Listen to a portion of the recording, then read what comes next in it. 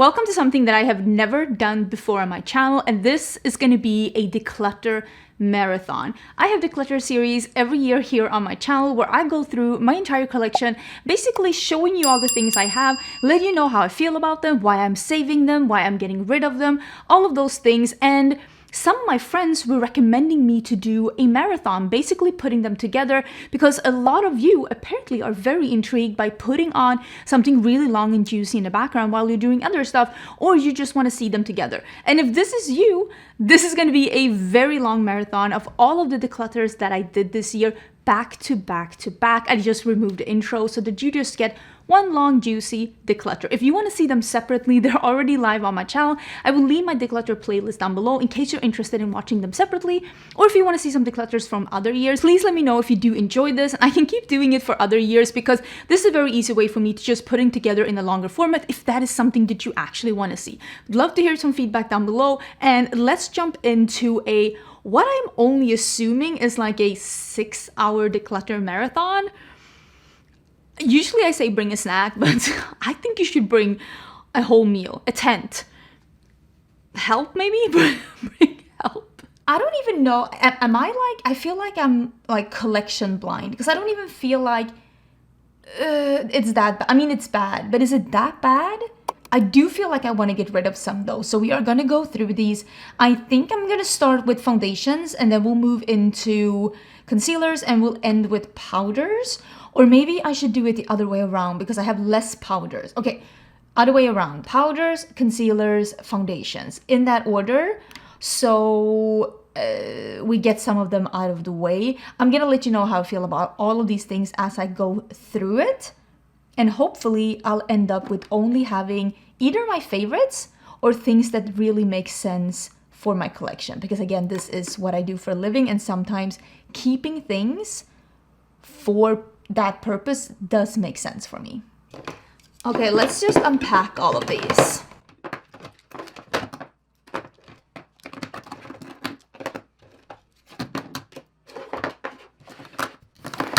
So I really don't feel like I have too many powders, but we are still gonna get rid of some because I don't feel like I need this many. The one I'm gonna get rid of for sure is the Easy Bake and Snatch by Huda Beauty. I saved this one to be like, oh, maybe I can use it around my face. I don't like this powder. I think that this powder it almost makes you look heavy, and especially it doesn't work under your eyes, not for me at least. And all over my face, I prefer a loose powder. I just don't think that this was a very good powder, and I feel like this was almost marketed to be like, you know, in your T-zone and stuff. It looks almost a little satiny and not in a good way. I just don't think that this is a good one. So I'm gonna put this to the side and we are gonna get rid of that one. Then we have the Sigma powder here, and I have mine in Buttermilk, which I think is like the medium shade. This is a really nice powder. I am definitely keeping this one. I think it's a great powder. I haven't been using it a lot as of late, but I think that needs to change though, because I do really enjoy this powder. I think it's really good. I also have the Huda Beauty powder here. I have it in Banana Bread. This is a great powder. Same here. For some reason, I have not been using this powder that much as of late, which I should bring this one out again. But it is actually, the reason is that I've been trying to move some of the powders out of my collection, like use them up. So this one I'm definitely saving. It is a great powder. I'm having them here on the side. Maybe you can see when I put them in. So this is the Hourglass powder. This is the new one, the pressed one. I'm gonna save this because it is new, but this is fine. It is nothing special. You definitely don't need to go out and buy this. I think I have it in translucent medium. It is very light for being a medium. I can tell you that right now. It is pretty light for being a medium. It does give quite a lot of color. I don't think there's anything wrong with this powder. I'm gonna be honest, this powder reminds me a lot of the NYX Pressed HD powder. And that's like, what, a $10 powder? And that's the main reason why I'm gonna use this up. It's nice. I love the NYX powder. I think I love the NYX powder more than this one, but why would I spend Hourglass money on something that I can spend NYX money on? So we're saving it, we're using it up. but that is about it. This one, I've used this a bit, but honestly, I don't find working with loose powders is that hard. This is the Flower Beauty Jet Set Invisible Powder Spray. It is basically like a spray for your powder. I am gonna get rid of this one simply because I don't think it's hard to work with loose powders. And this one, I do get powder everywhere, and I also don't think it works as good as a loose powder. I have oily combo skin, so I do need my powders to work really good for me. It's fine. There's nothing wrong with it at all.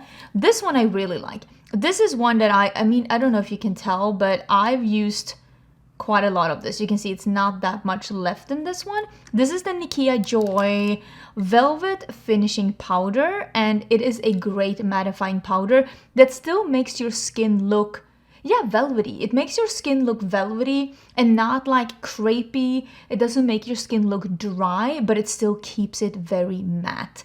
This one is a great powder. I also have it, oh, here it is. I also have it in the pressed version, and you can see it's been very used as well. I'm definitely keeping both of these. I wish this compact wasn't as bulky, but it's still okay. I'm definitely keeping both of them. This actually lives on my desk and it's one of the powders that I use quite often.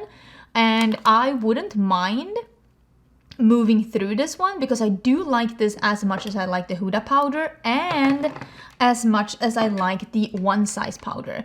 I did buy this one myself. This is in translucent. And this is my most mattifying powder in my collection. And I did get a couple of these sent to me in PR, but it was when they released the darker shades, and I don't need like the darker shades for me. So I wouldn't mind buying the full size of this one, probably in a different shade. I probably wouldn't buy translucent, but I think I'm gonna have to go in store and see like, okay, so what shade are you then? Because I don't think the translucent is the shade. It's a good shade, but I think that if I could pick freely, I probably would pick something else. But it works great for me. I think I'm more than halfway done of this. I'm gonna use it up and I'm gonna buy a full size. I love this one. This is my most mattifying powder. If you do not have oily skin or if you do not want a matte finish, I kind of don't recommend this one, but I love it. This also lives on my desk, and it lives on my desk together with this one. This is the Tower 28 Get Set, and this one is in Palisades? Do you say it like that? Probably not. In Palisades Pink. Oh my god, can you open up? These I hate. I never get these open. I don't know if this is the pink one. Sometimes I kind of wonder, because you can see it says the pink one. I kind of wonder if I got the wrong one, because they sent me this one and then they sent me the translucent one. I got this in PR and I've been using this one a lot. I think it's a great under eye powder. It keeps me from creasing but still is invisible. I actually think this is a really great under eye powder. I've been using it quite a lot. I will say I'm not 100% sure if this is the pink. I keep forgetting to look when I'm in Sephora, but I think this is a great powder and I've really been enjoying it. I think I might get rid of this Hourglass powder though. It's kind of used, but I don't use stuff like this anymore, and I have not used this one single time since the last Declutter. And this is the Ambient Lighting Powder in Dim Light. Not a single time have I used this one. I think I'm gonna get rid of it. I mean, these are beautiful. It's like those like somewhat glowy. They have a little, glow to them. Not enough to be a highlighter, but it's giving glow to the skin. But I haven't used this a single time. I don't do my makeup like this anymore. So I think I'm gonna get rid of that one because it's just sitting in my collection.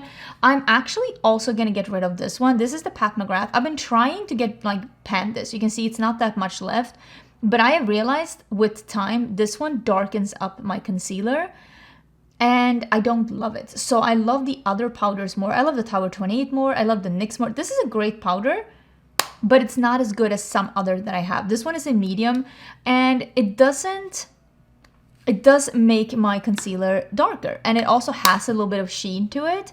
And I've realized with time that I actually don't want that in my under eyes. You can see it is a little sheeny. So I'm actually gonna get rid of this. I've been trying to pan it, so I've definitely gotten good use out of it, but I think I'm done. This one is also sitting on my desk. I really like this one, and I've been traveling a lot with this one because the packaging is so sturdy. This is the Kaleido Symphony Face Illuminator in medium. It's just a matte I use it to set my under eyes. It's a matte powder that you can use as like a matte highlighter. There is it's not a flat powder, but it's definitely not as sheeny as the Pat McGrath one. This is definitely more matte than that, and it looks beautiful on the skin. I use this under my eyes. I use this in my T-zone. I travel with this one a lot because it is so sturdy with the metal packaging. So we're definitely saving that one as well. This one I bought this year. This is from Too Faced. This is the Born This Way Soft Blur Flexible. Oh my god, that's a long one. It's in medium.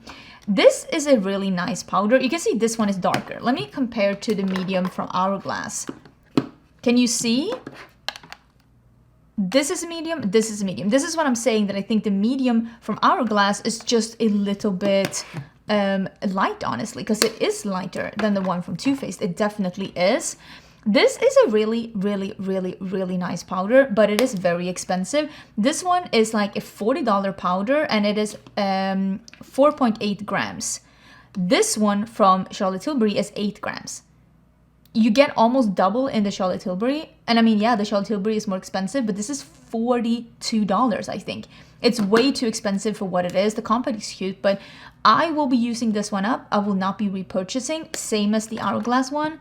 They're nice, but they are not worth that price tag. Speaking of the Charlotte Tilbury, I have two of the powders here. I have the one in medium. This one also darkens up my under eyes, and I don't like it in other parts of my face. So I know this is like sacramental and people are gonna like almost cancel me, but I'm gonna declutter this and I'm gonna save this one.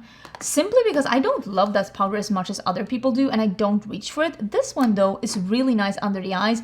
It is a white powder and it does set your under eyes. It leaves a little sheen, but not as much as the Pat McGrath, and it doesn't give my under eyes a white cast. It just keeps the concealer the color it is, sets it down without looking heavy, and I honestly really like it. Only for my under eyes though. I think I'm gonna put this one out and use this one a little bit more. And then I have the Lunar Beauty powders. I have the medium and the light, and I use the light one under my eyes and the medium one for the rest of my face. I think these are really, really good. I got sent them in PR.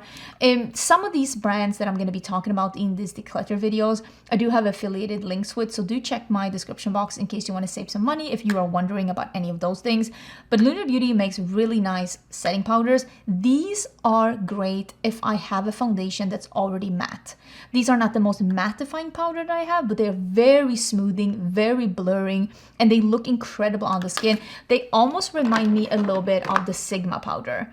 Like, they set your makeup down, they make you look smooth and blurred, but they're not as mattifying as the One Size. So I think that these powders are great for all skin types, and I think the One Size one, unless you have oily skin or want really matte skin, I would not necessarily recommend them. But I really like these, so I'm gonna save these as well. So I have this amount of powders left, and I decluttered 1, 2, 3, 4, 5. 5 powders, not a lot, but it's something. Oh, I forgot I had this one. I also have the Natasha Denona Powder Foundation. This one I have in the shade N6. I think this one is really good. I've actually been using this a lot during this summer to keep my oily skin at bay and to get a sheer coverage just with I have not been using this sponge. There is a sponge down here. I've been using a fluffy brush all over my face, and concealer first, then a fluffy brush all over my face. And it's been giving this sheer natural finish that's just a little bit of a coverage, and it's been really great in the summer months, so I'm definitely keeping that one too. Okay, let's get into some concealers. I think I have a couple of concealers, oh yeah, on the side. Okay, so these are the concealers that I have in my collection right now, and I definitely do not need to have this many concealers. And with the concealers though, I will be keeping some concealers that doesn't 100% make sense for me, simply because there are brands that I love and buy a lot of stuff from, and I want to be able to do a full face of them if I want to. So I'm going to be saving them for the sake of content creation, but I will let you know how I feel about them all once we go into it. These 4 I fished up from being on my desk. So these are clearly 4 concealers that I really love. This is the Yummy Skin Concealers by Vanessa Myricks. I have it in 8, and 6. This is a really good shade for me. It is like a warm medium shade, and this one is more of a lighter neutral shade, so I highlight with that one and I conceal with this one. This is a really great formula. It's like a self-setting formula, so if you're looking for something self-setting, this is definitely a good one. It is a full coverage one. I only need to use a little, and since it's self-setting, I also only need to use a little bit of powder. If you have a lot of fine lines under your eyes like I do, I definitely recommend something like this. It really works out good for that kind of a thing. But if you have very dry under eyes and you love those like super creamy, serumy, not even serumy, I love a serum concealer, but sometimes, do you know those really thick concealers like the Natasha Denona one? You might not love this one because this one is not exactly that kind of formula, and it's the same reason why I love this one. This is the Super Stay from Maybelline, and I have this one in the shade 15. I have heard rumors in the corridors that this one is getting discontinued. Some places only have a few shades and they're on discount. I hope it's not getting discontinued. This is one of my favorite concealers of all time. It's from the drugstore. You can see I'm starting to scrape on the sides. This is a medium coverage thin concealer that is just amazing for me. I only use a little, it gives me medium coverage, and I only have to use a little powder and it doesn't crease on me. This is a concealer that I trust. I think it's so great. I always travel with this one. I think it is an amazing concealer. I also really like the LYS concealer. This one is a little thicker than some of the other ones I talked about, but it's still a really nice concealer. I wouldn't say thicker, but it's a little creamier. Like it's a little bit more hydrating in its formula than the other ones that I talked about. But it is still a light one. But if you want to compromise, you want a light concealer, or like a light formula concealer that you only have to use a little, but you still want to be able to get a bit of a hydrating formula, this one might be for you. I like this one, but I don't like it as much as the other two that I mentioned, but I still think it's really good, and especially when I do have some dry under eyes, I think this one is really nice. The thing with this one though is that I don't think that this is as full coverage as the Dennis Americs one. Okay, let's pull all of these out so that we can put the ones I want to keep back.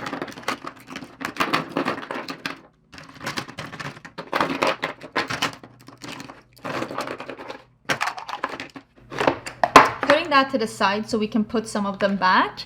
I do have the Sigma color corrector. This one is a great product if you want to color correct, especially if you get like a bruise or something. I have color corrected bruises with this one. It works really good. This is more opaque and more creamy than this one. This is the Huda color corrector. Oh my god, look at that one. It's almost separated.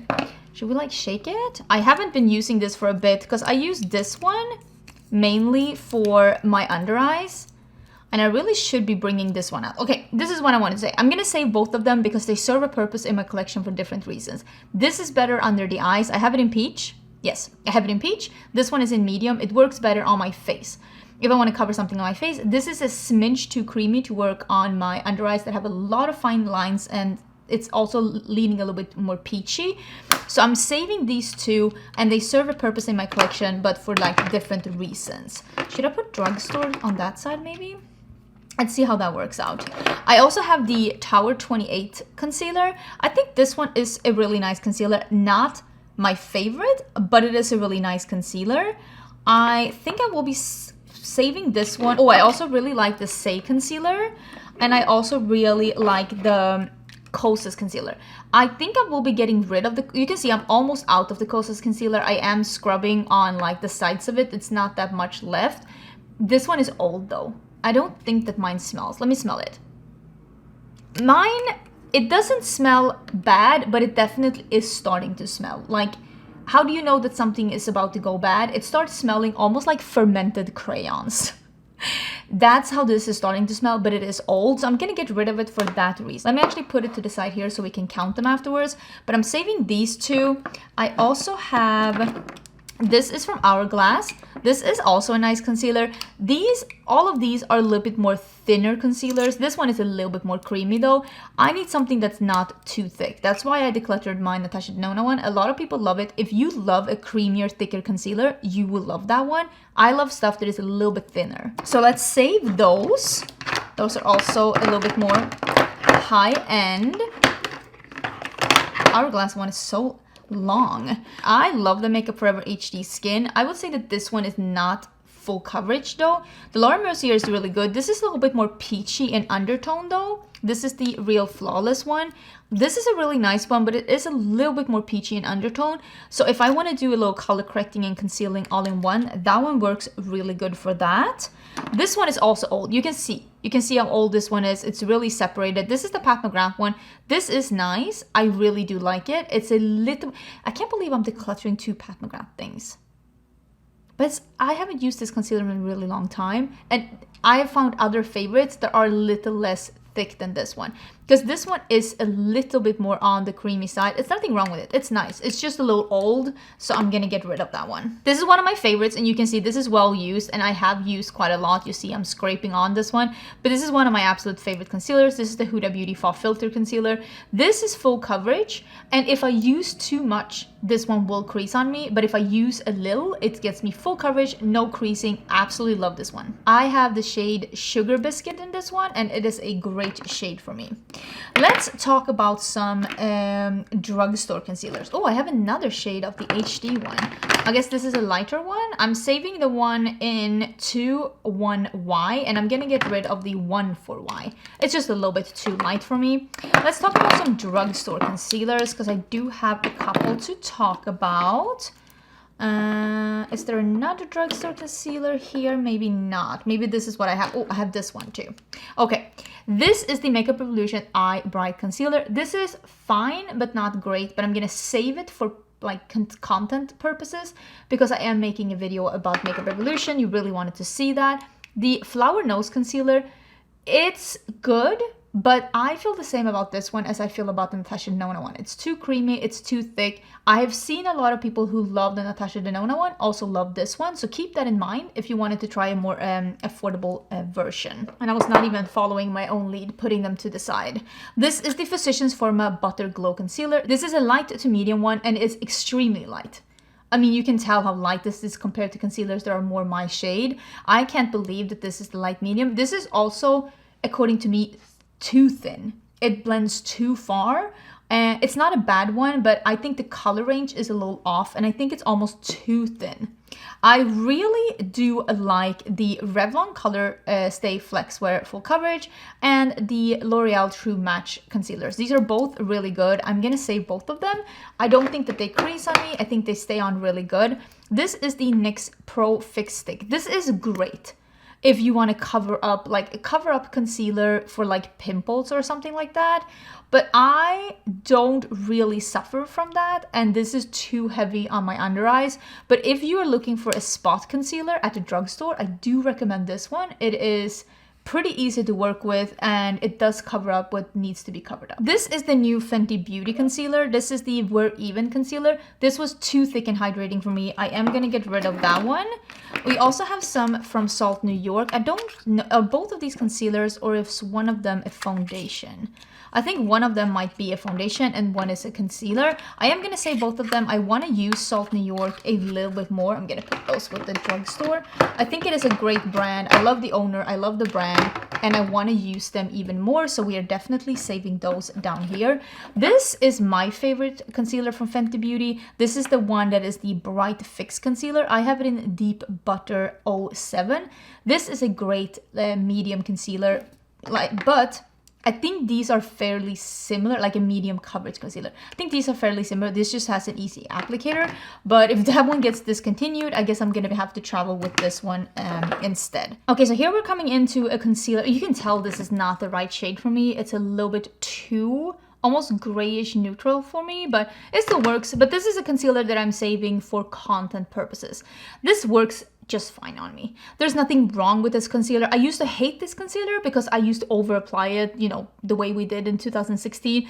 When I just use a little bit of this one, it gives me good enough coverage. It doesn't crease on me overly. It's a fine concealer, but it's not my favorite. But I do want to have the opportunity to do a full face of ColourPop and talk about this one, because I don't think they have any other concealers. And again, it's fine for the price, but if I was gonna do a concealer from the drugstore, I would pick any of these three, honestly, over this one. But I'm gonna keep it for content purposes.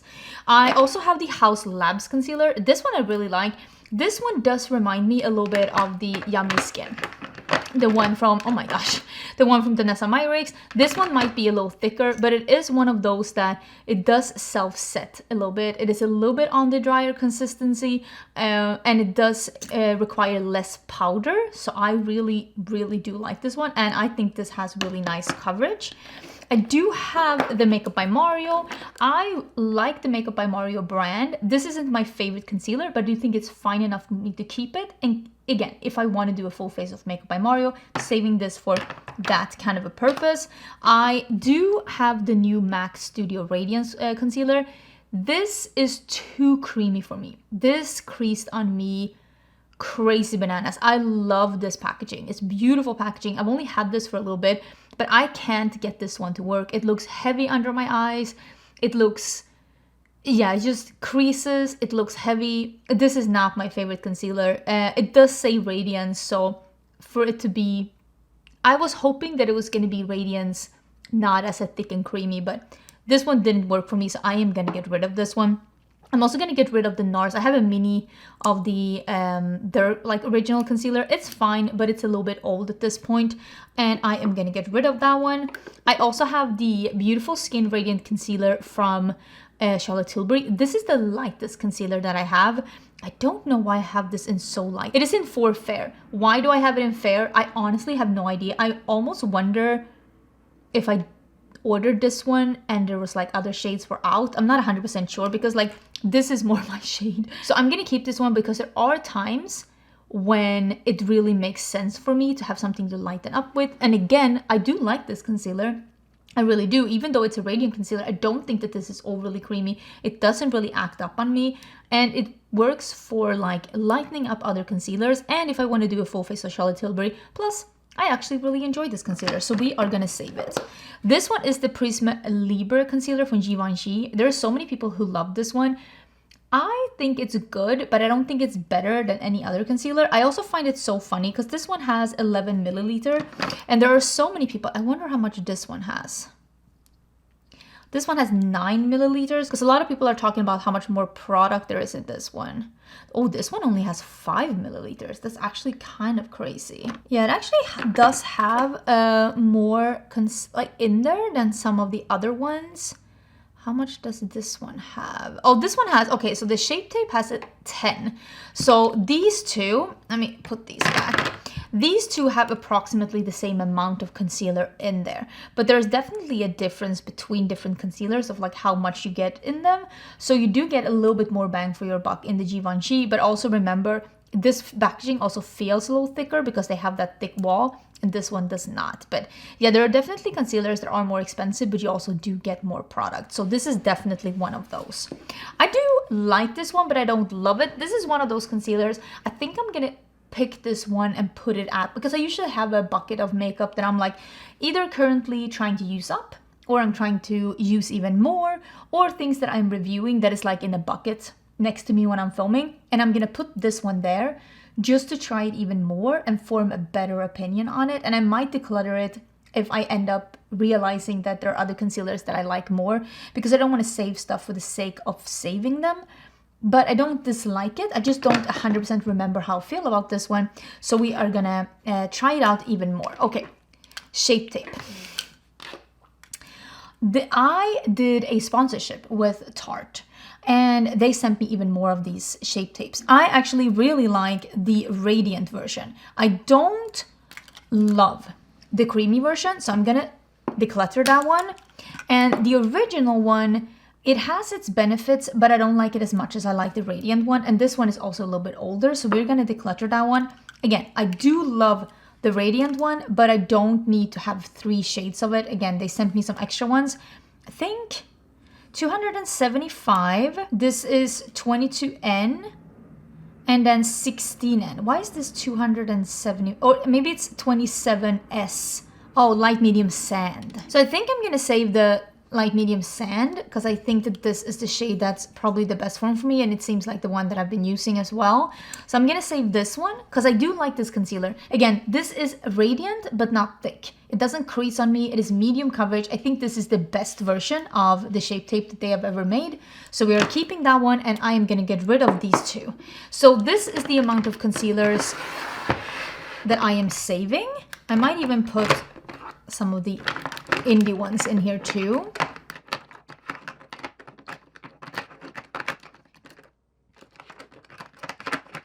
But yeah, I definitely don't have as many drugstore as I have high-end, as you can see, but I still think that this was a good selection for me.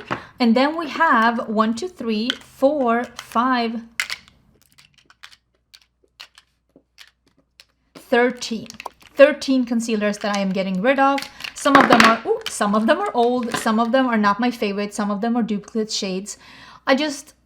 You can't keep everything, and new things come on the market, and you can't enjoy all kinds of formulas. And I do try to not buy things. I never buy things that I don't think I'm gonna like. So for example, the MAC Radiance one, I thought that one was gonna be like the Tarte Shape Tape Radiance. It is not. It is too thick, it's too goopy, it's not for me. So I just try to review stuff to let you know which ones I think are the best and work the best for my 4-year-old under eyes that are just kind of filled with fine lines, if we're gonna be honest. And now we can move into foundations, because I have a lot. So I'm wondering if we're just gonna put everything out just in front of us. Maybe that's the best way, actually.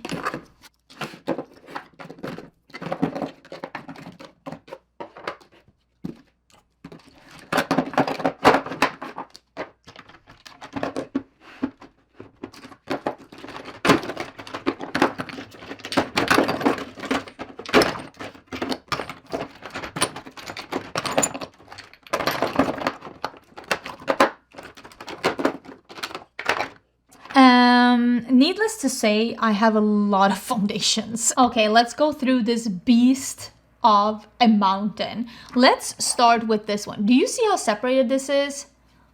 I've not had this for that long, but do you see how that is moving about? How separated that is? And where is half the foundation? Because I have not used, it's down to here. I have not used this much of this foundation. Where did it go? This is crazy. This is from Made by Mitchell.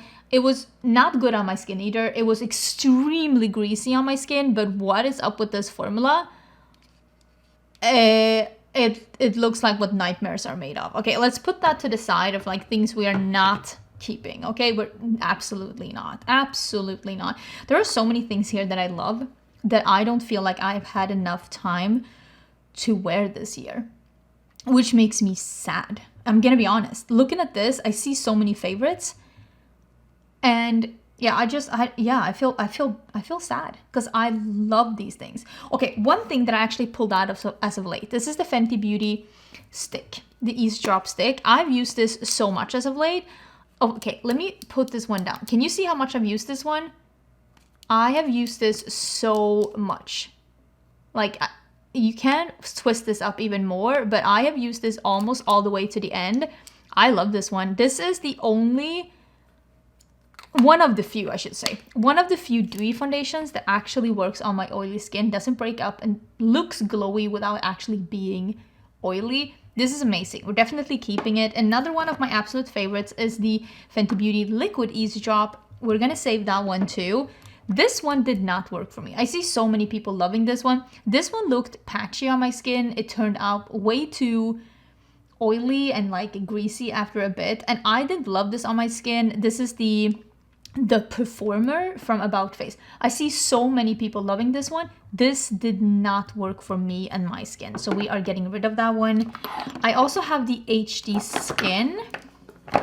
Is it 2 shades? Oh, here's another one of these eavesdrops. I'm keeping that one too. I have it in 2 shades. So this is the I've gotten one in PR and one. These are the same shade. This is my shade 2 and 22. Why do I have 2? Nobody knows. But you can tell that this one is the one that I've been using the most. I've used more than half of it. I don't know if you can see how far down it is. I think I'm gonna save the new one. and I'm gonna get rid of the old one because for one reason or another, I have both open. This is a great foundation. Love this one. This is also a great foundation. This is the Prada foundation, the Reveal foundation. It's great. It's expensive, but it is great. This one I'm gonna get rid of. This is the Polite Society More Than a Pretty Face. This gets unbelievably greasy on my skin. It looks amazing when you put it on. It's very thin. It looks blurring. It is full coverage. But dang, this one turns me into a grease ball. I can't do that one. This one used to be a favorite foundation of mine. This is the Ambient Soft Glow Foundation from Hourglass. I have not used this in a really long time. This is what I mean. This is going to be one of those foundations. I'm going to keep it and I'm going to put it out together with this one. And I'm going to use them and I'm going to be like, do I still love it? Because I haven't used it in so long and I used to love it so much. This one I have actually used quite a lot. I'm almost down. I'm down to here. I think you can see. This is where my foundation is in this one. This is Natasha Denona Foundation X. This used to be my absolute favorite foundation. I am going to declutter this one. It is so old and I have almost used this up. I might even put this in my empties because it is almost used up. But this foundation, I really love it. I thought for a bit that Natasha Denona was going to get rid of this one because she was getting rid of all of the shades and all of that. But I do think she still has it, but this one is almost out. I've almost used it up and it's getting pretty old, so I am going to get this out of my collection. Here we have two more of the HD, and this is this Hydra Glow. This is the HD Skin Foundation, but just a glowy version. This is very beautiful on my skin, but it also turns incredibly glowy, so I am going to get rid of this one. Again, I have oily combo skin and I don't love having like a super greasy skin. This one, did Charlotte Tilbury discontinue this one? This is Light Wonder. This is like her tinted, is it a tinted moisturizer? It's not really, but it's like her skin tint. It says here, yeah, light coverage. I have it in 6 medium. It is so beautiful. Did she discontinue this one? Let me go and look at her website. I do see it online. I'm looking at my phone right now, but I am wondering. Oh, it says that it is discontinued. Okay. It is being discontinued, but you can still find it. Let me put my phone back. You can still find it some places online. This is old, so I'm gonna get rid of it because it is so old, but I don't know why she got rid of this one because according to me, this is the best foundation that Charlotte Tilbury has ever had. Mine is super old, so I am gonna declutter it, but it's so good though. Super surprising to me. We have the Sigma Skin Perfecting Hydrating Tint. I have it in 2 shades. I have it in 2 and 3. None of these shades are for me. The undertone is incredibly wrong for me. They're both, 2 is definitely too light for me. 3 is almost too light for me and also peachy leaning, and I do not have any peach in my undertone. I have a more like golden undertone. So for me, this also turns a little bit too glowy on my skin, but I've heard people who have more normal dry skin who really love these, but the undertones are just way off for me, so I am gonna get rid of those. They're not perfect for me. This one is really nice, but I haven't used this in a really long time. This is the Jason Wu foundation, and it is the Tinted Moisturizer meets CC. This is very similar to, let me see if I can find it.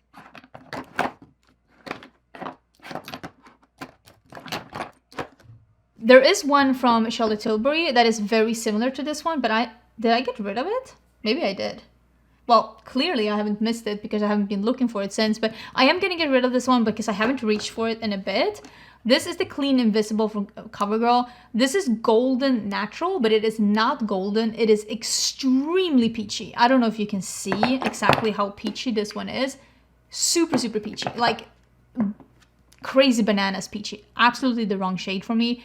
So I will get rid of this one. I wish they would describe the colors a little bit better than what they have. This is the Makeup by Mario foundation. This is glowy if I don't powder my entire face. I can make this one work for me. I actually got this resent to me in PR, and I've been really enjoying the Makeup by Mario line. So that's the exact same reason I'm keeping the foundation and the concealer, because I want to be able to do a full face of Makeup by Mario. This isn't my favorite foundation, but I can make this work, which is good. If I powder my entire face, it does hold up pretty good on me. I have a couple of these, like, you know, the glowy, let me see where they all are.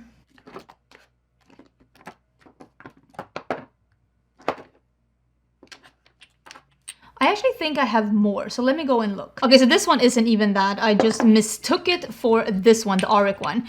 I apparently got rid of both the e.l.f. one and the Charlotte Tilbury one last year, which makes sense because I think the Auric one, which is one of those glowy illuminators that you can use as a mixer, you can use it as a highlighter, you can use it as an all-over tint, or you can use it as just a primer. I think that Auric is the best one. I think the Juvia's Place is okay, but the undertone is too golden for me, which is crazy because I do have a golden undertone, but this is like straight up yellow on me. So I'm gonna get rid of that one. But I do think that the Bright Lights from Makeup Revolution is probably the best drugstore dupe I have tried to the Hollywood Flawless Finish. So I am gonna keep both of those. Let's talk about the Lisa Eldridge. I have this one and I have her skin tint. I love the foundation, the skin tint, the enhancing tint. It is way too glowy on me. Like crazy bananas glowy, but this is one of those, I've heard so many people love it that I want to try it a little bit more. I want to give it even more chances. So I'm also going to be putting this one out and trying it. And if I don't like it, again, I will probably just, how do I put this down? I will say her bottles are beautiful, but they're not easy to store. Let me tell you that. So I'm going to give that even more chances because I do want to make it work. I'm having some troubles. Let's put it like that. I do have the Yummy Skin Serum from Danessa Myricks. This is amazing. I used it quite recently. This is a glowy skin tint that doesn't turn greasy on me. Absolutely love it. I do really enjoy the Born This Way Soft Matte Foundation from Too Faced. This is the reformulation that they came out with. I think this is really good. We are definitely saving that one. I'm also going to be saving this one for review purposes. Like I'm gonna do a full face of Makeup Revolution and I want to talk about the Skin Silk foundation. This is a luminous serum foundation. I have heard so many people with dry skin absolutely love this one. It is too glowy for me. It doesn't break up on me though, so I do think that's a good formulation, but it is way too glowy for me. It reminds me a little bit of this one, the Polite Society one, which I am decluttering, so I think it is a great formulation, but not for oily skin. So many people are loving the new Fenty Beauty Soft Lit. This is too heavy and too glowy for me. I'm gonna get rid of it. This is the Real Flawless Foundation from Laura Mercier. This one went really viral, and I will say, this looks so good on the skin. I do have to prep my skin and powder my skin for this to last longer than like 7 hours, but I can make this look amazing on me for 12 hours if I use a mattifying primer and just do a light powdering over, and it really does look, yeah, flawless. It really does look great. Wait, I have one more shade of these. I have the F10 and the F7. I think I got these in PR. I'm gonna save this one. I'll get rid of the lighter one because that's probably not my shade. I have still been using the NYX Bear With Me. This has been discontinued for a really long time. This is probably one of my favorite foundations of all time. It got discontinued. I'm gonna declutter it because it is old. It is so old that I bought this one in Sweden. It's old. It's very, very old. It's old. I feel like I have so many here that's just like, these are fine. I'm gonna save the Iconic London. This is also one of those that I wanna use even more because I do think it works really good. And I kind of want to compare it to the one from Fenty, this one. I want to do a better comparison because I do think last time I compared them, I preferred the Fenty one, but I want to try them again. I have a couple here from the drugstore. Some that I really love. The True Match from L'Oreal, it's really good. I think I am going to keep this one. I'm also going to keep the Neutrogena Mineral UV Tint. This one is really good. This is a great tinted SPF that works on a no makeup day. I even applied this with my hands. I actually really, really like it. These two, I've stopped using them completely, so I am gonna get rid of them. It's the NYX Bear With Me Blur and the Revlon Skin Tint. I also have another couple of affordable ones here. Ooh, Dream Matte Mousse. Have you tried this one again? Let me talk about this one first. This one, an oldie but a goodie. This one with a damp sponge as a sheer layer all over your skin actually looks incredible. I'm gonna keep this one. I know, controversial, but I'm gonna keep it. The Pretty Fresh from Colourpop, I actually really like this one. Do I have one shade or do I have more? No, it seems like I have one shade. This is a really, really good tinted moisturizer. This one works best with your hands. I have mine in medium 9W. I'm gonna keep this one. Again, this is my favorite one from Colourpop, and if I want to do a full face of Colourpop, that makes sense. I also have, I'm trying to figure out if I have any more drugstore ones. This one is drugstore, this one is drugstore. I have a couple of non-drugstore over here as well. This is the Revlon Color Stay for combination oily. I have one that is a little bit too light for me that I have been using. I've used more than half of this one, and this one is in 240. And then I have one that's a little darker in 330, which works when I have a little bit more of a tan. You can tell right now that I do have a tan, and that darker one works better for me. So I actually think I'm only gonna save the darker one, but as you can tell, I really love this one because I still used half of it, even though it wasn't even my correct shade. Also this one, used almost half of it. It is the Simply Ageless Skin Perfecting Essence from CoverGirl. Absolutely love this one. I've been traveling with this one a lot. And then we have the Camo Hydrating CC Cream from e.l.f. This is okay. I'm not going to keep it. It's not my favorite from the drugstore, so I'm going to get rid of it, but it's okay. Here's another one of the Foundation X from Natasha Denona that I've almost used up. Can you see how little is left in this one? Crazy. I'm going to get rid of it though. It's old, but yeah, I really used that one to filth. Let's talk about a couple of the newer ones that are here that's like to the market. I have a couple of like really new ones. This is the this one. I feel like this one really divided the makeup community. This is the Unreal Skin Sheer Glow Tint Foundation Stick from Charlotte Tilbury.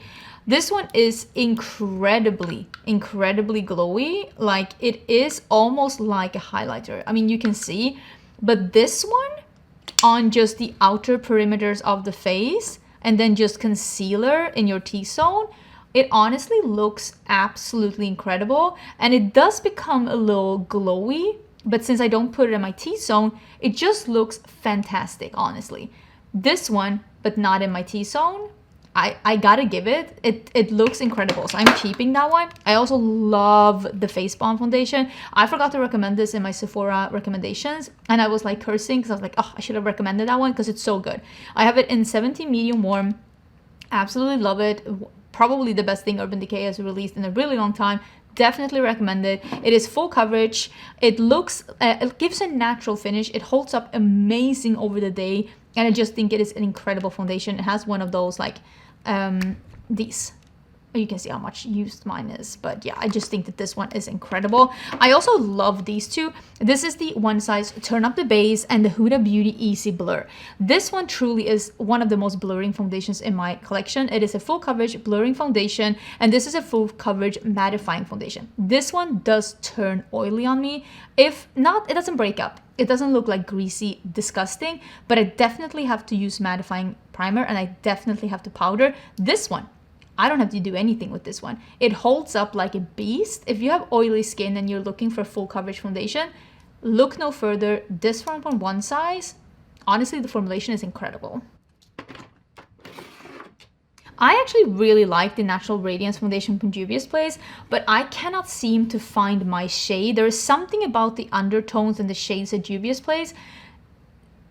Even though they have so much, they don't have one that's perfect for me. So I really like this one, but I'm gonna declutter it because, I mean, as you can see, this is the closest that I've found to my skin, and it's still not the right way. It's just, it's weird. They're either too yellow or too peach or too light or too dark. They're just never perfect, and it's just a shame because I do really like the way that it looks. I just can't make the shade work for me.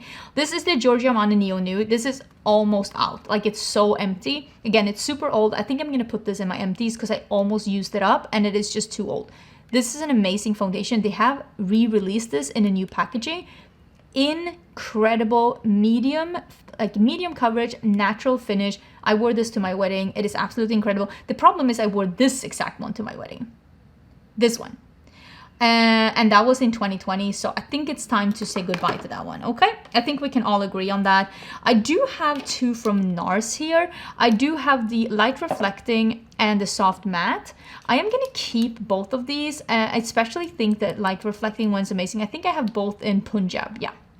Medium one.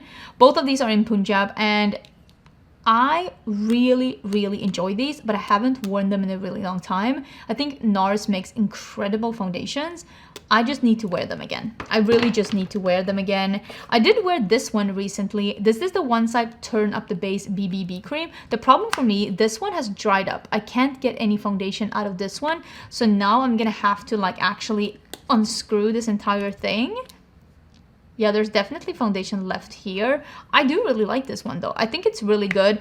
So I'm gonna keep this one and I'm gonna see if I use this one, even though this one has just clogged up, because that just makes it's annoying. It's annoying that it's clogged up, but it is what it is. I do think that that one is really good though. It is a full coverage, blurring, but not 100% mattifying foundation. Okay, this one is a Supergroup Protectant, the SPF 50. This one has not sheer coverage. I will call this light coverage. I think this is amazing. It holds up great. We're definitely keeping it. I also have this one. This is the Born This Way Healthy Glow. I don't know why they decided to call this a Healthy Glow from Too Faced, because for me, this one turns matte. This is a matte skin tint. It's great. It's really great, but it's not, I would say this is a natural matte. But that's just me. I think this is a nice skin tint for oily skin if you don't want to be super glowy. Then we have the House Lab Foundation. We have the Luminous Silk by Giorgio Armani. Neither of these I have used in a really long time. This one looks great on the skin.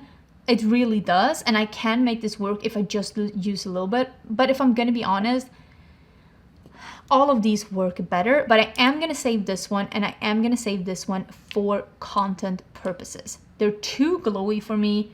They don't break up, but they turn me too greasy, but I'm gonna save them for content purposes. I can make them work, definitely. Oh my God, this one is getting a little full. Same here, Patrick Ta, Major Skin Luminous Skin Perfecting Foundation. This is a grease ball, an absolute grease ball, but I'm gonna save it for content purposes. But let me tell you, absolute grease ball. If you have oily combo skin, and also, why is this packaging always like this? But if you have oily combo skin and you're looking for something to not look too greasy, this is not it.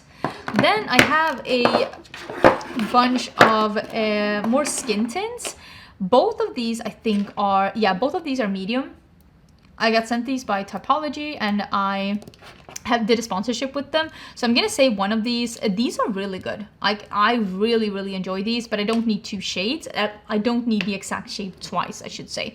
Really enjoy this one. It is really a beautiful light coverage. Yeah, it says light coverage natural finish. That's definitely what it is. It's really, really pretty. I also have the sticks by Anastasia. These are BB cream sticks. I have 5, 7, and 16, and I think 7. This is a darker one and this is a lighter one, and I think this one is the one that I've been using. Yeah, oh, you can see, wow.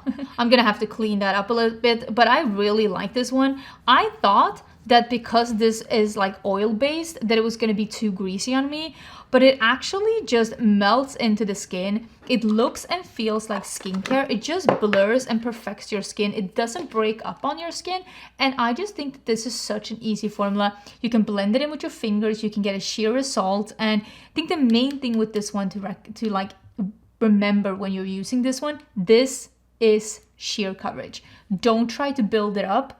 Just embrace the sheer coverage. It is a really beautiful product and I'm definitely saving it. I just don't need all the shades that they sent to me because I was doing a video with it. I was doing a sponsored thing with them and they sent me a bunch of shades. Okay, these are the products that I have left. I've talked so much about the Merit.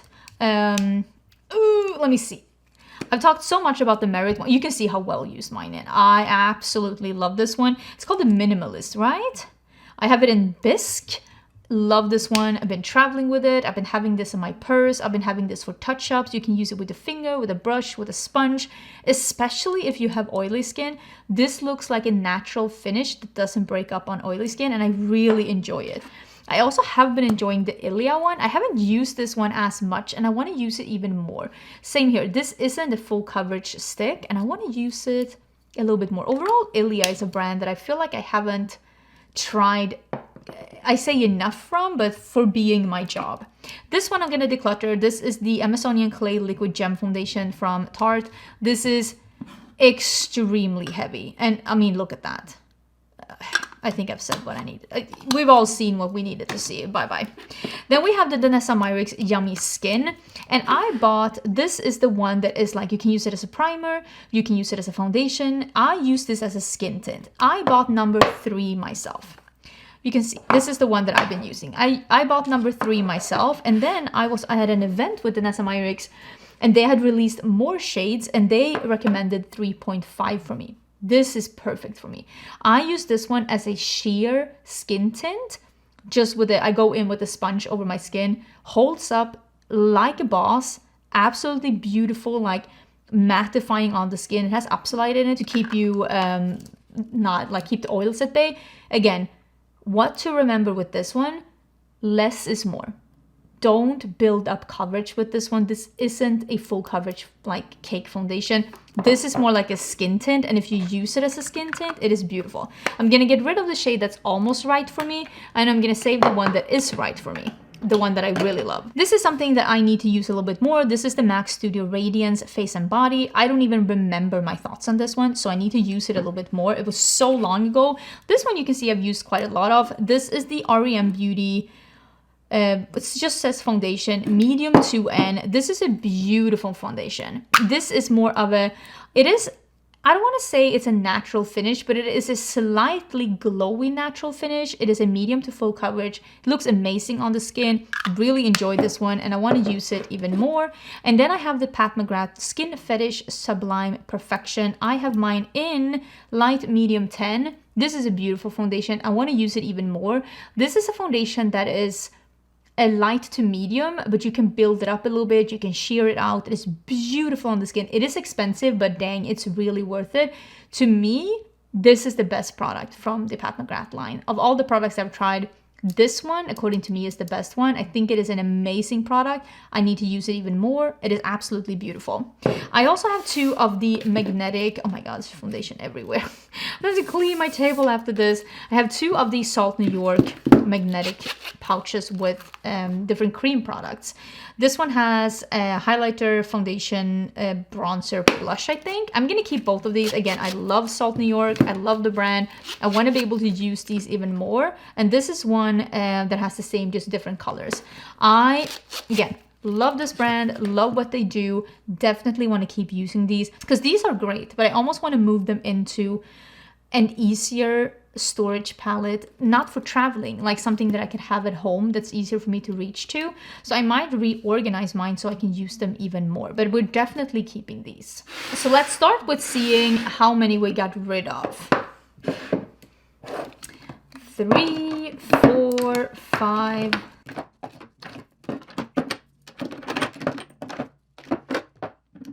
Okay, I have 15 here. Let me see if I can just put these away.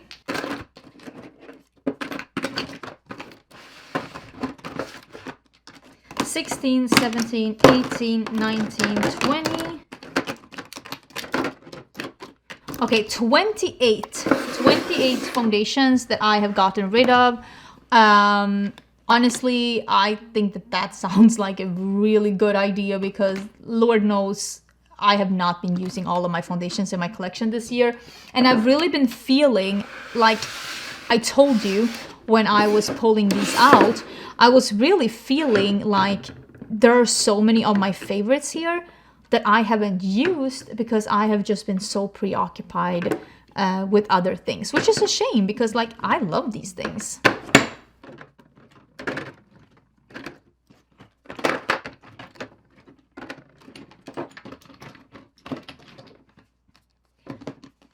I think I'm still gonna put some of these that are a little harder to have stand up and something like this because I think that this is gonna help them just be a little bit easier to contain. But yeah, this is my collection right now. It feels so much better. I am so excited about getting rid of some of these things from my collection. Again, I didn't use them. They were taking up space, and now I feel like I can actually like see my collection, which makes me really excited. I might even move some stuff around here so we have like the bigger ones in the back. Because yeah, no, come back. Oh, there's another stick. I might put that here. I just want to be able to reach my favorites again. I don't feel like that's too much to ask. I really want to be able to, I don't know where to put these. These Lisa Eldridge ones, they're so cute, but they're also like, babe, these are not easy to store. But I hope you enjoyed the video. Please let me know if I kept any of your favorites, if I decluttered any of your favorites, or if you have the same skin type as me, which is an oily combo skin, and you did not see your favorite here. Let me know, because I am always open to finding more perfect foundations for my skin type, because that's what I try to do. I try to help you find your favorites, and then sometimes you help me find my favorites. So don't forget to subscribe before you leave. I will have another declutter up in a week. That's going to be bronzes and blushes, which is going to be very needed. Oh my god, this year has been the year of blushes, and let me tell you right now, there is a lot of blush. Oh, you are not prepared for that video, but I'll see you then, and I hope you have a great day. Bye. Another day, another declutter. Today we are gonna do bronzes and blushes. Bronzers, I mean, it's a lot, but this is not my Achilles heel. Wait till you see the blushes. Yeah. So let me put all the bronzers out and we can go through them, because I definitely don't think we need to keep all.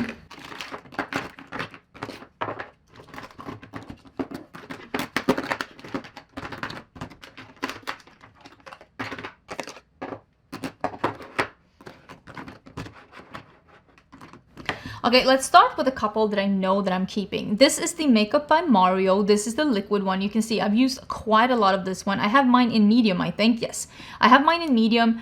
I absolutely love this one. This is such a beautiful gel-like formula.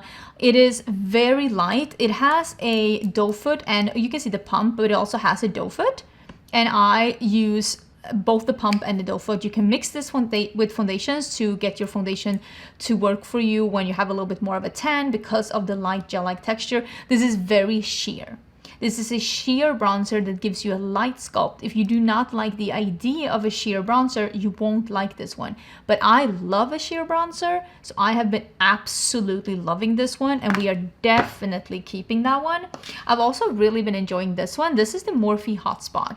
It has like a little thingamabob like this. It works pretty much exactly like this one, but it is not sheer. It is a little bit more pigmented. So if you like the idea of using a liquid bronzer that you can mix, that is a little bit more pigmented, not as liquidy, and doesn't have, I don't think it has any sheen to it, at least. If it does, it's very limited sheen. This is definitely great. This is more like pigmented than those, like, you know, the bronzer drops that were so pigmented. This is more of a bronzer than this, and this also I think works more like a bronzer than those. Then we have, let's talk about a couple that I know I'm keeping. I love this one from Makeup Revolution. This is the Ultra Cream Bronzer from Makeup Revolution. This is a great cream bronzer from the drugstore. We also have this one from Tarte. This is the Breezy if I could read, Cream Cheek Duo in Pink Sands and Seychelles.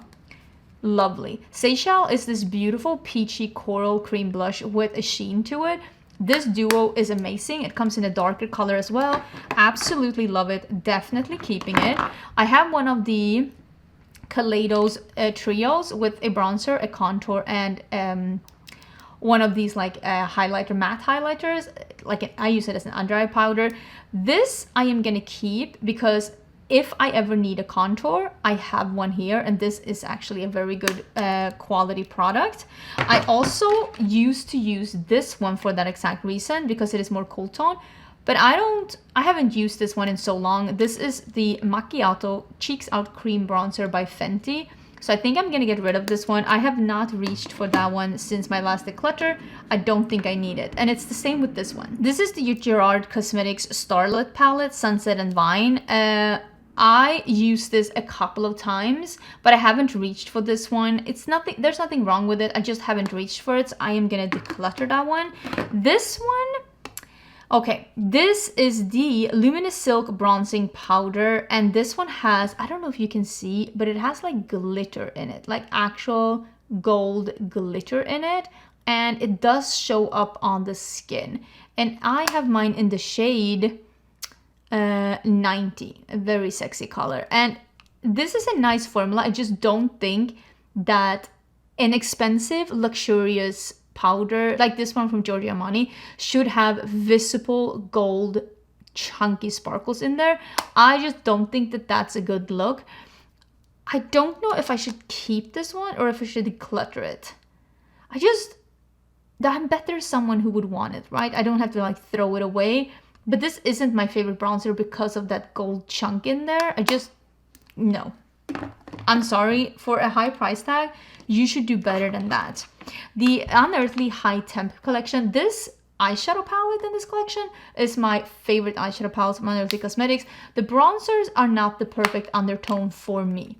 The formula, there's nothing wrong with, but they're a little bit more rosy in undertone, which isn't what I have, so I'm gonna get rid of them. If you're looking for a bronzer that's rosy though, look into these. They're a little bit more on the rosy tone. This I don't like the formula of at all. This is the Blush Balm. This is sticky, gooey, thick formula, and it's sticky on the cheeks. It's from Made by Mitchell. 10 out of 10, do not recommend. We are getting rid of that one. Rare Beauty. I actually pulled, oh, this one is rolling away. I pulled one of these. These are the bronzer sticks. I have it in Happy Soul and I have it in Power Boost. So the Happy Soul, oh my, is that a dog hair? Don't worry about that. The Happy, oh my God. Yeah, this is the one I dropped on the floor. Okay, this one needs to get clean. Let's put this to the side. I dropped that on the floor, but this formula, I use this a lot. I even used this recently, so I had to take it from my desk. One of my favorite cream bronzer formulas, definitely keeping. We have a couple here that I don't love, so I'm gonna get rid of them. One is the NYX Power Melt Bronzer. Okay, so here's the thing. You remember how I said, oh my God, how do I open this one? Remember how I said that oh, hello, struggle bus. Okay, remember how I said that I loved the Makeup by Mario one because it is sheer. This one, first of all, this looks like cat poop, but it's because mine broke and I just smushed it down with some alcohol and this is what it looks like. This one, it's too pigmented. In my humble opinion, I think that this is too pigmented to be a flattering bronzer on me. It's just not my favorite formula, so I'm gonna get rid of it. And what else do I have? Oh, I have this one, also from Made by Mitchell. This is, again, can you see the glitter particles? And this one is also extremely pigmented. And he has like described this one as something that you're supposed to put like as a veil on top. But it is so pigmented and it's so shimmery that it looks dirty on the skin. It reminds me of that finishing powder from Melt Cosmetics. That was supposed to be a shimmery finishing powder. But it had such a weird underlaying cast on the shimmer that it just looked gray and dirty. So I'm definitely getting rid of this one as well. I don't think that this is a good product whatsoever. Let's talk about a couple of bronzers that I love. Okay, let's talk about this. Look at how well used this one is. I should not be showing you close up of this gross bronzer. This is from Give Beauty. I think I have it in Toastin'. Can you see how well used this is? Absolutely love this one. This deserves more hype. It is so good. We're definitely keeping. Also, look at this one. You just saw some pan. Let me show you some more pan. There is pan in my powder bronzer from Charlotte Tilbury. This is a medium. Love this one. Clearly. Absolutely amazing. I also love the cream bronzer. Both of these are medium. The medium in cream bronzer is darker. I should really bring this one out and use even more. It's so glorious. We're definitely keeping. Where am I putting these things? I need to be more organized than this. I also really love this one. I went on a 1 hour. Wow. I went on a 1 month trip. And if you want to see what I packed for my one month trip away from home, that was a tongue twister. I do have a video with everything I packed in my travel makeup bag, but spoiler alert, I only packed this bronzer. And I really like it. It's from L'Oreal. It's the Infallible 24-Hour Fresh Wear. I have mine in, I think it's in light medium. I'm fairly sure it's in light medium. It's a great bronzer. I'm definitely keeping that one too. Here is where it gets a little dicey. This is the REM bronzer. Why am I struggling? Send help. Send help. Okay. This one is in Out of Office. I don't like the undertone of this bronzer. And I didn't love the formula. It's not bad, it's just not great. We do need to get rid of some of them, so we're getting rid of that one. This is the Makeup by Mario Soft Sculpt Bronzer in medium. This one is great. This is such a great bronzer, and I love this undertone. It's warm, but it's not too orangey red. Again, I have a golden undertone. I say again, I'm filming videos back to back to back, so I probably said in my last video, but I am a light medium to medium with a golden undertone, and I definitely don't want a cool tone bronzer, and I definitely don't want a red or a peachy bronzer because I do not have red or peachy in my undertone. This is great. Absolutely love it. I also really love the bronzer stick. This is a little bit too stiff. That's what she said. It's a little bit too stiff to drag on my skin as it is. I can drag some of these sticks, like the one from Rare Beauty I can. This one, I do need to use a brush on it, but I do think it's a really good bronzer. Even though it is a little bit more stiff, it does not break up, and it doesn't look like heavy or feel sticky on my skin. This one, okay, let's talk about some ColourPop bronzers, because I have 3 different formulas from ColourPop here. We have the Soul Body, which is a bronze balm. Let me open this up so you can see. This one is, I think this is my second one. I think I've had one from before that I decluttered because it was old, and I decided to open a new one instead. This is the bronze balm in medium. This smells amazing. So this is scented with the Soul Body scent, which is almost like a vanilla coconut tropical thing. It's absolutely beautiful. This is a sheer cream bronzer that is delightful. You get a lot of product. It's very affordable, super easy to work with. 10 out of 10 recommend. Let's keep it. And then we have the Super Shock bronzer in I'll Bet. And we also have, you can see there's almost low pan in this one. Do you see that? A low pan. And then we have the bronze stick, which is in the shade La Yola Cove. I don't know which one I like the most. So what I'm gonna do is I'm gonna keep one of these formulas. I don't need to keep both. And at this point, I know I like both because they're both easy to work with, blend out really good. I just need to figure out exactly what the difference is between these. And right now, let me actually, right now, this is probably drier. Yeah, the stick is a little bit more emollient, and the Super Shock,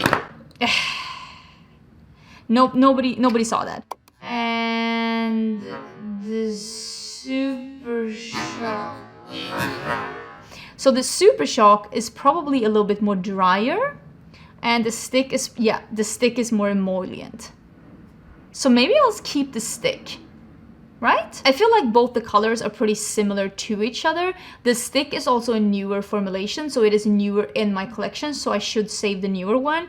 And I do like an emollient cream product that does dry down, because I do remember this one drying down and not looking tacky or sticky or dewy on the skin, because I don't like that. Otherwise, I would have gotten rid of it. Oh my gosh.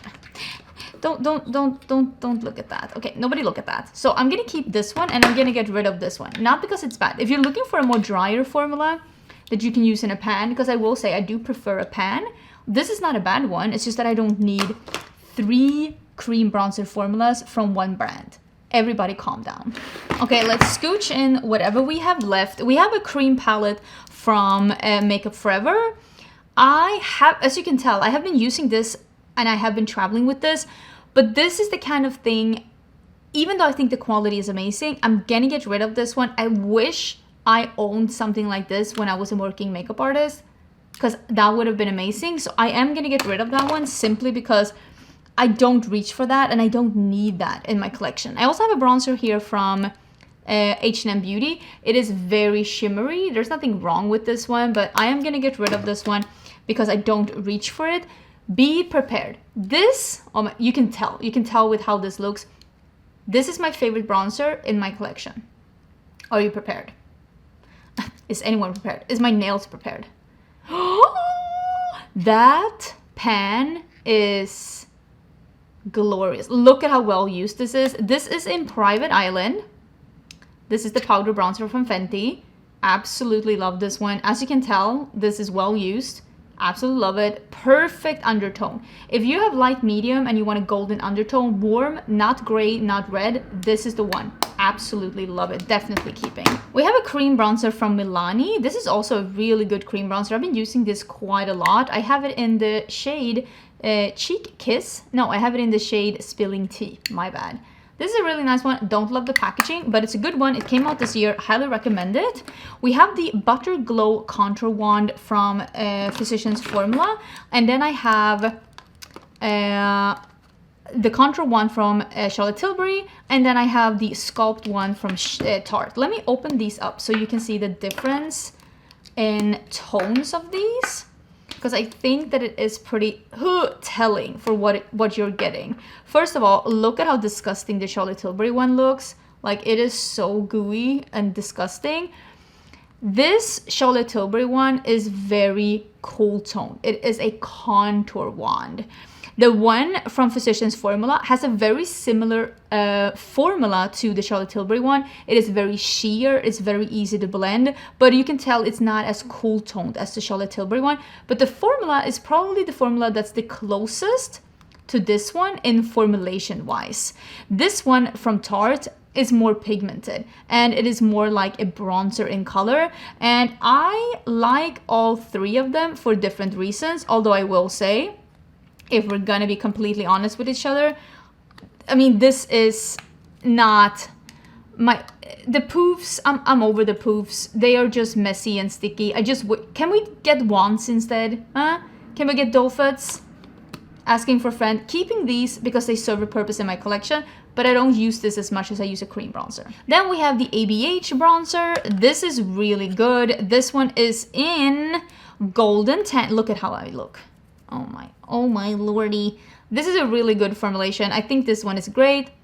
Still smells somewhat fresh. So we're keeping that for 1 more year. It serves a purpose if I want to do more videos with ABH. And I also think this bronzer is a really good bronzer if I can only close it. Hello. There we go. Sigma, great bronzer. This is a medium. I've also been traveling with this one quite a lot this year. This is a lighter bronzer. Again, if you're looking for a sheer but buildable result that is more, not as like, I don't want to call it prominent, but not as stark on your skin. If you're looking for a more natural tan on your skin, this one is great for that. Packaging is great as well. It's from Sigma. House Labs bronzer. This is a really nice formula. It almost has a little bit of like tug to the formula. It's almost like a cream to powder. And the more I've used it, the more I've liked it. This undertone is not perfect for me. It's a smidgen too, I don't say cool tone, but I wish it had a little bit more warmth in it. This is light level 4, but the formula is really cool because it has like a creaminess to it. It's a really, really cool formulation. So we're gonna keep that one as well. Then we have Juvia's Place Bronzed Duo in medium. This is nice because it has a peachy one and a yellow one, but as you can tell, I only use the yellowy one. And if you are looking for a yellowy bronzer from the drugstore, this one is really good, but I just keep using mine from Fenty, this one. I just keep using this one, but if you're looking for it, this one is good, but I'm gonna get rid of it because it's a duo and I only use one shade and I don't even use it enough. So let me get rid of that one and let's talk about these bronzer sticks.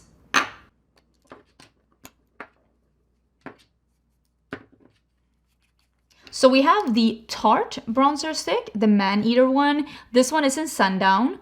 This is a great color, a great formula. I can drag this on my skin if I want to, but I do prefer it with a brush.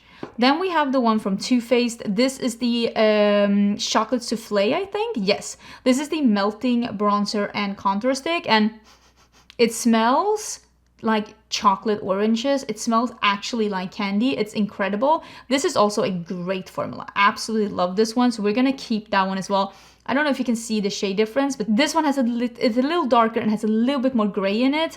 And then it's the one from Merit, and I've re-fallen in love with this one again. This is a sheer formula. Again, this, if you're looking for a cream bronzer, you want it to be sheer, you don't want it to be a liquid. This one is a sheer bronzer. You almost cannot make a mistake with this one. So easy to blend out. It is sheer. It is a very nice formulation, and I've been enjoying this one a lot together with skin tints because it gives a more effortless, not so stark result.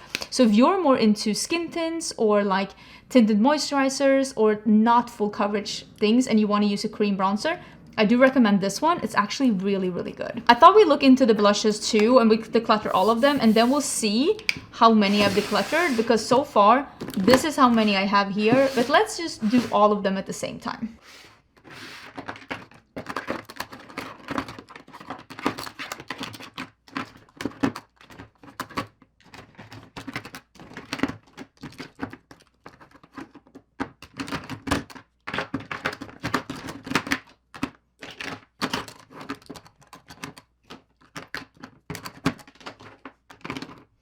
Oh, I was able to fit all of them in one now.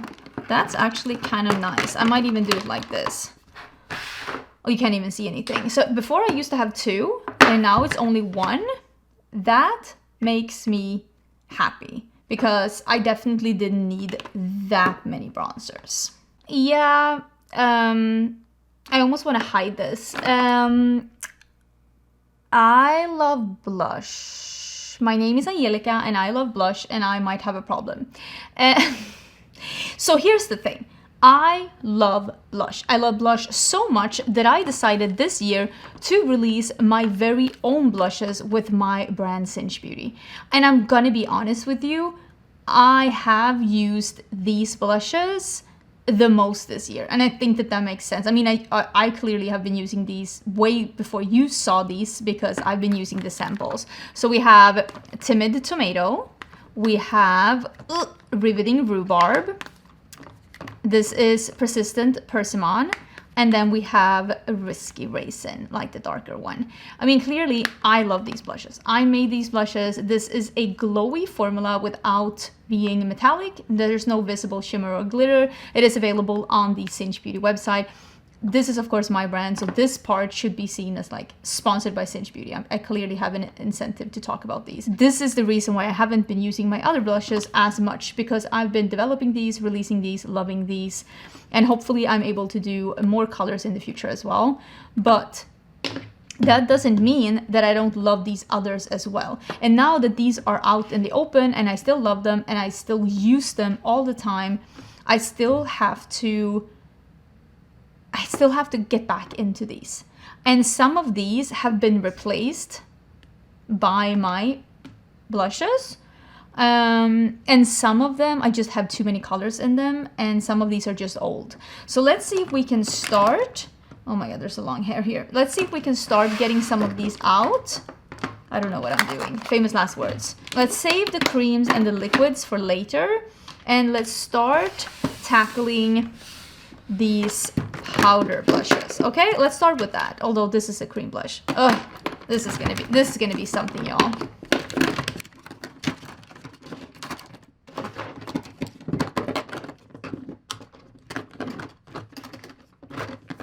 And these are also cream blushes. Go away.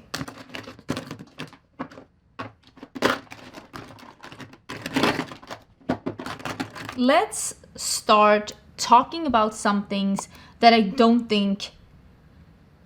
How do I feel about this? Some things are just old. This one from Nomad Cosmetics. This is just old. It's beautiful. I am gonna declutter this one because it is so old. It's beautiful though, but I don't use this one. And if you know the makeup community, you know that this is old and I haven't used this in so long. And I don't even think it's available anymore. So I'm gonna declutter that one. The new blush formula from Beauty. This is the Coral one in Sun Pop. There's nothing wrong with this formula, but this is a very bright coral and it is a fully matte blush, which isn't really my favorite. So we are gonna get rid of that one. I don't even know if Shroud Cosmetics exists. Does anyone know? Does anyone know if Shroud Cosmetics exists? Because these are a couple of the shades and they're really nice. I bought some of these myself and then I got some of them in PR. This is a really nice like pinky orangey kind of a thing. This is the orangey red one. And I'm just like, are they around? Are the... I think I'm gonna save the two that are like a little brighter. Let's see if Shroud Cosmetics returns or if they're just like not coming back, because I really don't know what's going on. Love the Benefit blushes. This is Willa. It's a shimmery, like pinky mauve. This is Krista. It's like a bright poppy coral. You can see how poppy that is. And then we have a butterfly. This is my favorite. It's an orange. And then we have, I'm sure I had one more. Did I lose it? Oh, here it is. It's on the side. This is Terra. This is like a brown red, like more metallic. I'm gonna get rid of these more pinky ones. If I'm gonna reach for a pinky one, I'm gonna be honest, I'm gonna reach for my own blush at this point. So I'm gonna get rid of these two, and I'll save these two because, again, I do love this formula and I wanna keep it around. I have from Give Beauty. This is a bright pink. I got this one in PR.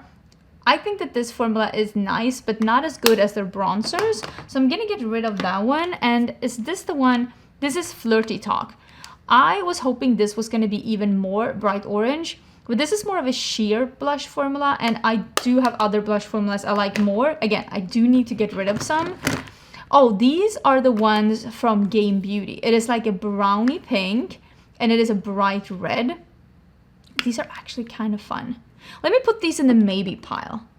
Maybe we need a maybe pile.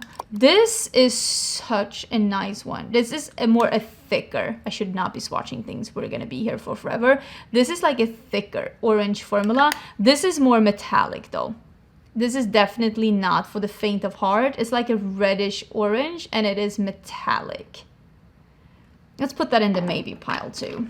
Here is something that I know I'm not gonna keep. It is from H&M Beauty. This was not the shade that was on the website. It's like almost a gray pink. So I'm gonna get rid of that one. Oh my, I love this one. This is like a muted red. Will I use this one over Timid Tomato that has a little bit of a sheen to it? Timid Tomato, as you can see, is a little bit even more muted, has a little bit of brown in it, and also has a sheen to it. Let's put that in the maybe pile too. And then we have the Pokemon, the red blush, the Pikachu one. I think I'm gonna get rid of this one. I don't really reach for, again, I have to get rid of some things. This is not the Colourpop and My Little Pony collection. This is actually, I kept this packaging because it is so retrograde in here.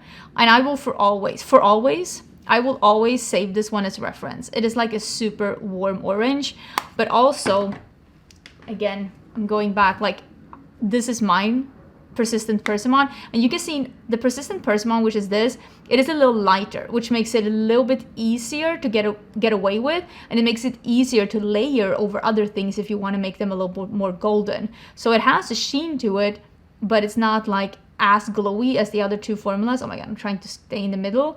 It just makes it a little bit more wearable, but I think I probably will still save So Retrograde.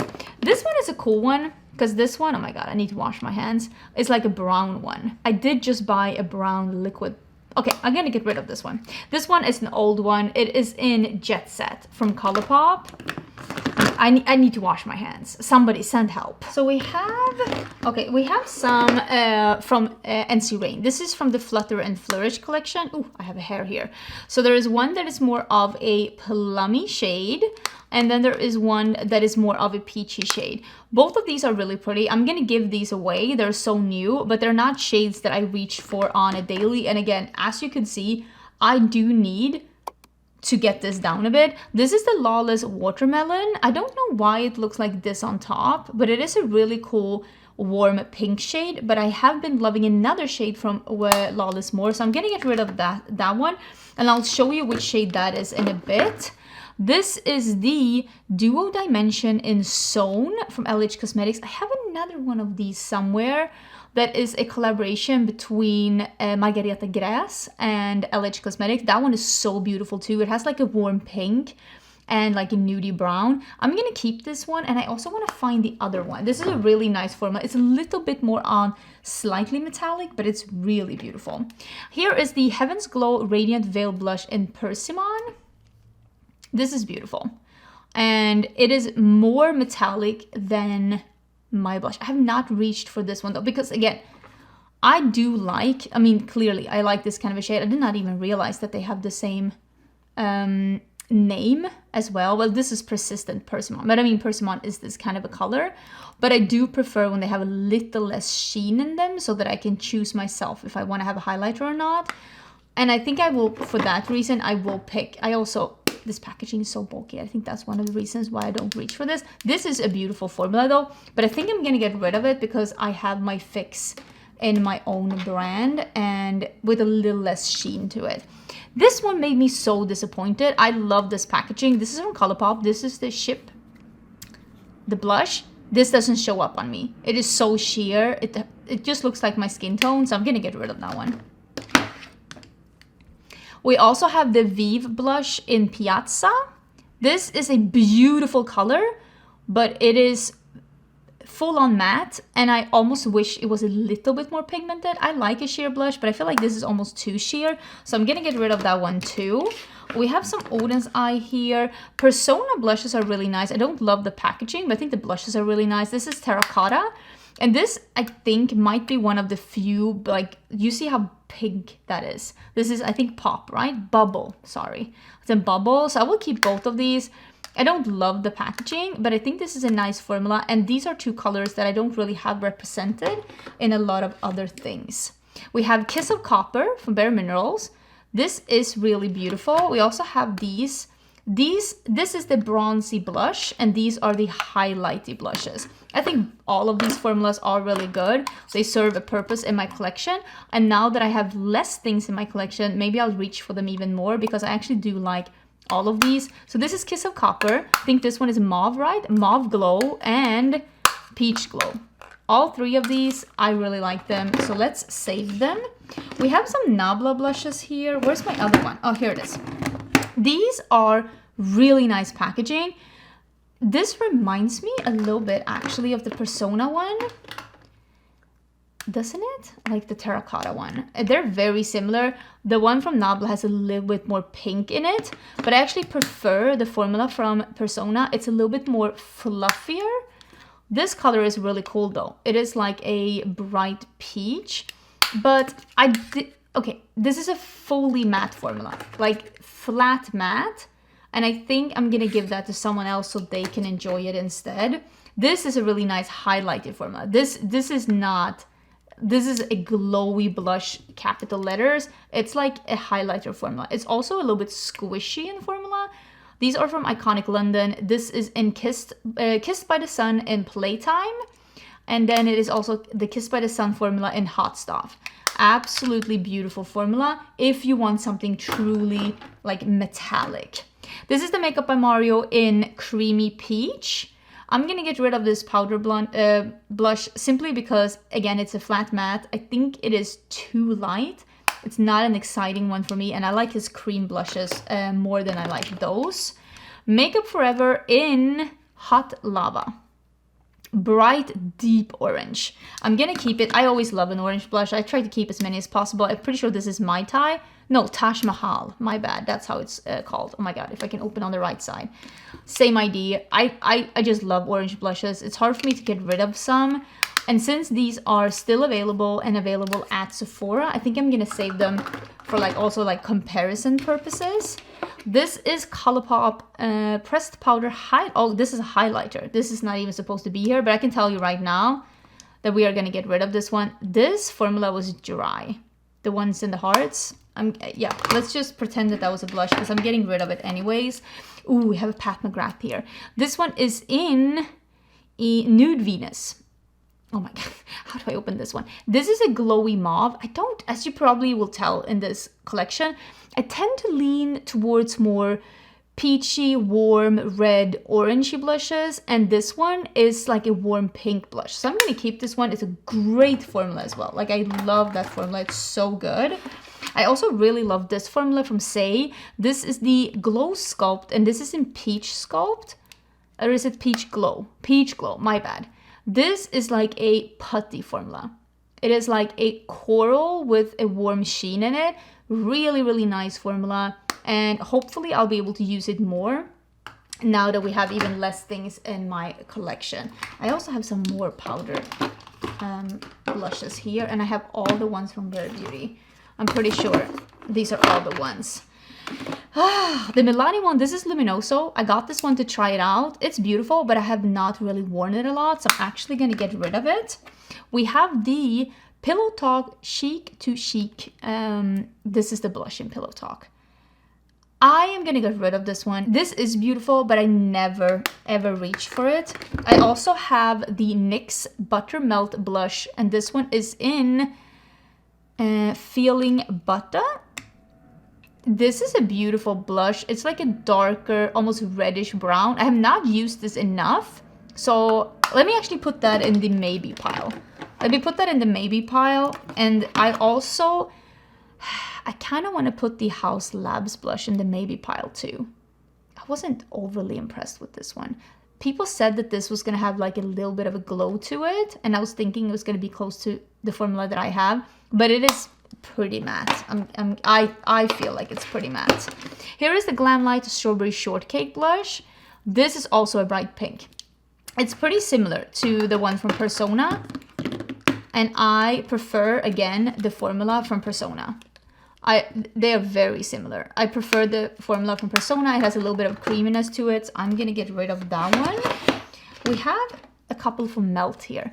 This one is from Lynx. It is a beautiful, like almost golden peachy beige. Has a sheen to it. And this one is in Sundown, and this is a cream. They're fairly similar in tone, like a golden peach beige. I'm gonna keep both of these because they are really pretty. Although I'm gonna put the cream blush is gonna go somewhere else. I also have these from Half Magic. I don't love this packaging. These are like a putty blush. I don't love this packaging. I know these are recyclable. I know you can move them into like a different kind of a packaging. They're like a putty blush. I just wish they came in a different packaging. I'm gonna be, yeah, or at least I wish they sold singles, like single compacts that you could buy if you wanted to. So I'm gonna get rid of those. I think they're annoying. I'm sorry, they're annoying. This one is Genesis. This is a highlighter from Melt. I have not used this in so long. This is like one of those like peach to gold highlighters. I mean, it is stunning, but I've used it mostly as a blush, but I have not used this in so long. So maybe it's time to get rid of that one. I really cannot remember. Oh my God, I'm trying to wipe it off. I cannot remember the last time that I used that. So maybe it is time. I love this formula. I put the stickers on myself from Lethal Cosmetics. This is their glowy blushes. This is like a mauvey brown. This is like a fiery orange. And then this one is like a muted pink. I'm gonna save all three of these. I think these are really pretty, so they get to stay. We have these from Oden's Eye, and we have the one from Rare Beauty. I know a lot of people were going bananas. Let's start with the Rare Beauty. A lot of people, you can tell, some of these are not even used. I got sent all of these as PR. I just thought this formula was so incredibly metallic that I honestly did not even know what to do with it. This is the one that I've used the most. This one is in Joy. So I want to use this more. I really do. I think this bright pink, we can maybe get rid of that. This super wine deep one, we can probably get rid of that one. There's a light pink. I'll get rid of this one too, the lighter pink. It's called Sheer. And I will save Joy. I will save Hope. And I will save Love. This is a really nice like reddish terracotta. I will try and use these even more because I want to love them as much as other people love them. They were just so metallic, and I got just sucked into using my own, of course. Okay, these are the Oden's Eye blushes. Some of these I think are discontinued, and some of these I think are like new ones. Okay, this is definitely a new one. This I think is a discontinued one. Yeah, I think the pink, okay, so this is what I think. I think these are the old ones. And, oh, this is also an old. So these are the old ones and these are the new ones. And of course, this is more my color story. I love these two. This one is in Sienna Luster and Rosate Love. I'm sorry, they're discontinued, but they're so good. I'm gonna keep them. There's a new shimmery one. It's really interesting. I'm definitely keeping it.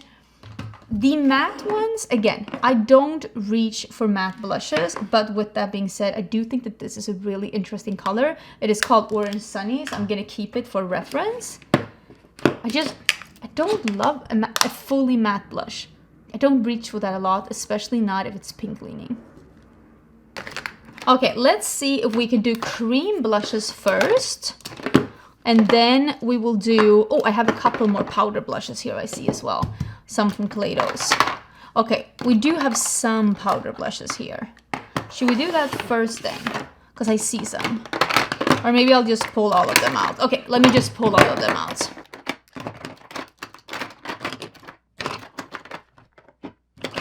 Let's start with the powder blushes. These are the ones from Kaleidos. The red one, I don't know the name of these because they didn't have the name on the back, but this is the red one. It's like a really nice, like wine red. It's super nice.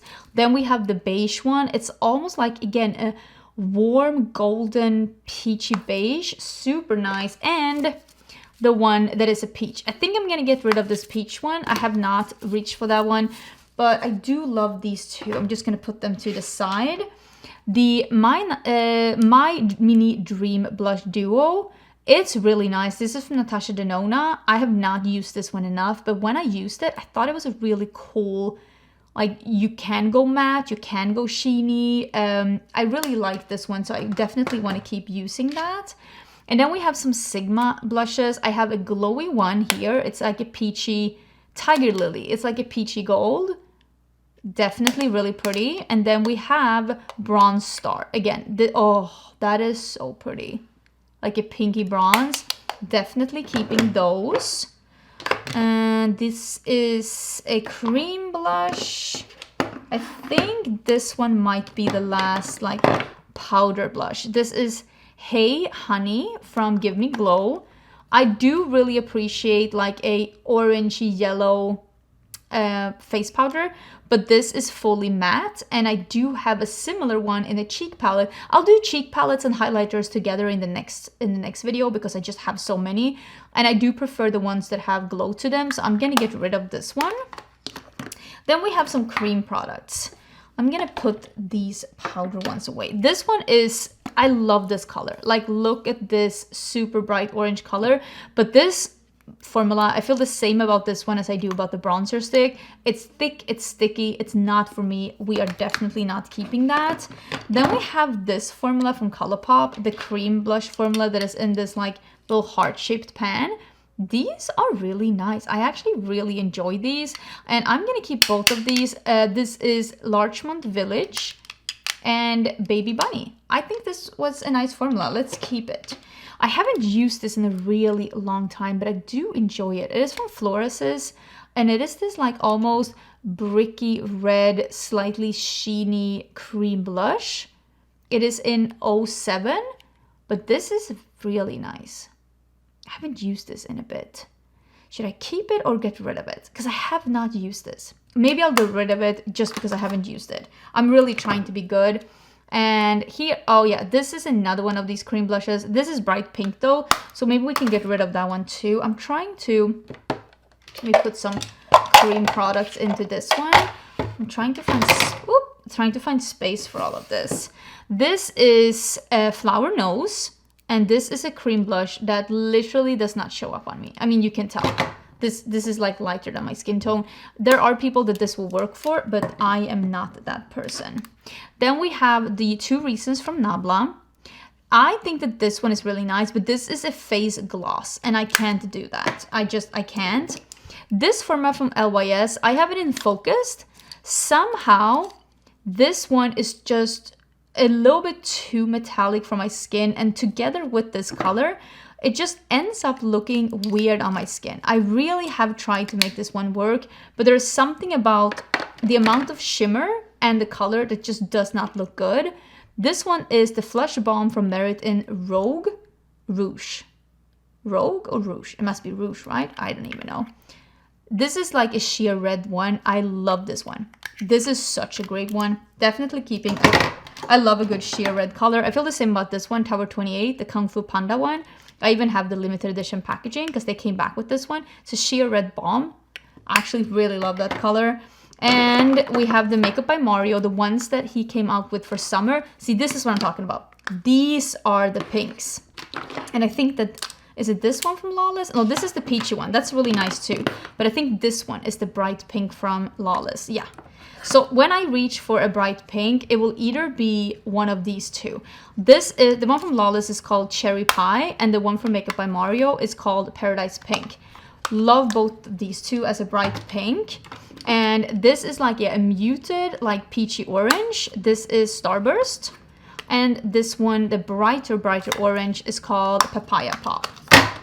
I'm keeping both of those. Absolutely love them. I also have one from Sigma here. And this is more of a muted, like pinky brown. And this is Cor de Rosa. We're going to keep that one too. I really like this one. I think it's Fuego something, right? Fuego Flush from Fenty. I have not used this one in a really long time, but I really like it. We need to use that one again. And this is the cream blush that also, this is a brush. This is not a cream blush. This is a brush. This is the one from Makeup by Mario I really like as well. It is like a poppy stick. I do prefer actually the one, are these the same color? Can I, maybe I only keep the Balm if they're the same color. They're so similar. Because this one is Watermelon. You know what? I will only keep this one and I will get rid of this one because I can't have this. I can't have this many things. I'll go crazy. So these are the cream blushes that from Vanessa Myricks that do not have shimmer in them. Because she does have a formula that has shimmer too, but I have those with my highlighters. So I have Jubilee, which is this one, and Bellini. Both are really, really nice. I will say, I will keep these. Oh my God. But I do actually prefer the formula she has with shimmer in it. But I still think that this is a really beautiful formulation, and I will keep them and see if I get even more use out of them. They're fairly new in my collection, but now that she has the shimmery version, I will admit that I do reach for that one more than I reach for these. And then we have, this is from ABH. Again, that is a brush. And this is a really nice one. Oh, I should have used this. Not, oh, I want to pick this out and use this. This is in Bubblegum. It is like a glowy, warm pink. It is like, this is like a highlighter blush hybrid. Oh, I actually really like this one. Okay, I'm gonna have to use this one soon. Definitely keeping that one. I have not used that one in a bit. And then I have two of the shades here from the Khakis collaboration with Finding Ferdinand. This is in Ole, the brownie one. We're gonna keep that one. And then we have the one in Aperitif. Love me a good Aperitif. Look at that shade. So pretty. So we are gonna keep both of those as well. Okay, I feel much better about this. Should I be trying to tackle... Am I keeping these? This is, I'm talking about so many things. Am I keeping these? I think I'm gonna get rid of the House Labs because it's a matte one. These from Game Beauty are also matte, so I think I'm gonna save the red one though because it's such a nice orangey tomato red. It's so unique in my collection. And I'll save these because they're like favorites. I'll just put them to the side for now and I'll get rid of this one. Okay, let's tackle the liquid ones, like the cream and liquid ones, because I have so many.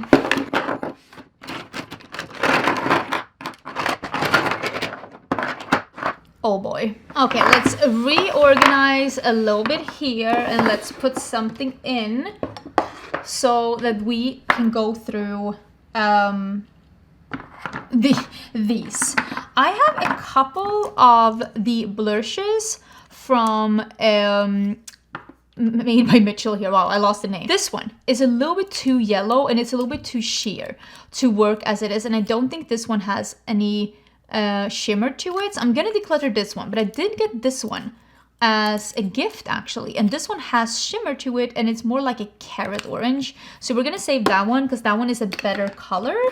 I also have, oh my god, there's so much here. I have these, they're called Sun Kisser blushes. They're from Maybelline. I have two different colors here. They are more sheer also, but they can double as like a blush highlighter, and these are so pretty. I have them in the shade Rooftop Views and Uptown Girl.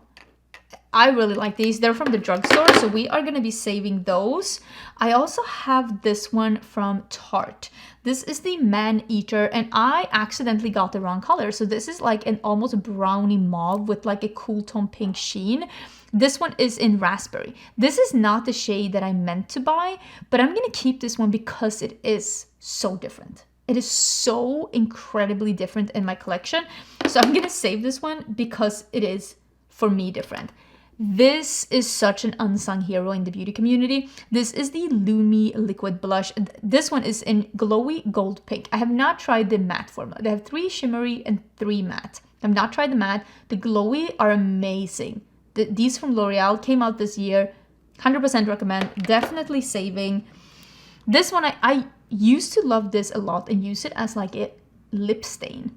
This is a Tinted Love tint from Charlotte Tilbury.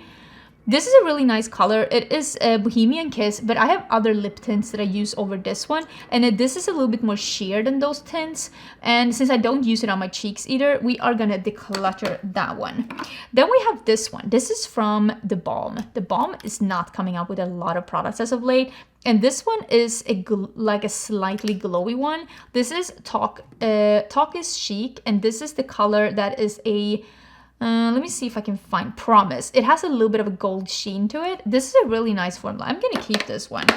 Then we have this one. What is this? I don't think this is supposed to be here. Where is this supposed to be? Is it on this one? I'm thinking...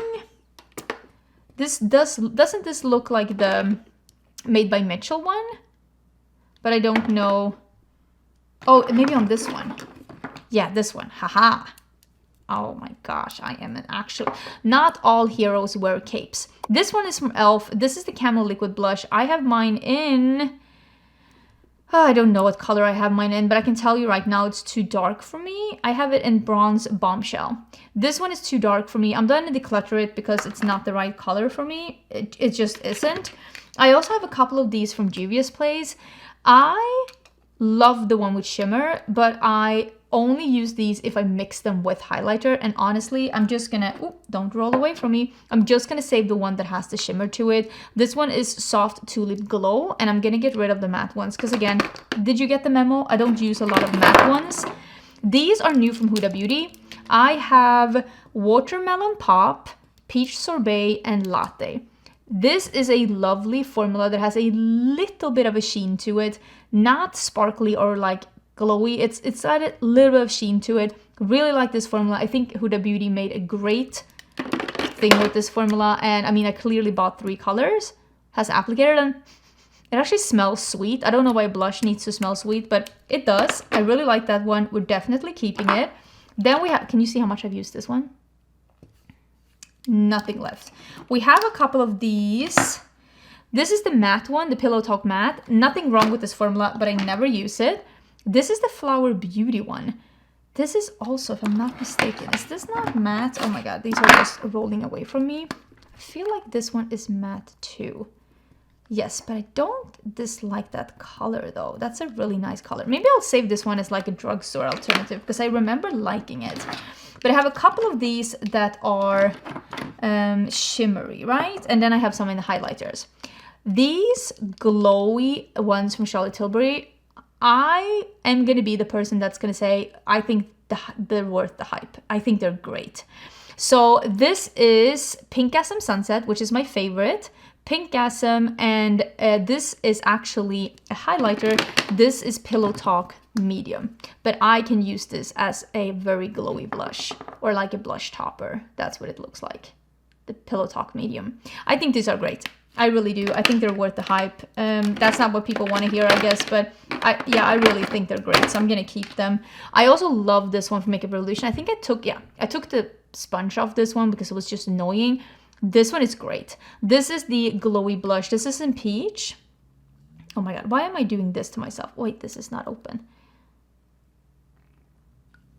I have used this quite a lot. Why am I not getting anything out? Sir? Sir? Did you dry up? Please don't dry up on me. I love you. Oh, there you go. Oh, I almost have nothing left. This is so beautiful. I cannot recommend this one enough. It's from Makeup Revolution. It's one of their better products. It's so beautiful. It's like a peachy, super glowy blush. It very much in formula rivals the Charlotte Tilbury ones, but at a fraction, absolute fraction of the price. We also have this one from Essence and this one from Ilia. Both of these are really nice. I'm gonna save this one. It's a nice option from the drugstore. This one from Ilia, I have not used this one enough. I feel like this is the one that was like more like a terracotta one, right? Oh yeah, this one is like oh, this is a matte one though. Do I need a matte one? Maybe I don't need a matte one. Okay, let's actually get rid of that one. Look at me, not failing. Oh, this is the blush from Unearthly. I did tell the owner of Unearthly, and I told you as well, this was not my favorite formula. It dried down a little bit too quickly, so it was hard to blend. But the owner said that she is reformulating this blush formula. This was part of a mystery box, and she's coming out with more colors. So I'm excited about that. But for now, I'm going to get rid of this one, and I'm waiting for the better version. This is technically a highlighter, so I'm gonna actually move this to the next video. That's a highlighter declutter. These are a couple of like formulas that are like just one-off. I have one of the milk little jelly ones. I think these are pretty nice. I know a lot of people were not, like they were saying like these aren't worth it, there's no need to get these. And in a way I do agree. Are these worth it? Honestly, yes and no. I think they work good. I have no problem blending these. You cannot though put them on and then wait a bit because they do dry down pretty quickly. But I use them on my cheeks, I use them on my lips. It is a fun makeup product. It is not a need makeup product. And it's just fun. If you have a lot of makeup like me, this is a little bit different. So it's kind of fun. So I'm gonna keep it. This one, the Dewy Plump, a collagen cheek tint from Give Beauty. These are so nice. I really, really like this one. Definitely keeping it. I think it's so good. And then I have this one from Natasha Denona. This is her like puff thingamabob. It is very light though. That is a little bit too light to be anything on my skin tone. I mean, it works, but it's just too light of a color for me. I have a bunch you can see from Rare Beauty. I have some Glaminatrix. Let's see if we can do those after. Those here. And then I have this one that's from Gloss Gods. I really like Gloss Gods. It's a Swedish indie brand. Same here. It's just a little bit too milky and a little bit too light to be like a favorite color for me. I think it is a little bit too white based. So the color isn't perfect. These from Glaminatrix are actually incredible. And I am gonna be using these for one more year before I decide which ones are my like favorite shades. I think this is the shade I've been using the most. It's called Lavish. It's like a warm, like reddish brown. It's like a really nice shade. This formula is so good. I don't know what Glaminatrix Cosmetics put in their liquid blushes, but they are amazing. If you want to try a liquid blush that's from an indie brand, you can either do those or you can do the ones from Lunar Beauty. These are the ones that released this year. I was also sent all of these plus the Glaminatrix ones in PR. That's why I have every single shade. Do I need all of these shades? No. So I am going to get rid of these two that are the lightest ones because I'm the least probable to be using those. And I'll save... Do I need this one? It's called Mauve because again, I don't use those shades that much. Okay, I'll save these three. This is the Fuego Fuchsia, the Pumpkin Poppy, and the Bloom Bella. I'll save these three, a little bit more darker poppy shades. They're more my type of shades. This is a really nice formula though, and it's pretty new in my collection and I want to give it one more year for me to use it. Then we have the blushes from Rare Beauty. Clearly I have a bunch. I've been getting some of these in PR. I have bought some of them myself. And I am not 100% sure if I need all of these. I love these mini ones. This was part of a mini set. There's a highlighter in this. It's available now for Christmas. 10 out of 10 recommend that set. So I'm going to save these two minis. I think this is the one. Is this? Oh, okay. So Virtue. I have a big one and a small one. You know what? I'm going to save the I'm gonna save the small one. You won't go through a liquid blush, let me tell you that. Joy is the one that I bought myself, and Virtue. This is like the peach one. And then this one is Hope. It's a little bit more muted, right? You know what? We'll save these two. And we'll get rid of these a little darker. It is Happy and Love. And I'm pretty sure I have both of these in the powder blush formula. So maybe that is enough. And then this is what my liquid blushes look like. And I also did rearrange a little bit. So I have cream blushes, powder blushes, and even more powder blushes here. And I think, honestly, I think that this is enough. It's more than enough. Let me put these in and I can count for you how many blushes and how many bronzers I have gotten rid of. Because let me tell you, it's quite a lot. Okay, let's put some in this one. And let's see how many we get rid of. Because look at this. Oh, there are so many. But let's see what we got. 1, 2, 3.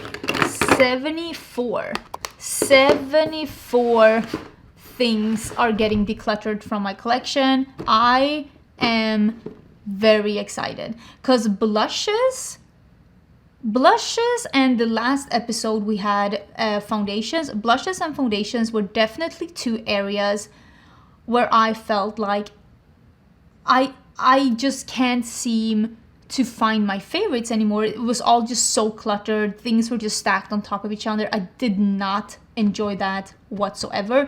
So I'm extremely happy about this. I mean, I love blushes. Clearly, I am a big blush fan. It's one of my favorite things to wear. It's one of my favorite things to try different formulas and try new colors. But at the end of the day, I can't have 2 million. It's too much. And I have a sneaking suspicion that my next episode it's going to be face palettes and highlighters. I have a sneaking suspicion that you are going to lose your mind when you see how many highlighters I have. Because same there, I love a good highlighter, but how many does a woman need? Send help. But don't forget to subscribe before you leave. Let me know if you saw any of your favorite formulas in here. I hope you're having an amazing day, and I will see you soon again in a new video. Bye! Welcome to another declutter. This is going to be highlighters and face palettes. I don't have a lot of face palettes, so I thought I'd sneak it into this video because I do need to talk about them at some point. But I do have a lot of highlighters to go through. So I thought maybe we could start. Let me put some stuff to the way. I thought maybe we could start. Oh my god, this is so heavy. Ooh. I thought we could start with the face palettes. Because they are right here, and I have a couple that we can go through. Face palettes, if you didn't know, I am the worst when it comes to face palettes. Hello, am I in focus? Hello.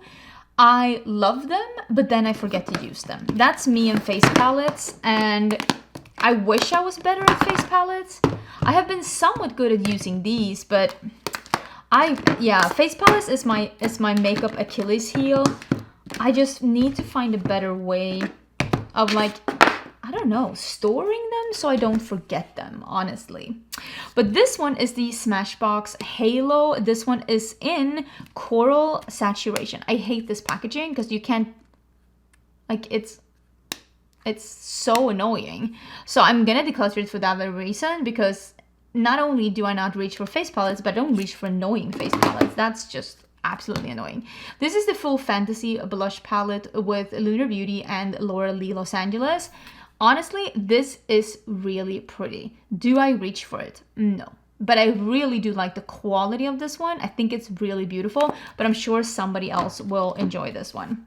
Here I have two highlighter palettes here. Oh, the other one is here. There are indie highlighter palettes that I do reach for every now and then. This is the Noctilucent by Nomad Cosmetics. It's very, very, very shimmery. Like, this is high shine. Oh my god, I'm gonna regret this. So I am gonna keep this one. And then we have the Oracle one. This is from Bella Beauté Bar, and I absolutely love this one. I like the Oracle one a little bit more, and it's simply because I feel like the Oracle one, which is this I'm swatching now, I feel like that looks a little less sparkly on the cheeks. I think you can even see that this is just a little bit more finely milled, and this is very high shine sparkly. But if you want that super, super high shine, definitely Noctilucent. But if you want something that's a little bit more finely milled, not as like high shine, I would definitely recommend the Oracle one. It is probably my most used highlighter palette in my collection. I also have the Cozy Up Cheek palette. This is from Simply Posh Cosmetics. This is also a beautiful formula, but I never reach for this one. Again, somebody else is gonna enjoy this one. This one I have been enjoying quite a lot. I feel like this is one of those things that I'm probably gonna declutter next year. And this is the Golden Highlighter Trio from Natasha Denona. Love this formula. I have been reaching for it. I'm gonna keep it around for a little bit longer because I actually used this not too many days ago, so I think it makes sense for me to still have it. This is the Celestial Lights by Fantasy Cosmetica. This is, let me see if I can, this is a highlighter palette that is so pigmented that I'm actually gonna declutter this one. I personally think this is more an eyeshadow than a highlighter palette, because for me, that one has a base. And it is beautiful. I mean, look at all three of these. They're absolutely stunning. But the Fantasy Cosmetica one does have, you can see that there. It has a base that shows up, and it's not perfect for me. I think Fantasy Cosmetica makes amazing things.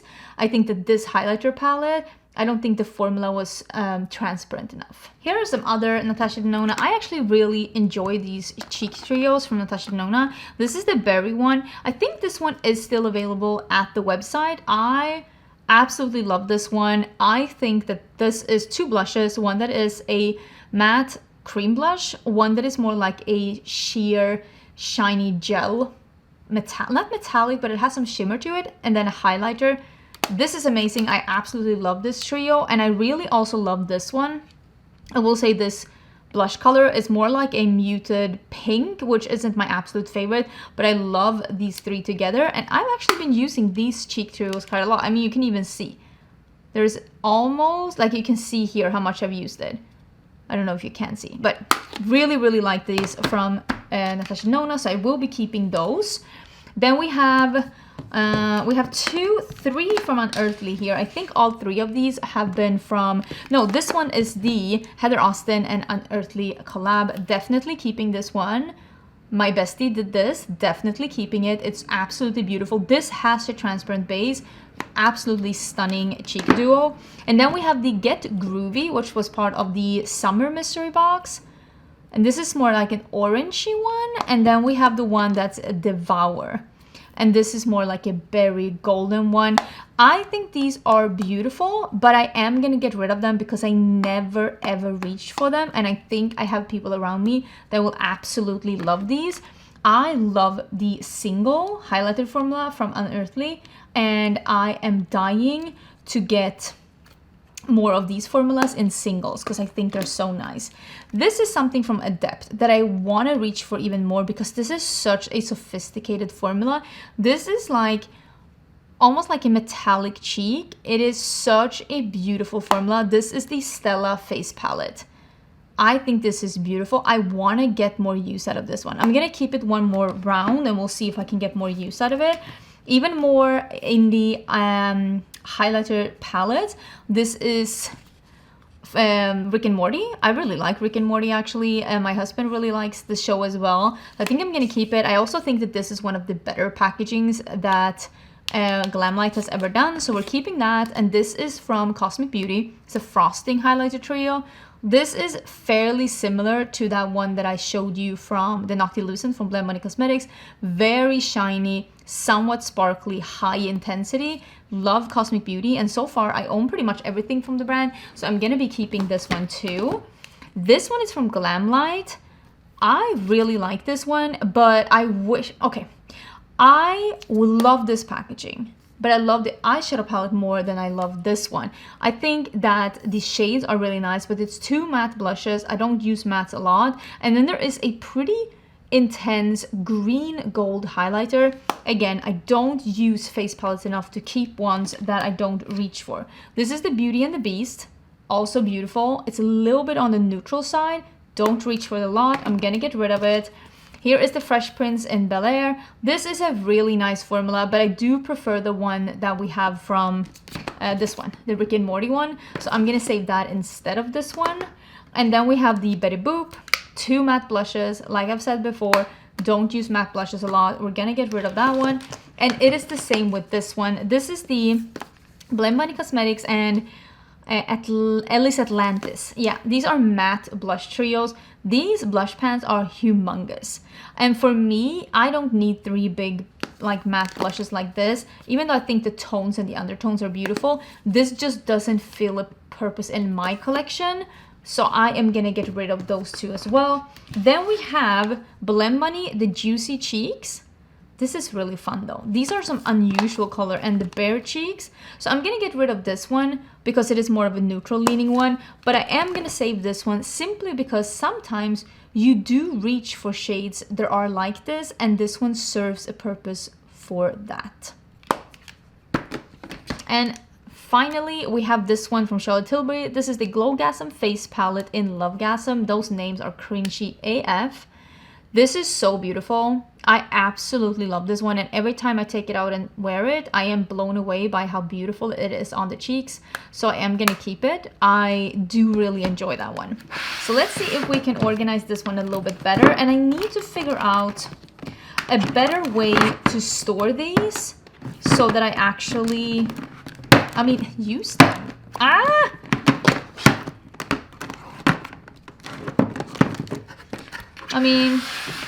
That's something. That's something, I guess. Okay, let's take out some highlighters. These are my Super Shock highlighters. Some here, I have a basket that are more nostalgia. And I'm thinking I am gonna move these 2 because you can see these are falling apart, but I love these. The Villains, the Colourpop and Villains Super Shock highlighters. I don't use these anymore, but oh my gosh, I love these so much. And if you've been on my channel for a really long time, you know how much I loved these.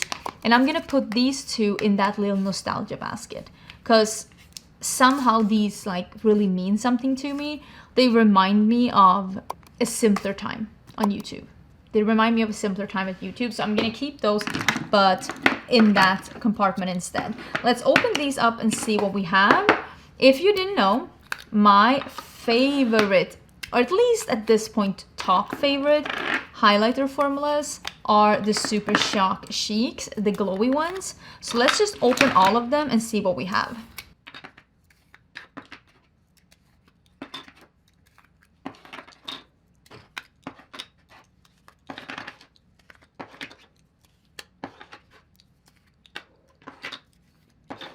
Oh my gosh, these are so pretty. These are so pretty. This one is like blue.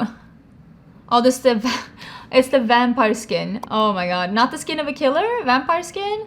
I mean, this is super fun, and this is also from that collection. These are so fun. They really are. It's from the Twilight collection. I'm gonna keep these 2. I think they're fun. They're really fun. Yeah, it's the one from Twilight.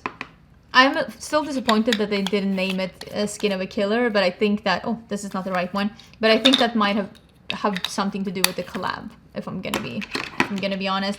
This is so old. I can't believe this is still good. This is Fire. This is the collab that they did with Kathleen Lights. I can't believe I still have this one. This used to be my favorite highlighter. It's such a warm, peachy shade. It truly is so beautiful. And again, am I using it? No, but we're saving it.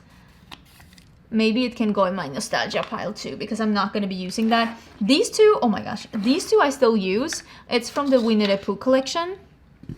These are so fantastic. They were able to do a yellow highlighter that is yellow without being crazy and without being like straight up gold. They're just really, really pretty. I actually really enjoy these and I still use them. I traveled with these, or at least one of them, just recently. I think all of these are so pretty. I think this is the one that's the Tinkerbell one, right? Yeah. It's a little bit more sparkly. It has like some peach in it. It's called Magic Moon. I think honestly I kind of want to keep all of these. Am I allowed to do that? They're just so pretty. They're so pretty. This is the one that they did. This one that they did with It's a Small World. It's so cute. I even have two new ones that I got with the Frosted the Snowman. I like this packaging the most, and I really like this one. I think it's called like Chiffon. Yeah, Chiffon. It's so pretty. You can see I've used this one so much. It's just stunning. I love this one. I love this one too, the all laced up. It's like a little bit warmer, but look at that.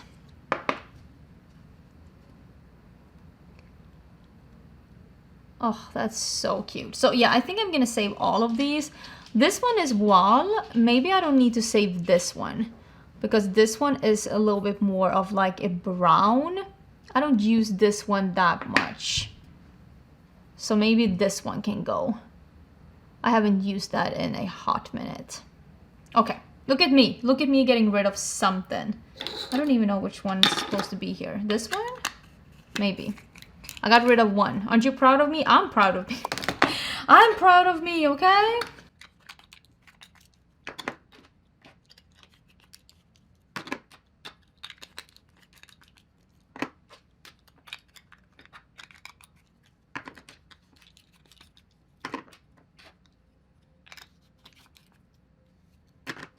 Oh, look at that. Look at how cute that is. That is on my mind. It's just incredible. I can't believe how cute this formula is. Entire me is just filled. Should we try and deal with my like liquid ones? Because I am like, these have been like taking over my life as of late.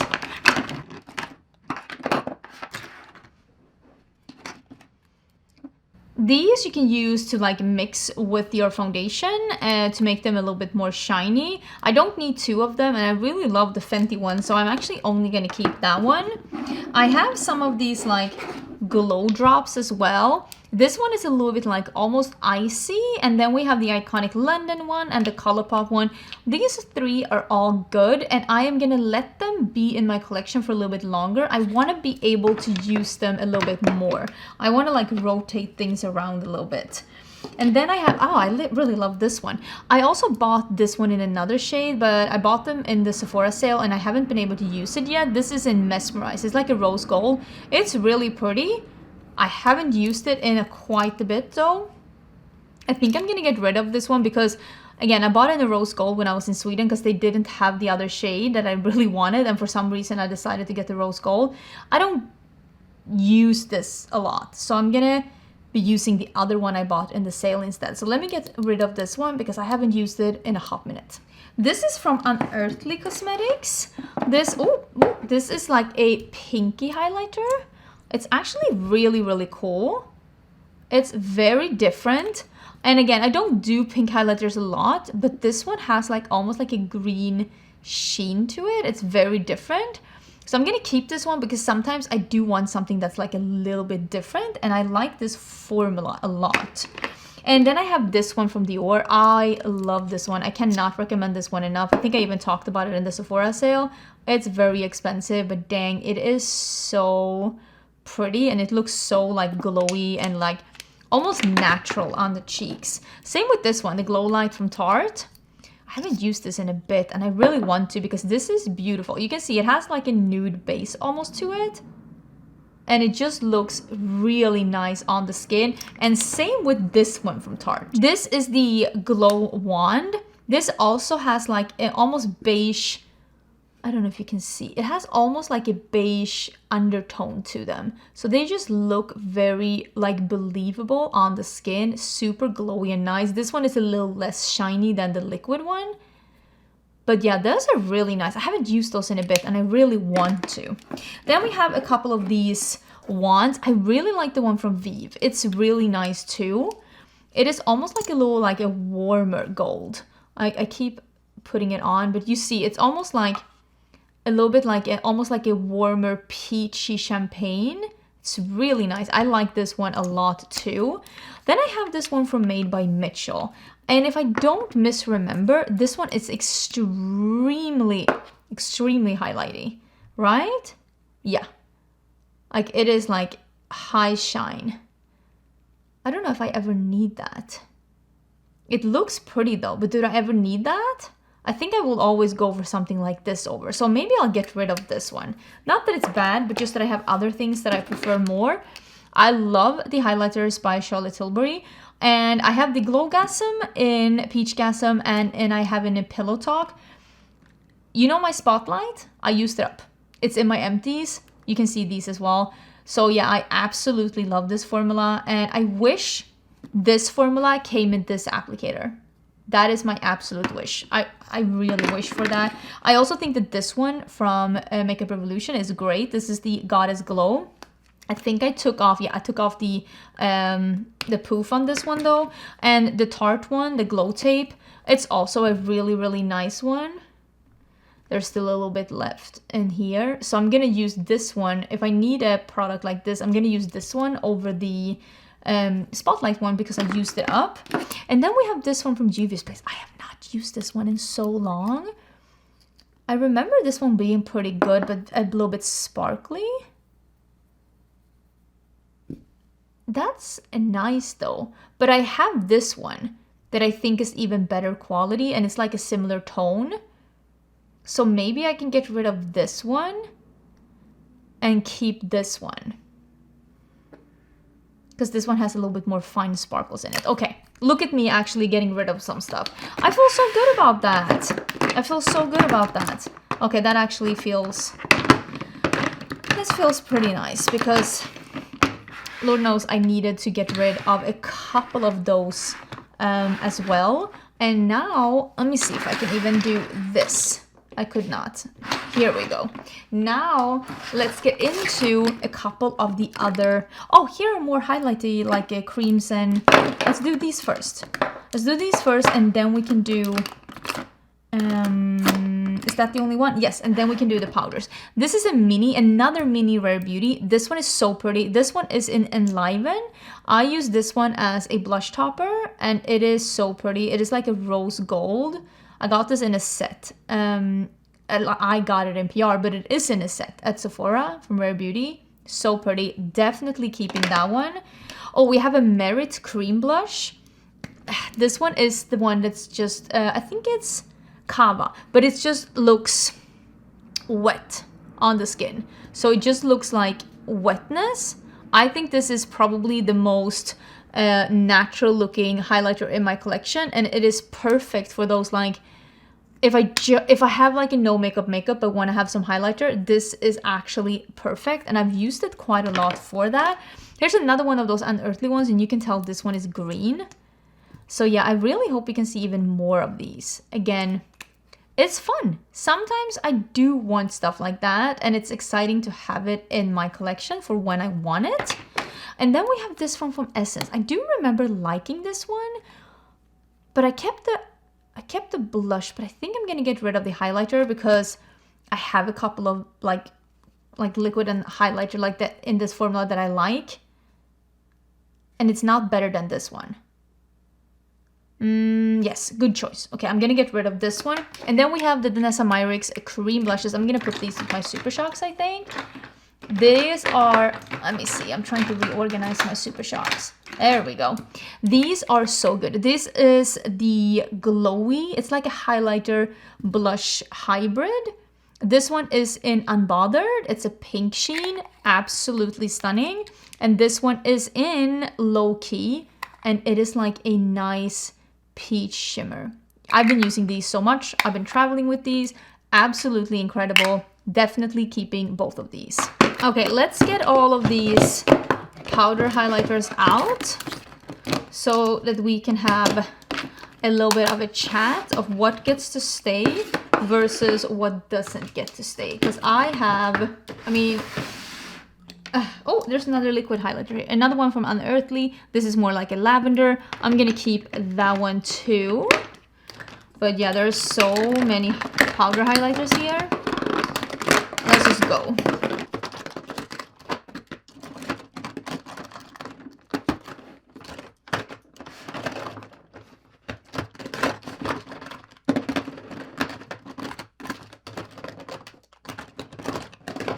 So I have this box here and I'm gonna put it to the side, and then we can put stuff in there that we decide to keep. Because first of all, these are the highlighters from Natasha Denona that came out this year. These are called the Hygiene Skincare Infused Glow Beautifier. These are really nice. I have the light one and I have the medium one. I really do enjoy these. They're new in my collection and I still like them. So we are going to be keeping those two. Love this one. This is the Charlotte Tilbury. I think it came out last year. It's the Glow Glide Face Architect Highlighter in Champagne Glow. This gives the most amazing wet look on the skin that looks like a wet look and not like a metallic stripe. I think this is great and I actually prefer that one over this one. The Rare Beauty highlighter. It's still nice. I'm still gonna keep mine. This is what mine looks like. I have it in the shade Accelerate. It's nice, but I actually prefer this highlighter over this one. I know, unpopular opinion, but that's how I feel. This, I think we can get rid of. The Hot Half Magic highlighter. It's nice, but I haven't used it in a really long time. This is in Light Trap. Ooh, the Natasha Denona Super Glow highlighter. Oh, this is so good. I think mine is in Light Medium, number 2. This formula, I haven't used it a lot, as you can see. I have used it, but you need the smallest amount. It's an incredible formula. This is truly a good formula. I love it. I also really like this one. This is the Pillow Talk Multi Glow. I have the lighter one and the darker one. This is definitely the darker one. This one is really nice. I really liked mine. I want to use it more.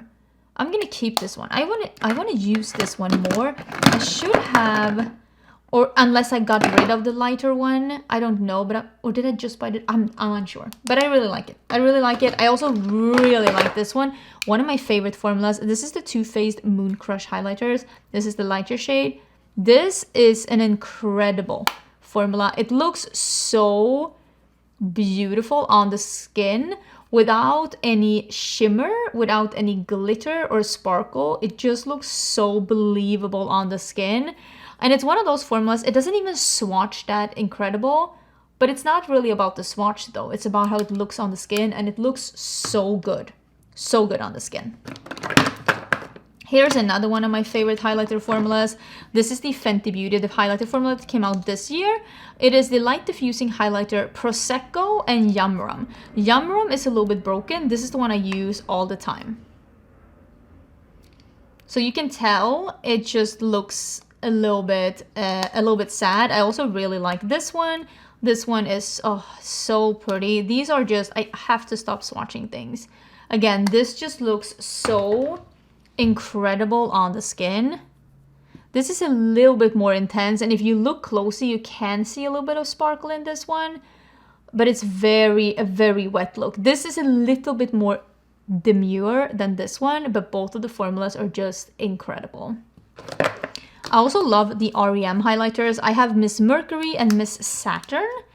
Miss Mercury is the lighter one, and Miss Saturn is the slightly more rose goldy one. They're both incredibly pretty. I am actually going to get rid of the rose goldy one. It's nice, but it's not as good as this one, so let's save the best one. This one is from Flower Nose. It is Moon River. Look at this packaging. I'm not all about this kind of packaging, honestly. It's a little bit gaudy for me, but I know a lot of people like it, and this is like a blue-purple highlighter.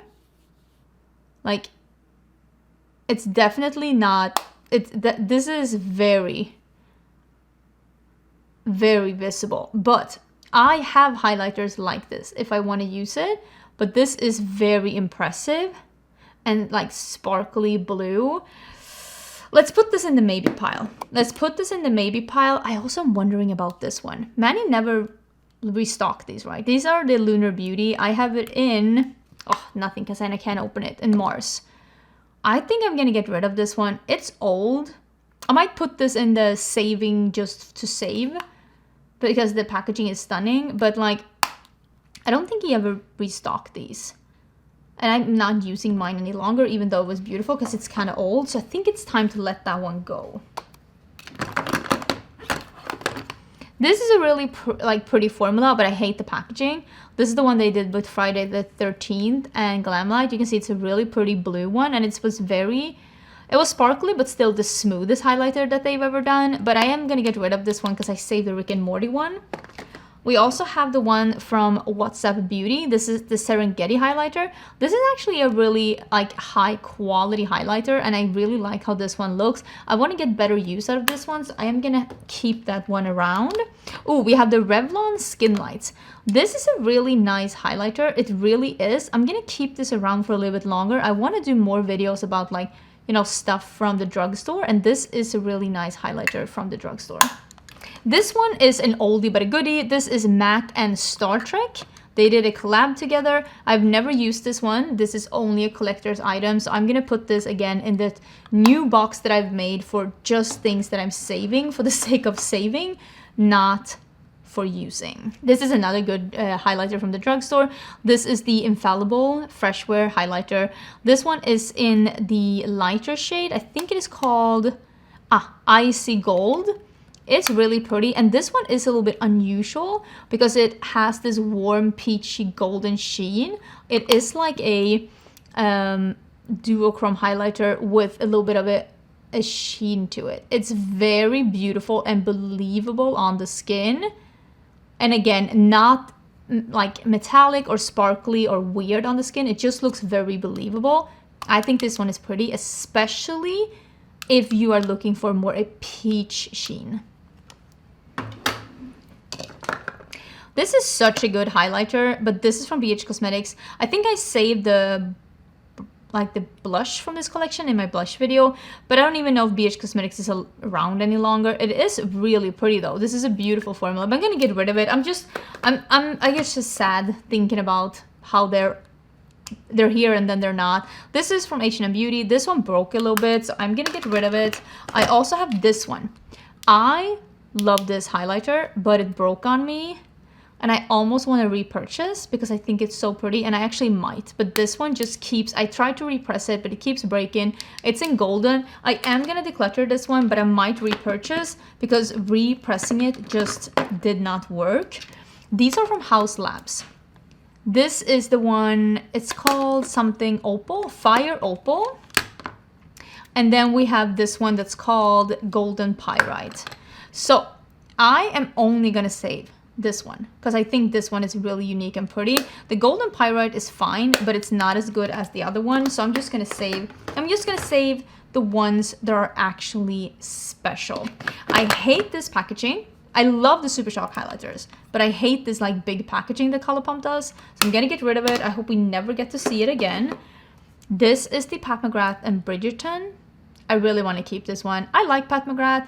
I know she has another highlighter formula that's even better than this one, but this is the item from Bridgerton that I'm choosing to keep. I think it's really pretty.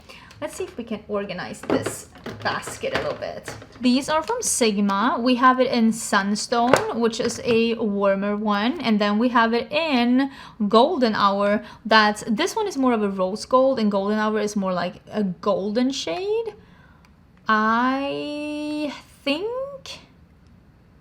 which one am I gonna save?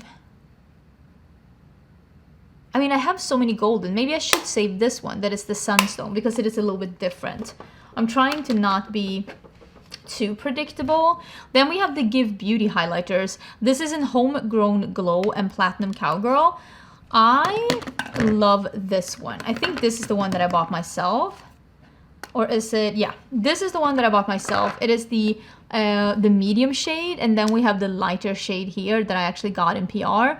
I love this. It looks so pretty. It is the the Homegrown Glow. It is such a beautiful, just believable glow on the cheeks. It is really, really pretty. I'm definitely keeping that one.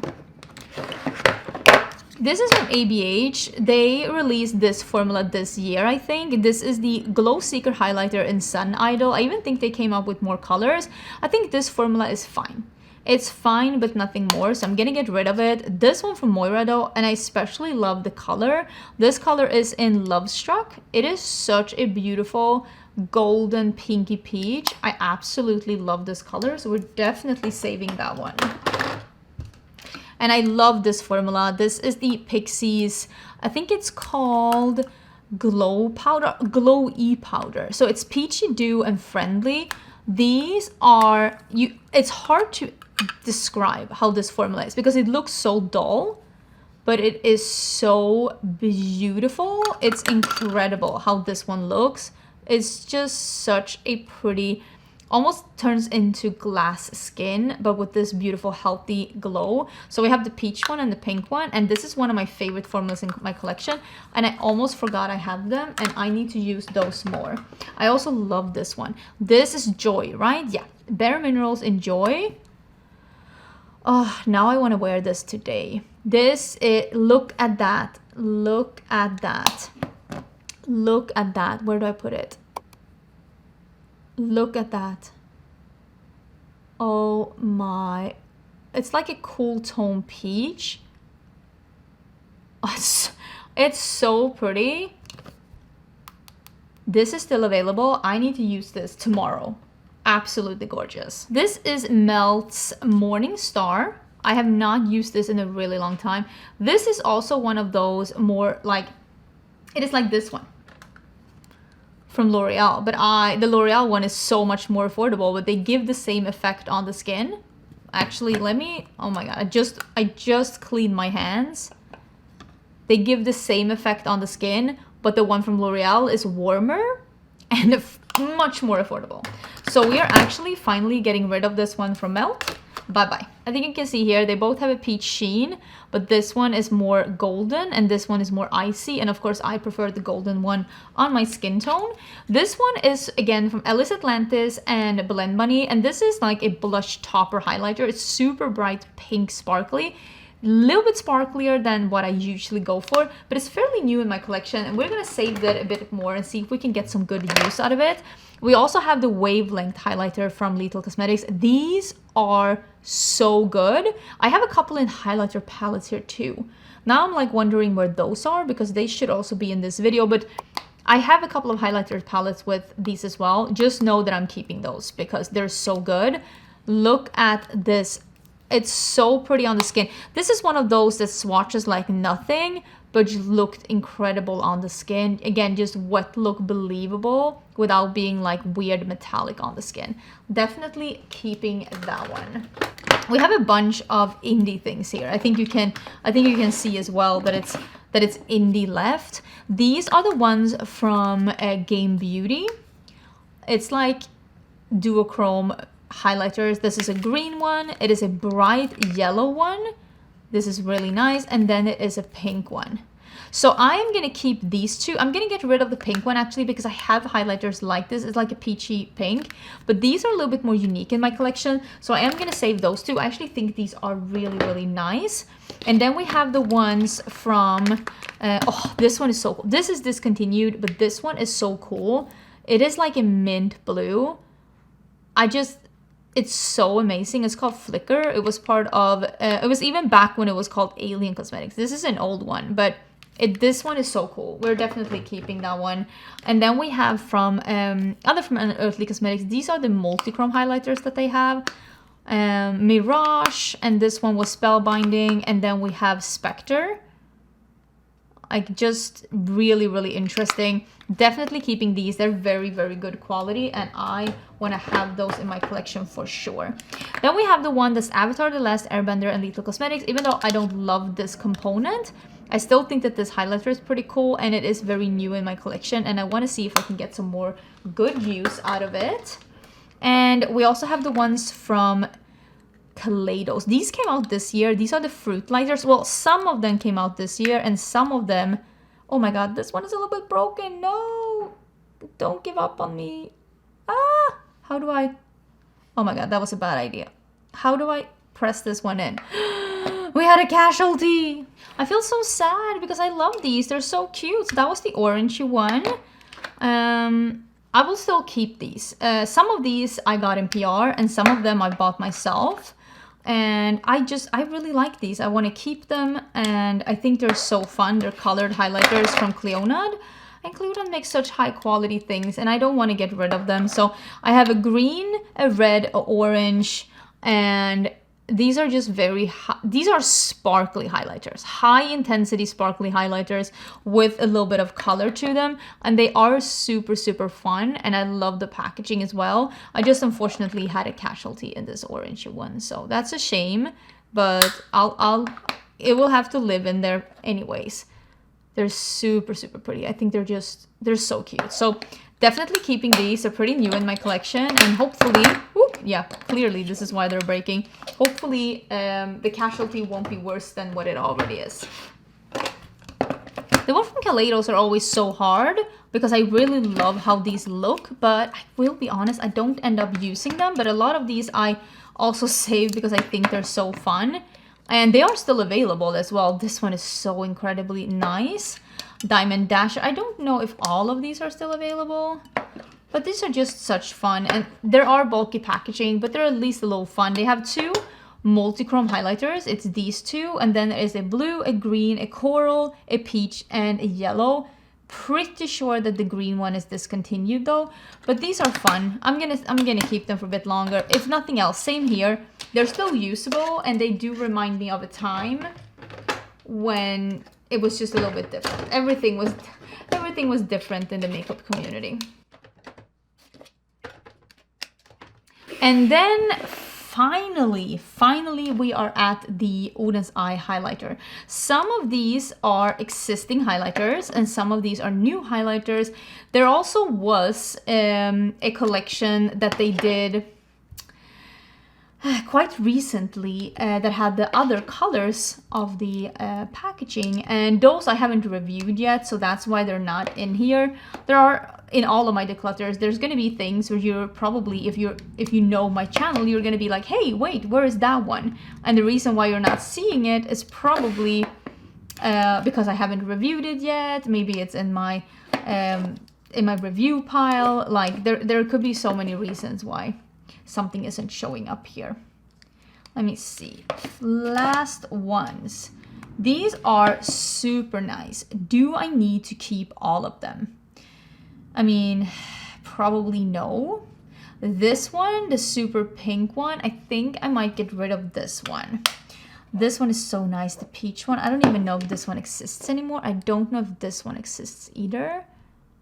This is like a pink one. Okay, let me get rid of these two. And then we have these two that are very similar to each other. Are these the same? No, they're not the same. Let me see.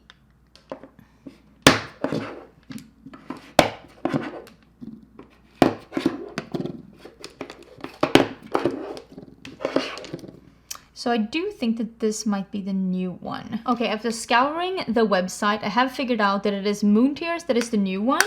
So I'm gonna get rid of Lavender Dream, which was the one that they had from before.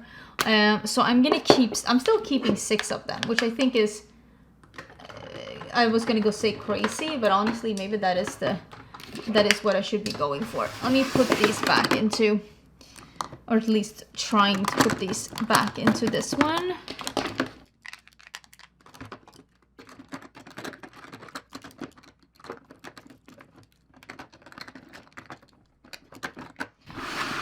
Okay, there we go. This is my powder highlighter. This is my Super Shock highlighter. This is my liquid and cream highlighter. And then we also have the face palettes. I decided, now that I've found so many blue highlighters that I have, that I'm gonna get rid of this one from Flower Nose. Let's see how much I got rid of, because it's more than I thought, but honestly, highlighters have just been overflowing. overflowing in my collection, and I just want to shop my stash and use the ones I have. Because I have so many that are so good. Okay, let's do some counting, because look at how many. Look at how many. It's crazy. 1, 2, 3, 4, 5.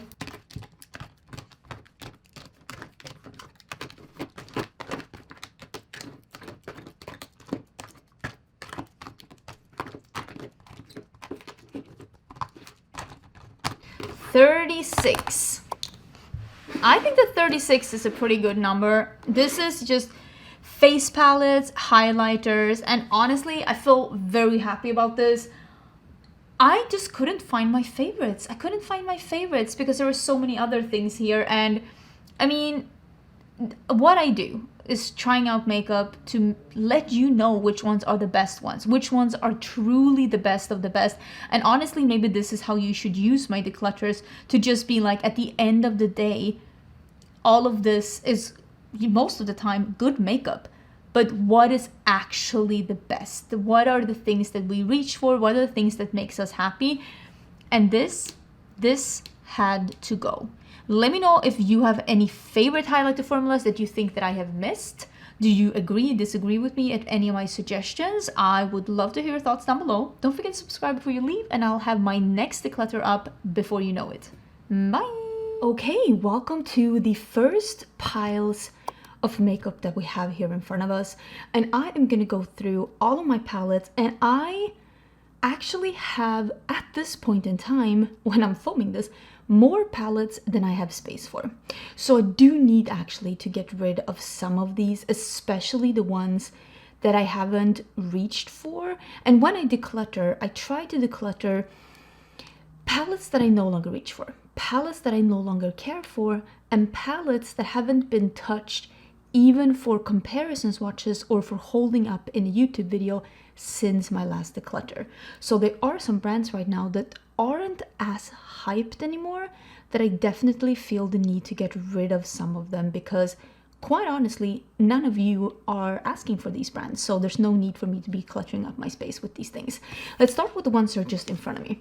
These are going to be somewhat according to brand, but not always, simply due to, let me see if I can scooch this away, simply due to the fact that once I started getting a little bit cluttered up over the year, some of them ended up not being together. So some of these brands are going to be collected, and then at the end you will see some of the newer palettes in my collection that I had to put somewhere else. So this is the Arttitude Cosmetics Obsession palette.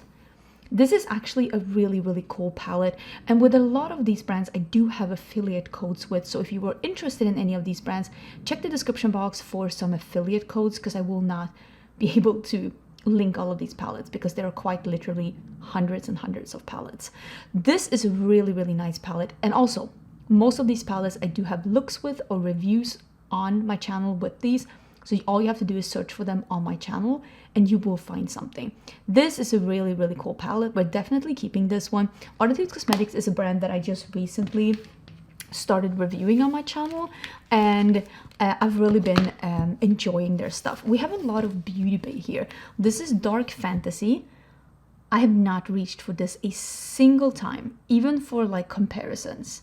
So I'm actually gonna get rid of this one. I do have also the Wilderness palette, and this is a real cool palette, but same here. I haven't reached for it, and I think I'm gonna get rid of this one too. This is a nice palette, but when it comes to Beauté, I think I'm kind of fine with these. This is the Earthy palette. This comes in a 9 pan and then also like a big 42 pan. I think this one, that is the 16 pan, honestly is the better one. Same with the Berries. It's a really nice palette. I love these palettes. And the Midnight one. This is less of a monochromatic palette. This actually has blues and purples. These palettes are just really nice, and I do want to keep these palettes. We also have one in the bottom here that we'll get to. Then we're coming into Lunar Beauty. Lunar Beauty is one of my favorite indie brands. This is the Siren Sunset. This is one of their newer palettes. I'm pretty sure, was this the holiday palette last year? I'm unsure now. It looks really, really cute though. I'm definitely keeping this one. We also have the Full Fantasy. This is the more neutral one. This is actually a really, really good neutral palette. If you want a neutral palette with a hint of a twist, honestly. These more olivey tones down here are really cool, and there is 2 duochromes in this palette as well. Then we have the Strawberry Dream. I wish we could see more like a colorful palette like this from Manny. I understand that that's not entirely his style of colors, but I do wish in the future we could see more things like this. As you can see, I want to keep this collection complete. I also have the Eternal Eclipse.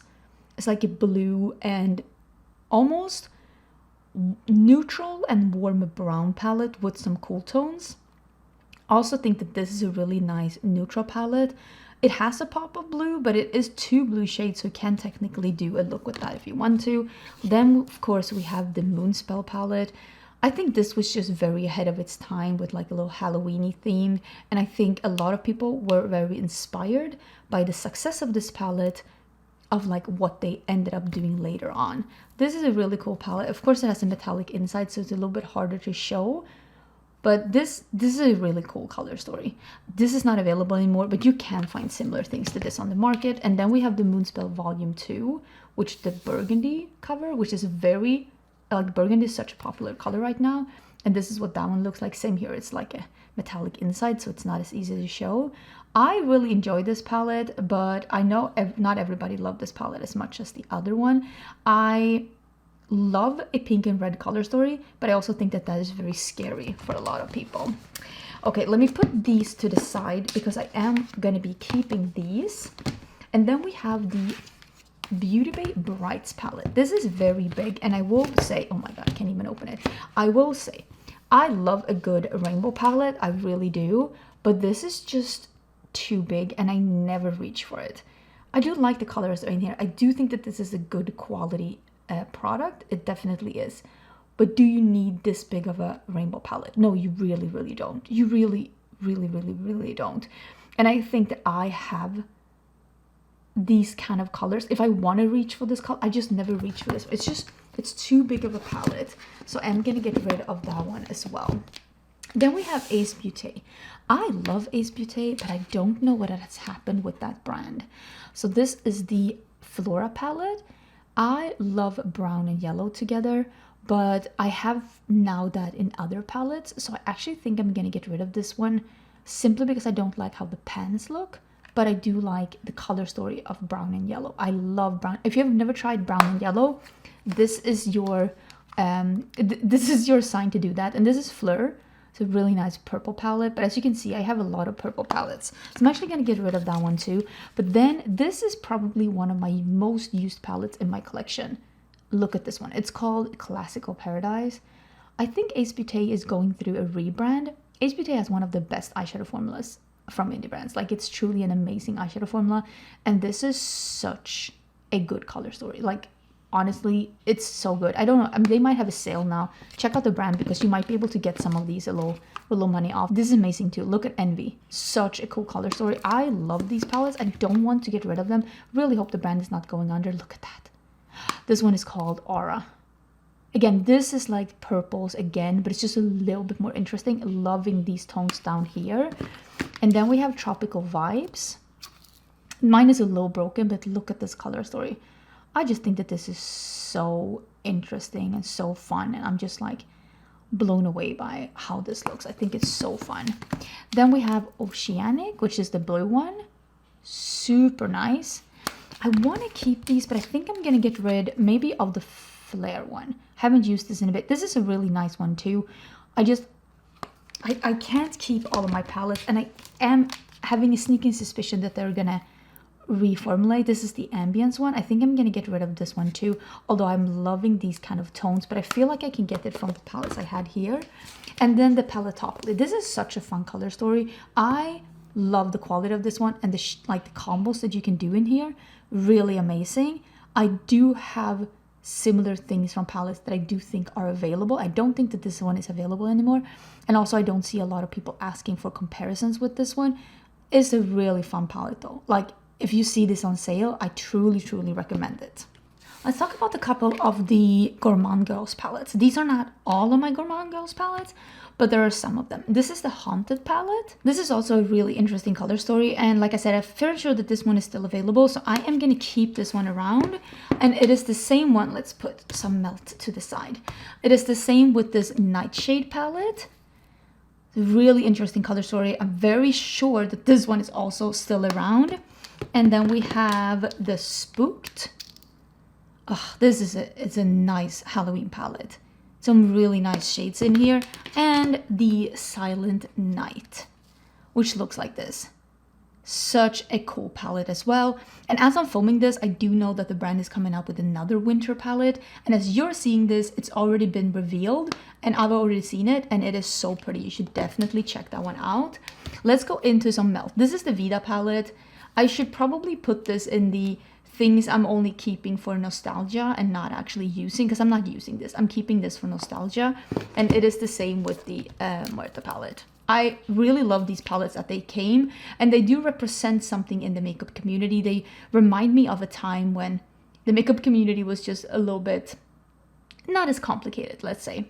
And I really like these color stories. With that being said, you can get better quality than this for less prices. Let's actually put these together. For less price than the melt price from other brands that I'm showing you right now.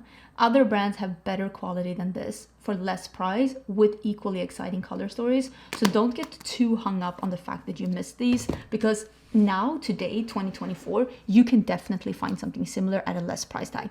This is Fatally Yours, Melt and Baileysarian. I think this is a really interesting color story. I'm going to keep this because I do like Baileysarian, and this is a new palette in my collection.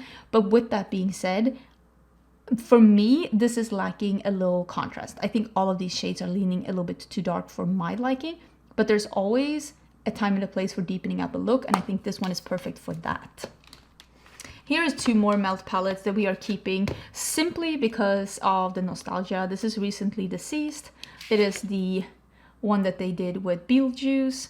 Really fun color story. Again, is it perfect? No, there's some redundancy in that palette for sure. And then there is the Waiting Room. Again, this color story for sure you can find at the other one as well. You can find in lesser price, better quality, maybe not as fun packaging from other indie brands. You don't feel too discouraged that you don't have these from Melt, because there are other around that you can get for like a similar price. Here's another one from Gourmande Girls. I think I'm actually gonna get rid of this one because I think it's discontinued and not a lot of people are asking for comparisons. This is the Warriors Wear Pink palette. It is a really nice palette. She had this one to support a friend of hers who was dealing with breast cancer. So I think it was a really great cause, and it's a really pretty palette, and I'm excited that I have it. I think I'm gonna get rid of it now and give it to someone else, because I'm fairly sure that this is not available and not a lot of people are asking for comparisons. Okay, putting some of those to the side, I do have a lot of Nomad Cosmetics and Ensley Rain here. I think all of these are Nomad Cosmetics. And then I have some Oden's Eye on the side, and I have over here some BH Cosmetics, some Fantasy Cosmetica, and some Juvia's Place. Let's start with the Nomad Cosmetics palette. I feel like I have a pretty complete collection. This is the Royal Europe palette, so I don't know if I'm gonna actually get rid of any of these because my collection is pretty complete. This has multi-chromes in it. I don't know if you can see in the mirror or not, but it is multi-chromes in this palette. This one is discontinued, but I really like the color story of this one, and I kind of hope that they would come back with this one. This is the America's Parks. Love this color story with the bright greens and the yellows, and then a couple of like neutrals, reds, berries. I think this color story is really great. What I will say, they have done better shimmers than this. So I kind of wish that this one would come back, but just with better shimmers, because I think overall this is a really cool color story. And this one is the Winter Snow Lodge. I don't know if they still have this one, but I love this color story too. It's almost like it's not a rainbow palette, but it has some of the elements of it, and these blue shades are just so interesting. Again, really like this brand. I love their color stories. They have a different take on makeup. It's not always predictable, let's say that. And I love the theming and the packaging. Then we have the Fête de Provence, which has a very interesting color story. This isn't my type of shades, like the grayish shades, but I do love the yellows and the reds. This one is leaning a little lighter. It definitely feels a little bit more like a summer palette. And then we have the Okawanga, is it Okawanga? Okawango, I think Okawango, the Safari palette. This is a soft touch palette. And it looks like this. Oh my god, I'm trying to be in the middle. This is more of a neutral palette with some greens in it, and it's a really pretty one. Same here. These are not their best shimmers, but I really like the mattes, and I think it's a very interesting color story. I think this is a lot of people's favorite palette from the brand. This is the Hudson Valley palette. Very appropriate, like just fall palette, honestly. It's just such an interesting palette. It has like reds, bright reds, and muted greens, and then cool tone neutrals, and then warm neutrals at the other end. Really nice color story, and also 3 shimmers in the middle and very matte heavy, which is something that I really like.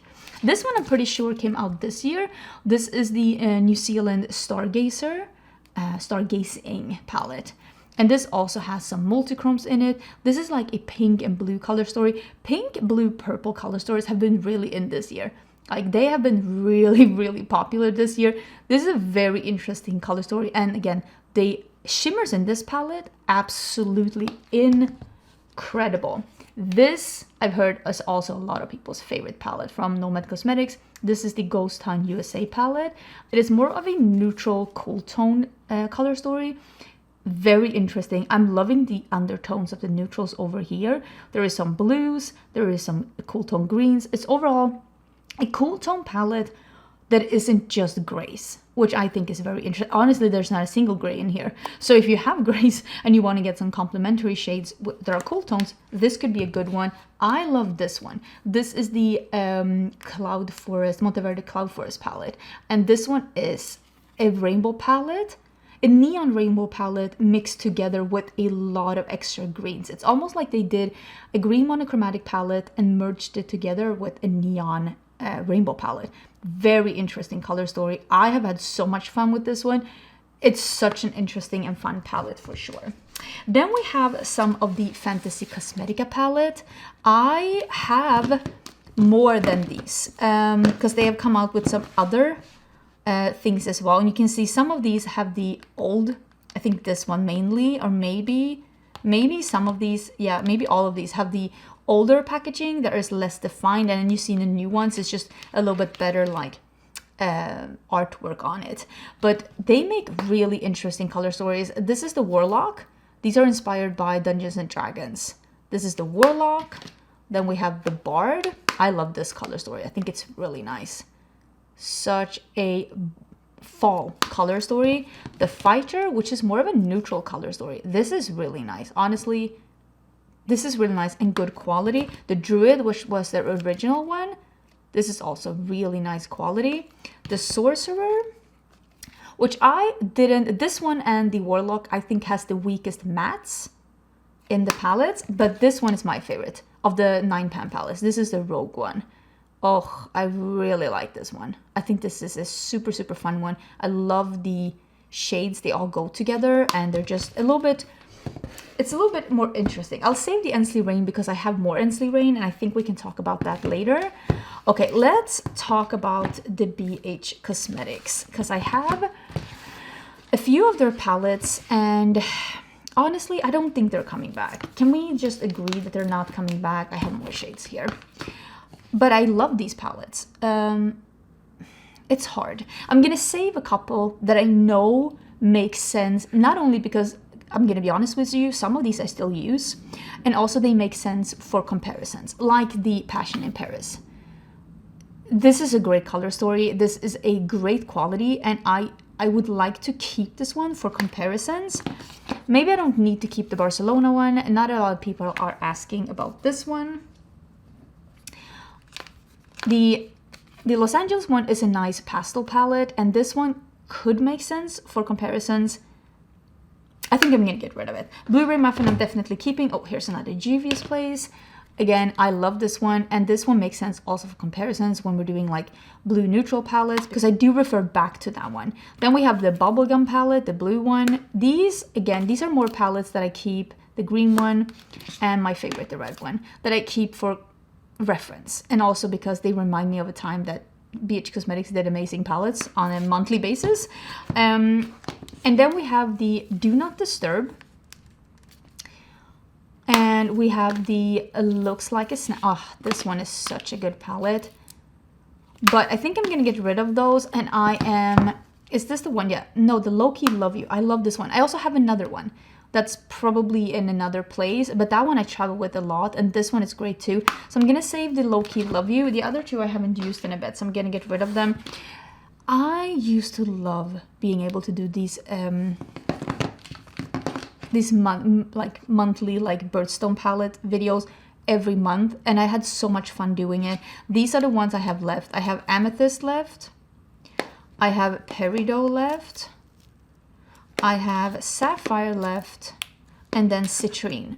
Again, this is that brown and yellow color story.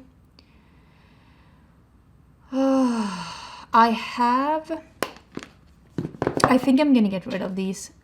Nobody is talking about these anymore, and this year actually NC Rain started doing 6 pans once every month that are even better quality than these. These were great quality, but the NC Rain ones are even better. Of course, they're also a little bit more expensive. And I think what I'm gonna do, because I have a brown and yellow one in that one, I'm just gonna be like, I'm gonna put these to the side. Again, I don't have space for everything in my collection. And BH Cosmetics just isn't a brand that is producing eyeshadows anymore, so I'm saving some for nostalgia and because I actually use them.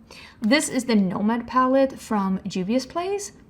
This was almost like the original grungy warm greens and oranges palette. Not the original, but like one of the ones that first got hyped. I'm gonna save this one for reference.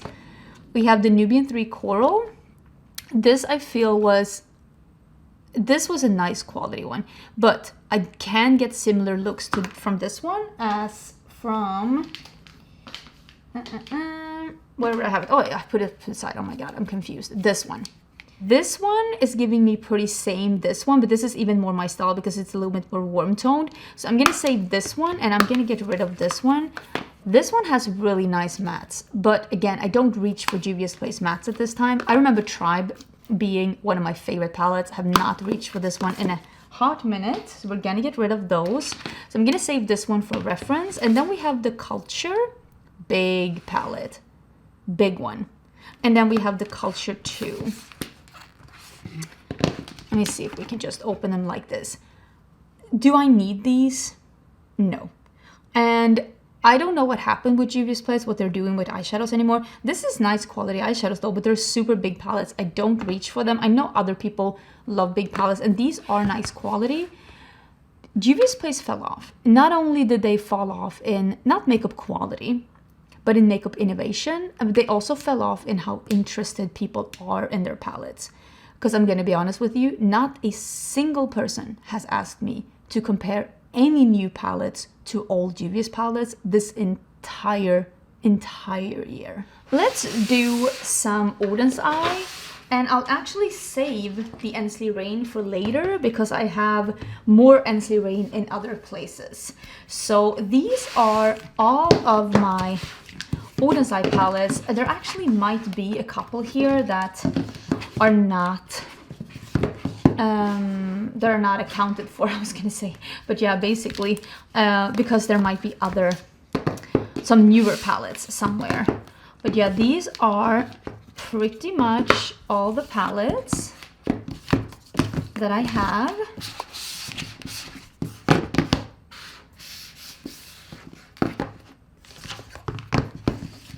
And I love Oden's Eye, I really do, and I don't foresee myself getting rid of any of these palettes, if I'm gonna be honest. I probably can get rid of this one though, because I know that they have discontinued the Oden palette now. This was a great travel palette, but I haven't been traveling with it this year, even though I've been traveling a lot. So I think I'm gonna get rid of that one. And I also think I haven't reached for this one, and I don't know if they still have it on the side. This is the Saga of Freya, the chapter 2. I like this color story with the oranges and greens, but I think I'm gonna get rid of that one too. But then we have the other palettes, the original Christmas palettes. I have the other ones here as well, but I just recently talked about them, so they're gonna be later up in this video. This was the Christmas Eve palette. This was the original, like the cool tone blue palette that they did. There's a couple of like warm tones sprinkled in here. This is the Merry Christmas palette. This is the red and green. It has a little bit of a twist because there are cool tone greens, there are warm tone greens. There are some almost like rose gold neutral tones in here as well. It is a great palette. It's hyped for a good reason. This is my collab palette that I did with Udensai. Well, one of them. Let me actually go get the other ones as well. I can get the other Udensai palettes that we're missing. This is the Hella palette, the original one. And I still have mine in the sleeve because the sleeve is different than the front. And then on the inside, this is mine well-used one. I do have one that's untouched as well, but this is a yellow, green, pink color story with some more sootiness at the bottom. I'm still very proud of this palette. Unfortunately, it's discontinued, but I think it's beautiful. This is the original Solmåne. It's a very bright, almost rainbow palette, but it has almost like a little bit of a pastel-y vibe to it. Jewels and Gems, absolutely love this one. It is like cool toned, muted, colorful palette. So muted that it's almost like an initial thing. You look at it and you're like, oh, is it neutrals? But it's actually not really super neutral. But I do think if you only love neutrals, you'll still enjoy that one. Where's the other one? I have, again, I'm gonna go look for my other Udensai and we can take things at the same time. This is the original Annette Giant Wolves palette. Such a pretty color story. This is the Hummingbird palette that Tina did. Very bright and fun. This is the Red Dragon that Judy did. So more of a colorful neutral palette, a really nice one. This is the second one that she did, Annette. This is the Mighty Monster. This is a little bit more jumbled up, but there are some really nice shades here that I wouldn't necessarily use this palette on its own, but I think it's a really fun palette. And then we have the Spring Dragon. Of the second releases, this was my favorite because it has some really nice pastels in here and the shimmers are incredible. Then we have Earth Wood palette by Tina. Again, same here. There's some really good individual shades in here. I wouldn't necessarily maybe use this palette exclusively my own. This is the re-release of the Norns palette. They re-released the Norns palette in the better and improved formula and in the cohesive, like almost square pans. This is a really nice palette. These shimmers at the bottom is some of the best shimmers that Udensai has ever released. And then we have the other collab palettes. This is the Flora Story that Amanda did. A muted purple green palette. The Sea Talk that Lauren May did. I really like this palette. I think this palette is an unexpected color story that makes a lot of sense, honestly. And then the Planet Spirit palette that Betty Jean did. This palette has created some of my favorite looks I've ever done. It's so bright, it's so colorful, it just makes you super, super happy. Let me go get my other Udensai palettes because like I said, I have more. Okay, so I found some more palettes and I also found, because I have in my office, a pile of palettes that I have displayed. I should probably change it around a little bit because I have even more friends that have done, as you can see in this pile, friends that have done palettes that I keep as decoration because it's cute. But let's start with even more Udensai. This is the Stone Rock palette. This probably is my favorite palette from Udensai. It has a white, it has a black, it has some neutrals, it has murky greens, warm greens. I just think that this is a very well-rounded palette and I really, really enjoy this palette. This palette came out this year. This is the Solmåne 2 Moon Wish palette. Whoop! And this has one of my favorite color combos was a brown with yellow. I've been really, really into that. And blues and purples. And it's just a very nice palette. This one is leaning mostly purple blues, but then there are some other shades in here as well. And this one, like you can make really nice like neutral looks as well with some of these shades. So definitely there are options in here. And this one has probably the prettiest packaging ever. Like this packaging is just actually like incredible. Then we have the Christmas palettes from last year. This is the Snow Dream palette. I actually really enjoyed this one. As I'm filming this one is still available. I think it's beautiful. The Hey Reindeer, also from last year. It's really nice, brighter, like it's colorful and brighter, and it has some like some yellows, some gold, some neutrals, red. And then this year they have the Silvery Bliss. This is like a more muted Christmas color story because it has greens and gold and red, but it's a little bit more muted, almost leaning a little murky cool tone. And then we have a really bright fun palette, which is the Rosy Jingle palette. And this is just such a bright palette. Honestly, I think this one will take you into spring as well. This yellow is so impressive. So impressive. I have a quite recent video about this one. And then I have my the other like collab palettes that I did with Unisai. As I'm filming this, these are still available, the last few ones, and they are on sale. This is the Trick or Treat. I love this color story. It makes me super happy even just to see this. It's such a fun color story.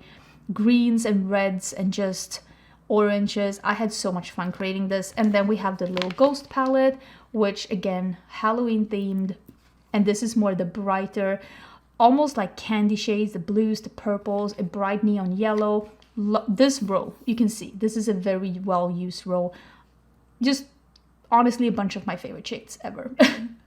It makes me very, very happy. And yeah, these two palettes, I'm so proud of them. They're my colorful bright. It's just a dream. It's dream palettes. This one is also in my shelves. I'm going to show you more Unearthly in a bit. This is the Resurgence palette. This is Heather Austin and Unearthly Cosmetics. Pretty sure this one is still available. This one has brights, it has murkies, it has a lot of like duochrome interesting shades. Very, very fun palette. This one, I don't know if this is still available. Ofra is not really a brand I talk about on my channel, but this is the Ofra and Samantha March palette.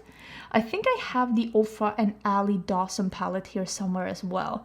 If I don't end up showing you that one, I do have that one as well. Again, Ali is one of my closest friends, so definitely want to keep those. This is the Lifesuit Draft, and there's another Heather Austin palette, and this is the one she did with Adept Cosmetics.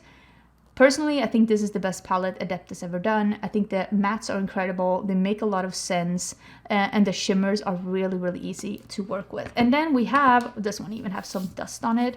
Can you see that? Dusty. This is the Club Nebula palette. This is the palette that I did with Kaleidos. Unfortunately, Kaleidos has not released anything this year. I don't know exactly why. But this was the first palette I ever did. Very proud of this one. I know a lot of people have this as their favorite palette. For me, I personally prefer the Hella palettes more, but it's simply because those are even more representing my style where I'm at right now. But this is a really fun color story. It's dark, it's moody, it has a lot of interesting shades in here, a lot of really good shimmers. I especially love this one, the one that's called Nebula. It's like this apricot, peach, fiery shade. It's a nice palette, discontinued since long, but I'm very proud of what I did with this one. Last ones here, I have a bunch of mini palettes. These are my Natasha Denona mini palettes, and I did actually quite recently do, let me put these out.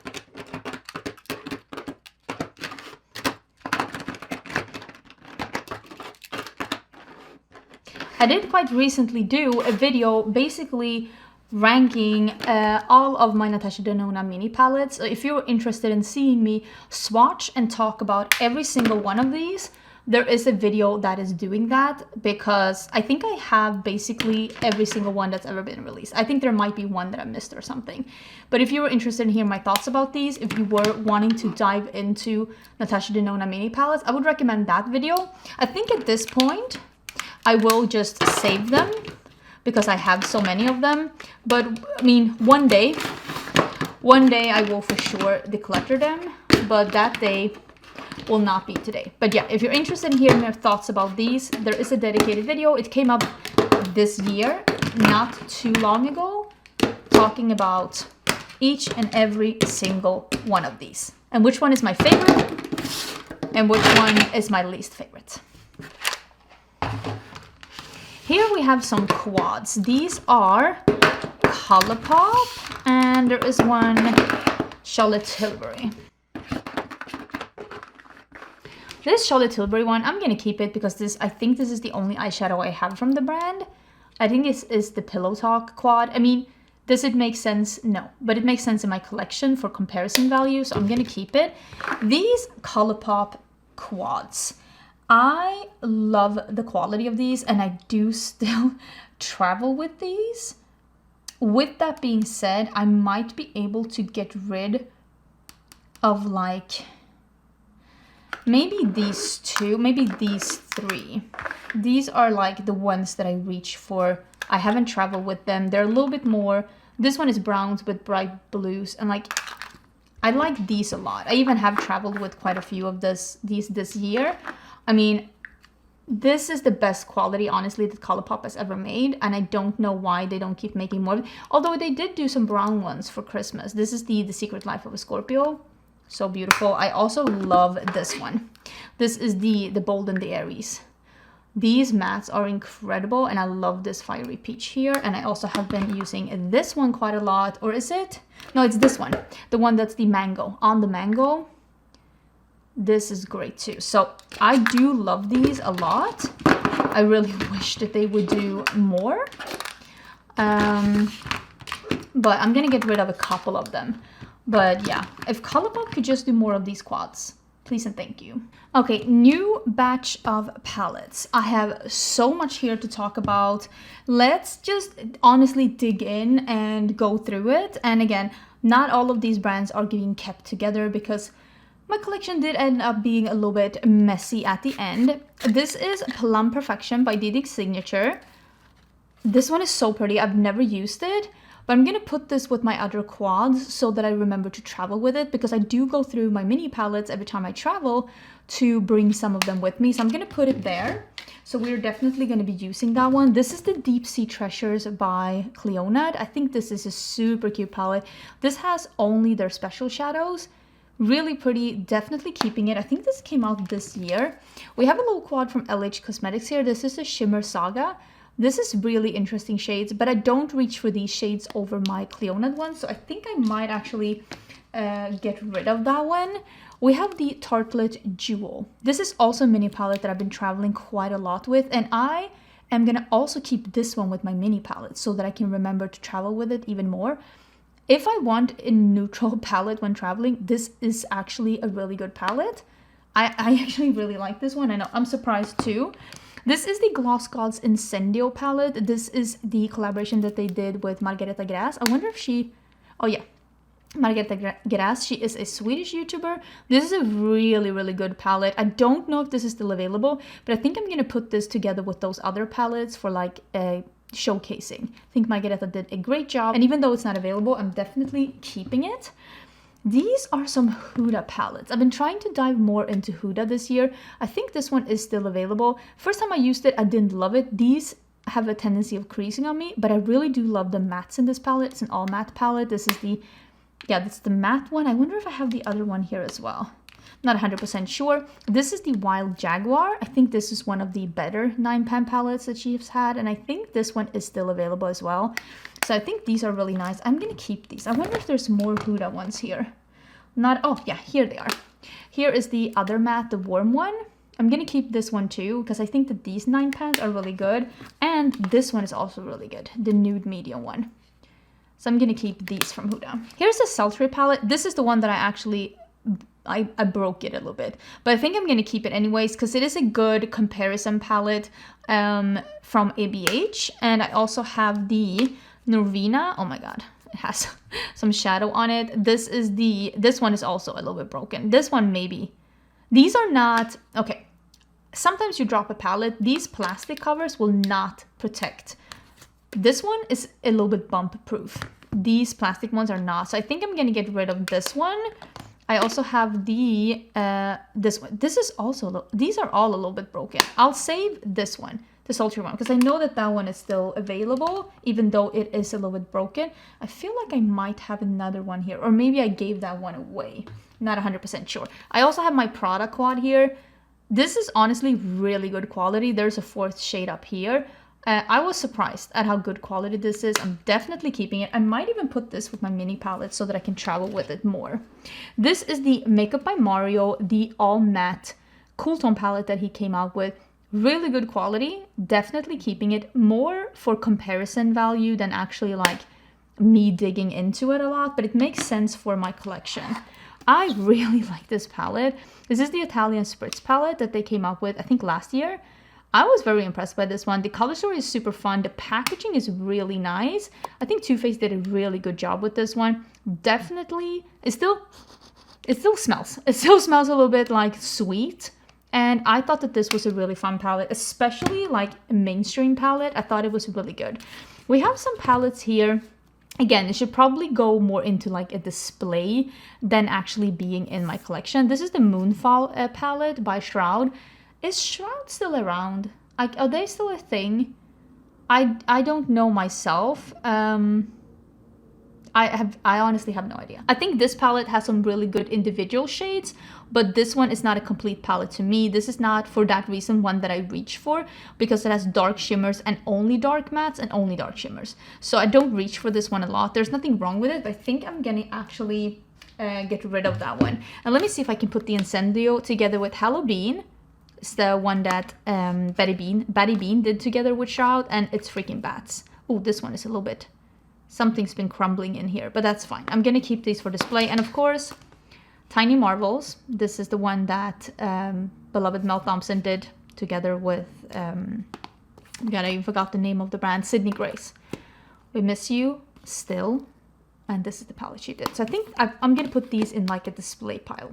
We have, we have even more Shroud here as well. This is the Geology Cosmetics Pilbara palette. I thought this was a really fun palette. I think I'm gonna get rid of it now because I haven't reached for it. But I like what this brand is doing, and I really hope they do even more things because I think they do fun things. I just think they still need to perfect their formula a little bit. And this packaging was so much better than the packaging they had for their second palette. It's still a really fun brand though. I cannot wait to see what more they do. I just have limited space in my collection, I'm gonna be honest with you. We have the Creepy Cute and the Creepy Cute 2. This is the original one, like the pastel palette. This is pretty old in my collection, and this one I think I have never used this one, so I think I'm actually gonna give this one away. I wanted to keep this in my collection for one more year to see if I would use it, but I haven't, so I'm gonna give this one away. Oh, here's another Shroud palette. This is the Peaches and Dreams. Oh, this one is...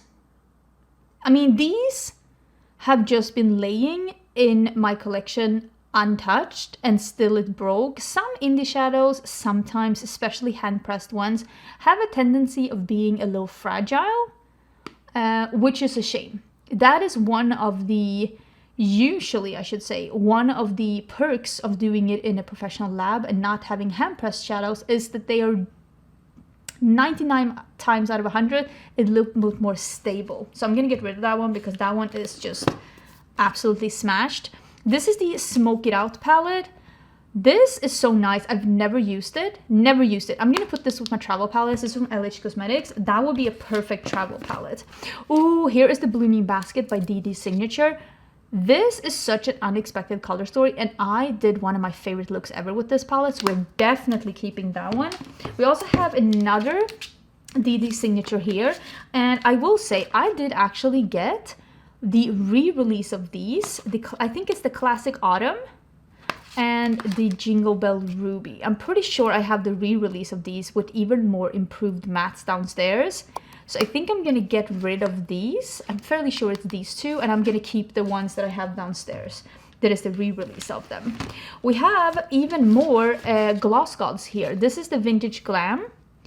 This is really nice, but this formula is a little bit unstable. I think they need to remove some oils out of this formula, but I think the palette is really beautiful. What's Your Power?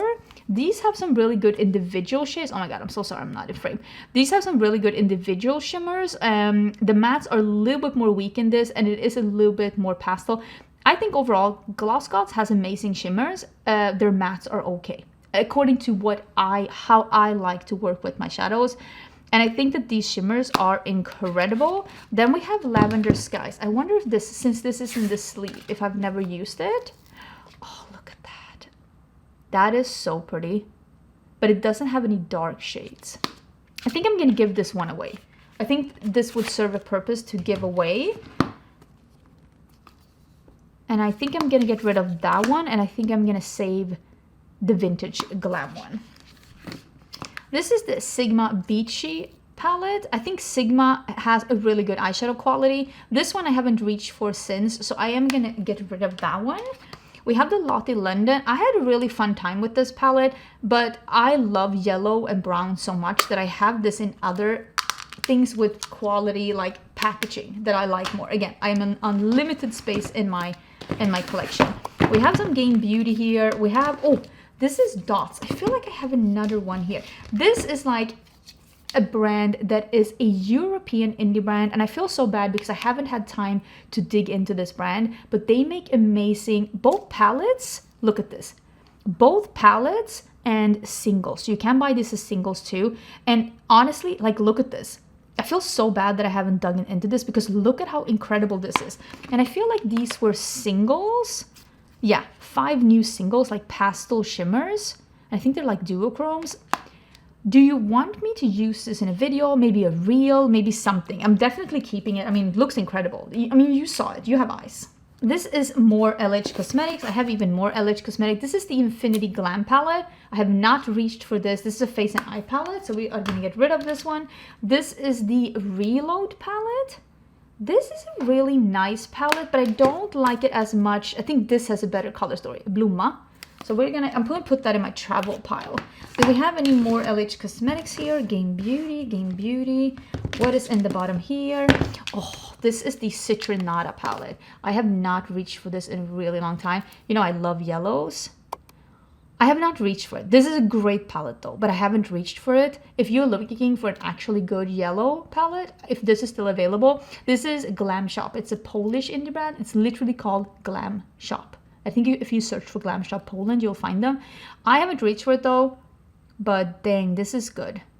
I think I'm gonna keep this one for reference. It's a really good palette. Okay, let's go into let's start with Viseart. And then we can go into Game Beauty. This is the Dark Edit palette. Again, oh my god, these are so hard to show. This is a really, again, a good travel palette. I think I need to put the Viseart palettes together with my travel things because I have traveled with them, but I keep forgetting about them. And then we have the Bichouette. This one has some really cool shades. Again, this one for me it's lacking some light shades, but yeah, these are just great for travel, and I do like to bring small things when I'm traveling. This is one of the best purple palettes out there. This has some really good purples in there. This is the Bichouette palette. And then we have the Paris Edit. This is like a cool tone. Oh my god, I'm not showing anything. This is like a cool tone rose gold palette. I have actually traveled with this one as well. This one I traveled with recently. This is the Spritz palette. This red is really good. And this is like, I feel like Viseart are great, like staple. If you're looking for just, you can trust these shadows. If you're looking for oomph, if you're looking for like super blinding shimmers, those are not the ones, but you can trust this formula. This is the small one. This is the Viseart. I think it's called, yeah, the Paris Etoile. This is a mini one. This is like a smoky one. I mean, this would be perfect to travel with. Why haven't I? Because I keep forgetting. So I'm gonna put these with my travel palettes. And then let's talk about Game Beauty. This is the Fantasy palette. I love the packaging of Game Beauty, but I think I'm gonna get rid of these smaller ones because I feel like they have upped their formula and they have gone into other kind of packaging, and I like their formula more now. This is the Adventure palette. These were never bad, but they're not as good as their formula is now. It's a nice color story. This is the Harbinger palette. Harbinger palette. Like, look at this. And then just, but yeah, their quality is even better now. This is the Cyberpunk one. I thought this was a fun color story. And then the Victory one. I think this is the one that was like a neutral palette. No, it was like a neutral with a pop of blue. But the newer palettes, I really like these non-pans that they did. This is the Elemental Blast. So you can see they're number 2, number 3. This is the neutral one. I like the quality of these a lot. So I'm gonna save these for sure. This is the blue one. This is the green one. I think this is my favorite. This, honestly, seeing this makes me want to use it. It's so good. And this is the red and like pinky coral one. And then we have the purple one. This one has a multi-chrome down here as well. And then this is the Metaverse palette that they came out with. I only saved one of them, but this one, the grungy one, love this color story. I loved playing with this one. So I'm gonna save these and I'm gonna get rid of their older ones. Oh my god, this table is turning filthy. Let's bring in some more contenders, I should say. I do have quite a bunch of Lethal Cosmetics over here as well. All of this is Lethal Cosmetics. Let's start talking about What's Up Beauty. I have, that is a hair. Let's get rid of that. This is one of the prettiest packagings ever. It is absolutely incredible. And this is the, I think it's called Dragon Eye. And I'm going to say unfortunately. Unfortunately, What's Up Beauty does neutral mattes with colorful shimmers, which isn't always my favorite kind of formula. But this is really pretty. And this is the Geodes palette. Really nice quality palettes though. And this one you can see I haven't really played around with them a lot, but I'm gonna save this. This is definitely a brand I am keeping my eye on. I think they make exciting things. I do have a Modern Renaissance with eyelash glue on it. Forget you saw that. This is the Modern Renaissance. Mine is very lightly used. I am gonna keep this one for reference. I think it's interesting how people were so hooked on this palette because now when we open it, it isn't that wowing now, is it? It's just like, okay. It's just okay. This is the Pretty Grunge by Huda. This was the holiday palette from last year. I am going to keep this one, again, for, oh my god, for reference. I think it's an interesting palette. Not exactly my favorite color story, but I think that a lot of people really like this. And I was impressed with the quality, even though I will say, and I know some people say that this is their favorite eyeshadow formula in mainstream. I think both Makeup by Mario and Natasha Denona has a better eyeshadow formula than this. That's just my personal opinion. The mattes are they're pigmented, but they're kind of thin, and there's a risk that you like whisk them away. That's what I would say about this. This is I think it's called like Subversive. Yes, this is a Subversive palette by Pat McGrath. I don't even know if this is available anymore. Pat McGrath only does pink palettes right now, if you didn't know. This one was a gift from my friend Karen Harris. I think you're supposed to open it like this. I will never get rid of this because it was a gift. I think Pat McGrath does really good eyeshadows, but I think they're overpriced. I think that a lot of money is going into the packaging and a lot of money is going into the name, because you can get this quality for less money.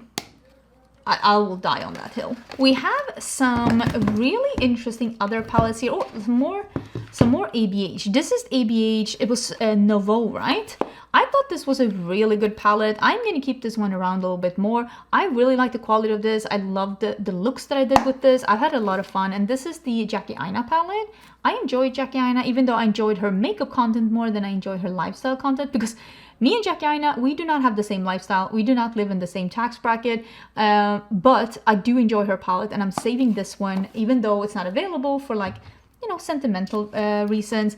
This is my first ever palette from Danessa Myricks. This is the Groundworks Ballooning palette. This is an all-in-one palette. It's like a putty. So this is a putty formula, and then you have a powder formula next to it. Honestly, the quality of this is really good. I highly recommend it. I do hope in the future that we get to see palettes from Danessa Myricks that has this powder formula and this putty formula and a couple of shimmers in there. I would absolutely love that, and I think that she would kill that. Actually, I will say, I met Danessa Myricks. She invited me to an event, and I told this to her. And she just smiled, and I don't know what that means, but let's hope that she makes that in the future. Not that she would listen to me, but I did actually. You know, very few times do you have the opportunity to actually tell the brands. So I got the opportunity, so I told her. This is a great palette though. This is a great palette.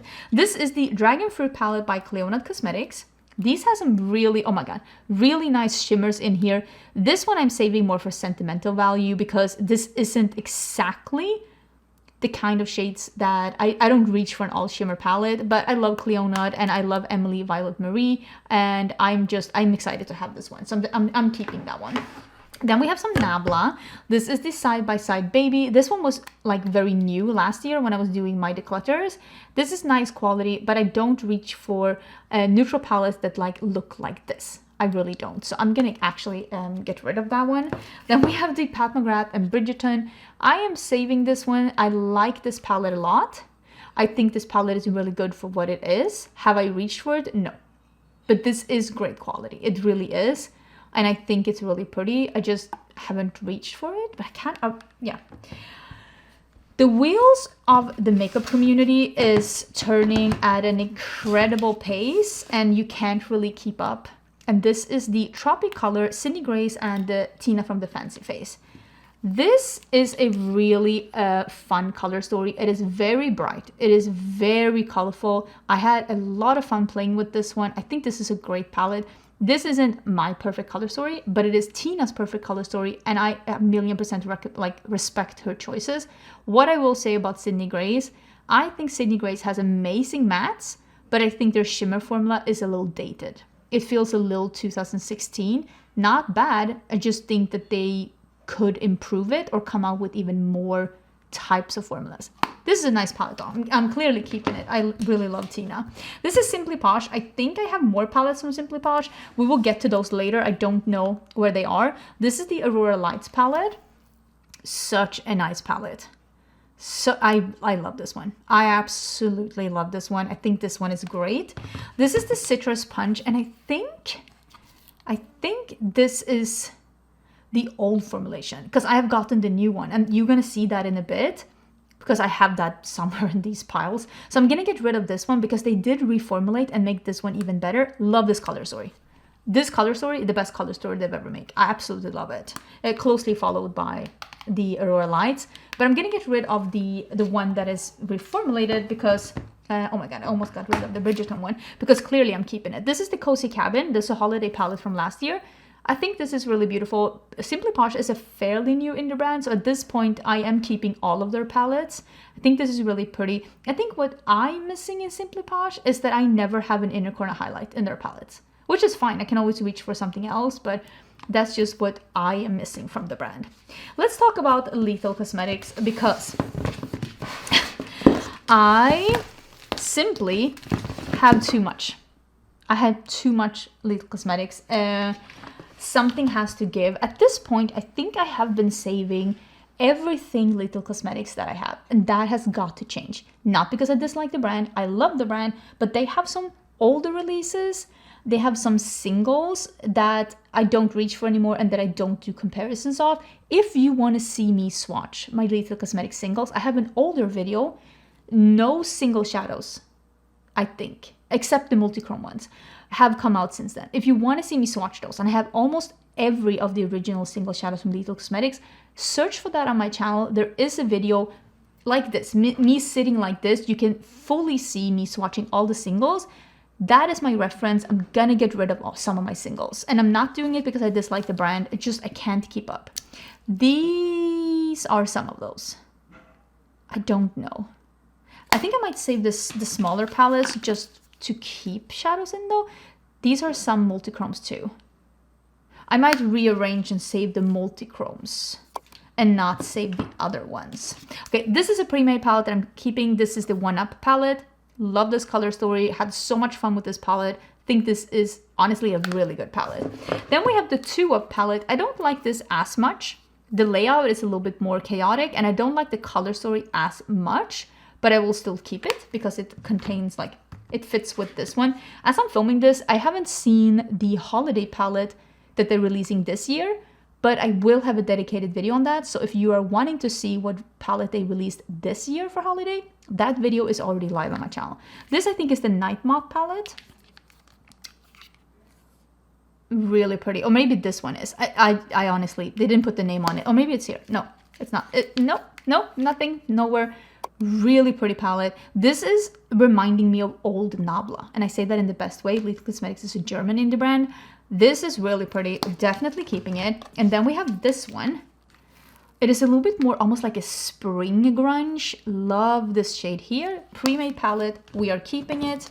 Let me see if we have any other pre-made palettes here. Oh, we have the collaborations with Teresa's Dead. I am gonna keep these for sure. The ones that she did. And then I think this one also is a pre-made palette. I don't know the name. They keep not putting the name in there. This one came with a couple of broken shades, but I fixed it. These shades are beautiful. Such a pretty one. And then we have, again, no name, just, oh, this is, I think this is Night Flower. I wonder if this is still my favorite palette from them. It's such a good palette. Now just looking at it, I'm like, oh, such a good palette. I also really love these. First of all, the packaging, stunning. These color stories, oh, this is such a good palette. And then the other one looks like this. Honestly, these are also like number 2 and number 3 favorite palettes from them. Absolutely incredible. Then we're coming into what I think are gonna be some more singles. This, I'm not 100% sure. There are people screaming outside my window. I hope you cannot hear them. This is singles. I am gonna get rid of that. This one, singles. I'm gonna get rid of that. Singles. Singles. These are the multichromes. I am gonna save those. I think I'm gonna save those together here. I think these might be multichromes too. No, but this is a pre-made palette that I have made. Maybe I will save that one. And then, ooh, here are more the blushes. These are going in with the blushes. If you've already seen my blush declutter, you know I say like, oh, I have more things from Lethal Cosmetics. I don't know where they are, but when I find them, just know I'm keeping them. This is that moment. I found them, just know I'm keeping these. I'm just putting them somewhere else. And then we have, same here. Highlighters, love them. I'm just putting them somewhere else. And, oh, these shimmers are so incredible. There are some really bright, like special, like metallics over here. And then there are some super metallic shades. And there are some holographic ones in this one. Their latest shimmers singles that they released have been incredible. So I'm going to keep some of those. And I do think, I wonder if this one is still available as a pre-made palette on their site. I might get rid of this one because I don't even remember this one. And then I'm going to have to look and see if I am going to redo these. I think I might redo these before I get rid of the singles, to make them into more like perfect palettes. So maybe I will do that.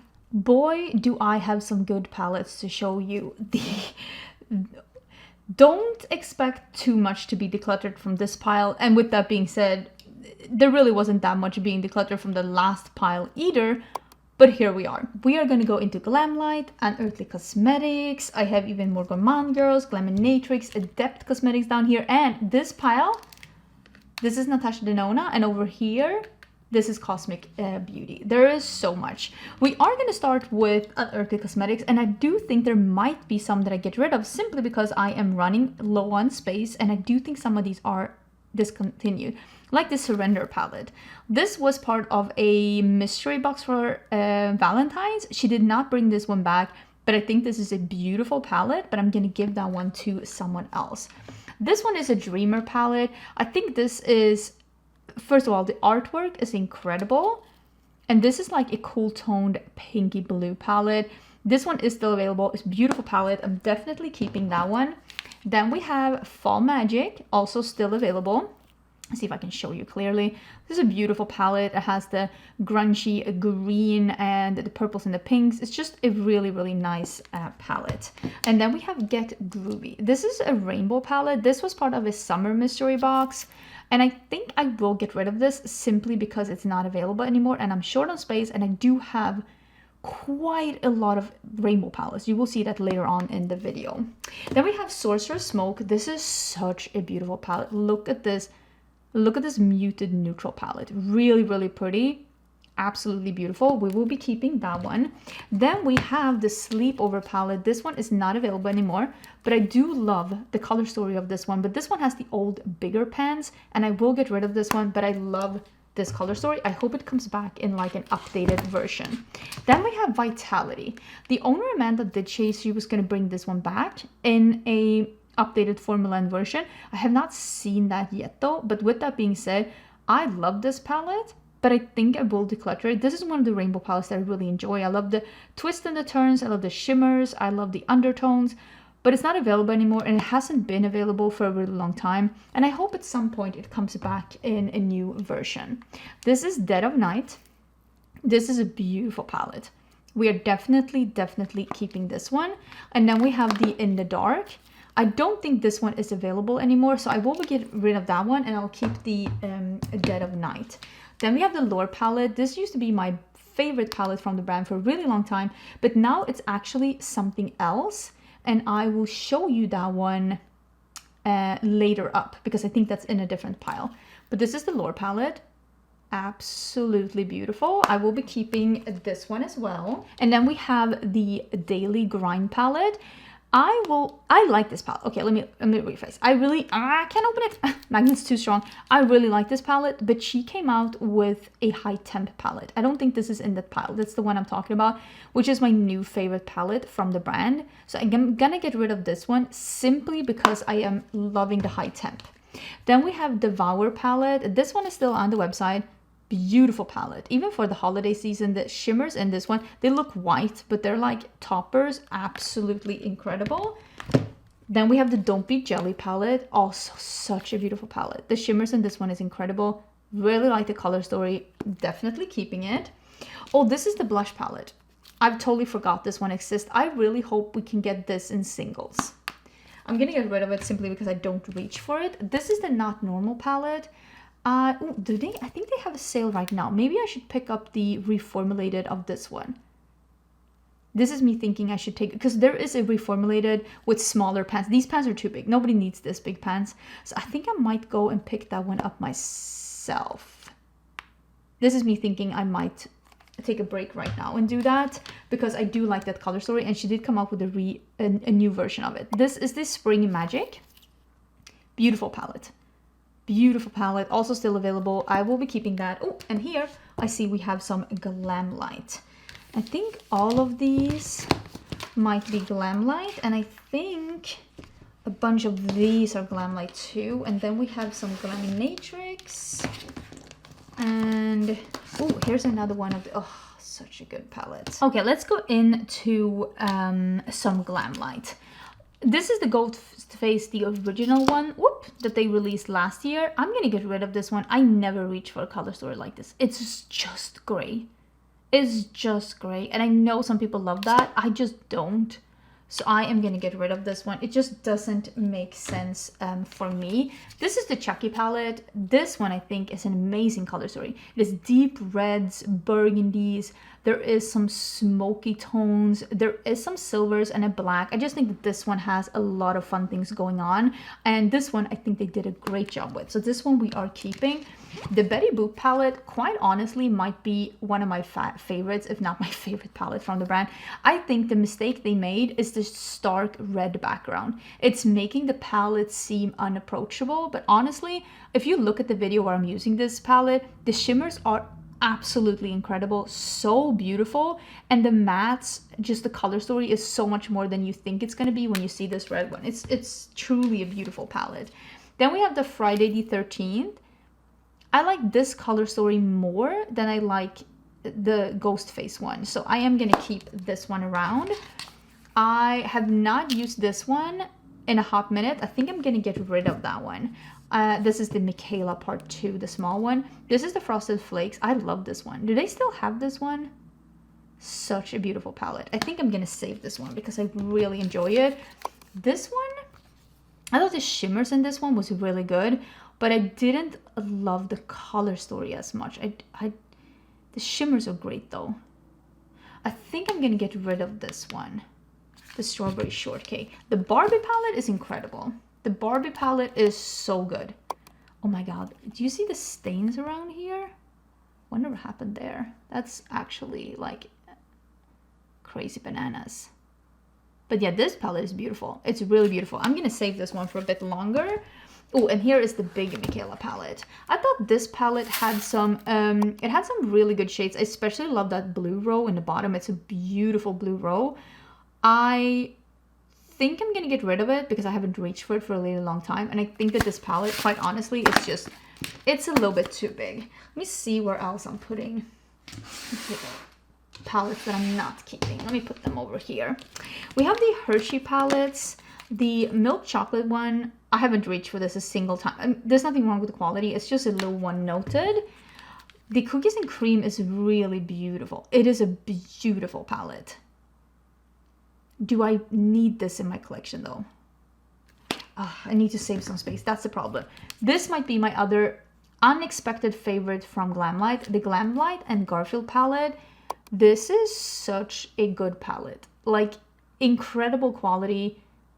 So much better than you think it's gonna be. I'm definitely keeping this one. This one and the Betty Boop are like unsung heroes of Glamlight.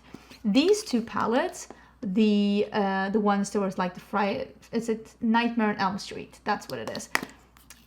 The quality of these are not as good as their other palettes. I don't know if they made a different factory. I don't know what they did.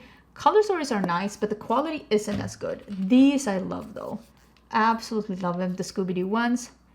I think these are so fun. I absolutely adore these. Absolutely adore them. We're definitely keeping those. And I think that might be all the Glamlight. Okay. Wow, I really did not think we were going to get rid of that many palettes from those two brands, but they have been releasing a lot of palettes, so that might be why. This is a Gourmande Girl palette that's going to go together with the other palettes. This is the Nueva Vida. This is a collaboration with Steph's Beauty Stash. And this is what that palette looks like. You can tell it's like neons in here. Very fun, very bright. I love how different this palette is because it is truly different. If you have a lot of colorful palettes, this one will still be different to your collection. And I think they did a great job with this one. Definitely keeping it. Then we have some Glaminatrix palettes. Let's do those first. This is not Glaminatrix, and this is actually we can do first. This is the Ultimate Cappuccino palette by DD Signature. This is a really fun palette. I am going to be keeping this one too. These shimmers, impeccable. Here is more Glaminatrix, and this is Adept. Okay, Glaminatrix Sugar and Spice. This is a very interesting palette. It has some very interesting shades in here, and these are not my favorite tones, I will say. They're more like cool tones. So on me, this looks very gray. There is not mattes for me in this palette. Although I do like how this looks, and I do like these shimmers, and I do like this palette. This isn't for me, so I know somebody else will get better use out of this one. The Rich Romantic, this is beautiful, and I love like the mattes in here. I think this is beautiful. I do wish that some of these special shades, I think you can see it, that I don't know if you can see in the mirror here, that they're leaning a little green. And I wish they would have almost not done those special shades because they don't need to have, I think there are 3 multichromes in here that have a green base or a green flip. We didn't need that. This is a beautiful palette still though. I do like it. I'm gonna keep that one. Pretty in Pastels is a very interesting palette to me. Oh, this one is a little bit broken actually. Oh my God. Get back here, baby. Get back. Look at that. Look at that, so pretty. This has, for me, this works as an all-in-one palette. I think this is a very interesting palette. I'm gonna keep this one. Into the Night is a palette that has interesting shades, but for me, this wasn't my favorite color story from them, so I'm actually gonna get rid of this one. Then we have Glamorous. I don't think that they do this palette anymore. Oh, this might be my favorite palette from them. It's so beautiful and rich and lovely. And then we have Nocturnal. This one I do know that they still do. This is super beautiful too. Oh, what a beautiful. Okay, I really like those. Let me keep those ones. Let's get into some Adept Cosmetics. I do have a face palette here. This is Amy Love's face palette. It's like a pink little dream. I am gonna actually give this one away. I don't do pink cheeks. I know she loves pink cheeks. I don't. It's just not something I do, and I also don't love face palettes, so for me to reach for a face palette I have to really love the entire thing. And for me, this is perfect if you love pink cheeks and really blinding cheeks. It's just not my journey. Her palette though, look at that, such a fun one. It is a cool toned, again, like cool tone with a little bit of a twist, because there are some different undertones in here. There are some different shades in here. The background, since it is shiny, is making it a little hard to show you like close up. There are some really interesting ones in here, and if you love cool tones and if you want to have like a little bit of a different cool tone palette, you will love that one. Let me put this one to the side. Then we have the Element 115. This one I bought myself. It's a very interesting palette. I really like the mattes that they put in here, and I really like the different like undertones of the shimmers. I always will forever wish that Adept put as much thought into their mattes as they do into their shimmers. This is a really nice palette though. I'm keeping it. And this is the Sumerian Sunset. love this palette. The shimmers in here are my favorites I think that they've ever done, except the Heather Austin palette, because these warm tones, I'm warms. I love warms, I really do. And I really love the mattes here as well, even though again, I wish we could have like 2 or 3 more mattes. I think that would be amazing. And then we have the Cyborg Choir. This is a very interesting color story. I don't pick up everything from Adept because it doesn't always make sense for me in my collection, especially since they're so shimmer heavy. Loving this color story though. I kind of want to dig into this right now. And there are some holographic shimmers in here, which are super pretty as well. Let's get into some Natasha Denona because I have a lot.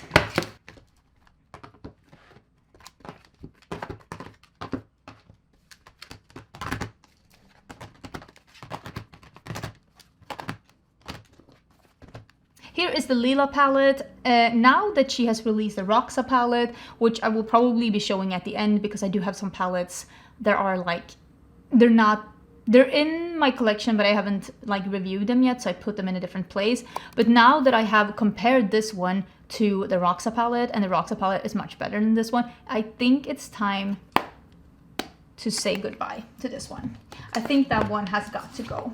I really hope that all of her 129 palettes are getting some revamps. This is the Circle Local palette. I wouldn't mind getting a revamp of this palette as well. I think this was such a fun palette. I love the idea of this like circus palette. I'm gonna keep this one. Then we have another 129 palette. This used to be my favorite palette from Natasha Denona, but another one has come into its place, and this is the Metropolis palette. I really hope that in the future we can get a Metropolis palette reboot, and I really hope that she doesn't lose the essence of Metropolis the way that she lost the essence of the gold palette when she released the golden palette. Metropolis is a warm neutrals with oranges, yellows and mustards, and warm greens and a couple of blues. Please don't lose that. It's such a good palette. The Viva palette, I feel like she has probably released her new version of this now because she has released so many neutral palettes. I'm actually going to get rid of the Viva palette. I think the mattes in these are incredible. The shimmers are not great in this palette. They're just okay. Pastel palette, okay. From now on, I'm probably not going to declutter a single palette. I love Natasha Denona. I love their formula. I don't see myself decluttering any of them. Don't come for me. Pastel palette. Sunrise palette. This is an unsung hero. It's so good if you love warm tones. The shimmers in here are so incredible. This is probably one of my least favorite midi palettes, the Retro Glam. I just think that a lot of these shades are a little samey on the eyes, and it's not my favorite. I don't think that the shadows that are dark, I wish that we had something to darken this up with that wasn't, I don't know. I don't think the composition of that palette was perfect. This is the Trio Chrome palette. This is another one of our bigger palettes. I wouldn't mind if we remade this one into a midi palette either, and maybe made the multichromes even better, because she has done better multichromes since. This is a retro palette. I love this one. I stand by that this palette is incredible. The range of this palette, from berries to mauves to neutrals, from deep to light, one of my favorite palettes. I think it's incredible. This is the bronze palette, probably my favorite neutral palette from Natasha Denona, even though it's missing a light shade for me. But again, these are my kind of shades. I just think this is really nice. I also do like the I Need a Nude though, because I think that this one has range. I think it's really nice. Again, the golden palette, I think it is missing the elements of the gold palette, which is that they had that lime chrome, they had a pop of teal, and I think that this one just falls, like, some of these shades are just very similar. You could have omitted that for a lime chrome. I really think you could. This also not my favorite, but I have used this for comparisons a lot. The Glam palette. It's a lot of people's favorite because it's cool tone without being gray. This might be my least favorite though, because the Xenon is just gray. On me, someone has a warm undertone. There are no undertones in this one. If you have a warm undertone, they're all grays. I can tell you that right now. There is nothing leaning blue. There is nothing leaning pink. They're all grays. This is the Sendo palette. I also think that this palette is much better than it's given credit for. I love this one. I think this one, Breath, is just absolutely incredible. I don't know. A lot of people didn't love that one, but I think it's amazing. My dream palette is a really nice one too. It's almost like a very dramatic burgundy leading neutral palette. I think that this one makes incredible looks if you like neutrals and want to be dramatic. This one, I need a warm palette. For me, this was a little bit disappointing because I don't think it's very warm. I think that these shades are very neutral. Then we have something that's leaning a little warm here, but I'm missing contrast in this one. I feel like it's a little samey. Love palette. I love the love palette. I love the pink and the purples. A lot of people are saying that this is the same as the Roxa palette. I think the Roxa palette is leaning much more purple than this is. And I also think the Roxa palette has leaning a little bit more on the cool tone side. This one is very much warm tones with just a hint over here of cool tones. But that's just personal opinion. If you don't wear a lot of reds and pinks and purples, it's all going to be the same to you. But if you love pinks and reds and purples, you will definitely see the differences. I think it's just a matter of, same with me with neutrals. Sometimes I'm like, they're all the same. But if you really love neutrals, you can really tell like the undertones and the differences. Then we have the Yucca palette. This is my favorite Natasha Denona palette at the moment. I mean, you can tell. It's yellows, it's warm greens, it's beautiful. I think there's variation in this. I love that it's not a monochromatic palette. I love we have a cool tone green here. We have warm tones, we have browns, we have yellows. I love this one. Absolutely incredible. This one I have only saved for comparisons. I don't think, for me, if you don't, okay, how do I put this? If you're not the kind of person that just does a one and done on the lid and is out the door, like me, you're not gonna like this. This is for the person who just wants something easy. They don't care about variation that much. They don't care about creating a full look, because this is not a full look. These are too sheer to be eyeshadows. Don't think you're gonna be able to use those as mattes if you like the same looks as me. So for me, I'm actually, this one I will get rid of because I'm gonna have to stop buying these face. I say that now, but I'm sure I will buy another one if she releases it. Also, this is the Cranberry palette. This is a 5-pan palette before she did all of her 5 pans as minis. It's a beautiful palette, but I don't reach for it, so I'm gonna get rid of it. Okay, let's go into what's gonna be a pretty easy pile, because there is just no way that any of this is being decluttered, okay? I can tell you that right now. This is Cosmic Beauty. They used to be Cosmic Brushes, and these are the palettes that they have released so far. I have each and every one of them, including the first one that they released that I think is no longer available. That's called the Royal Rose. This is one of my favorite formulas of indie.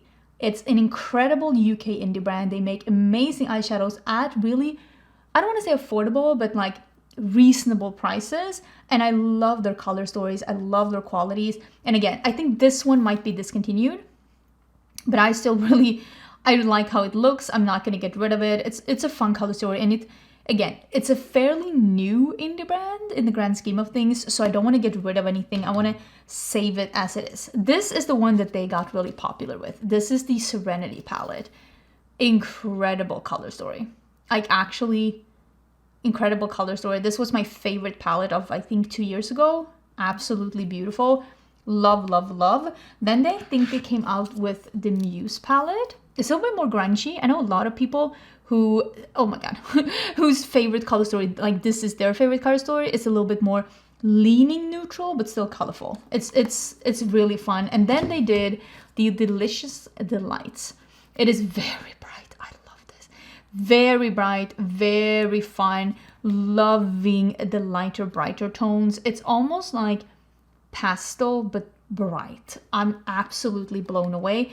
I think the next one they did might have been this one or the Gothic one. I'm not 100% sure. This is Winter Wonderland. I think this was my favorite palette of last year. I think this palette has done something that a lot of brands are not able to do, which is a full palette of mints, teals, blues, purples that are all good quality. Because these kind of shades are notorious for being really hard to formulate, but they were able to do a full palette with all of these shades, and all of them are incredible. And I think that that's the reason why this is still a reigning champion for like my favorite palette from Cosmic Beauty. with that being said, I probably love the other color stories more, but I'm just so impressed with how they were able to get this quality with these tough shades. Gothic is their smaller palette. This is honestly an incredible palette. It is a purple, burgundy, like warmer purple palette. It has black, it has some really interesting shimmers. This is a purple, like iridescent topper that is absolutely incredible. I think this palette is beautiful, and one of my favorite looks I've ever done was made with this this Gothic palette. Then they came out with the neutrals and the cool tones. Basically, it is like a spin of like cool tone neutrals. This one is a little bit more on the colorful side. It has blues, it has grays, it has more cool tone neutrals up here. This is leaning maybe a little bit more blue than like neutrals, but it is an incredible quality like color story, and just the shadows are great. This is my kind of neutral palette.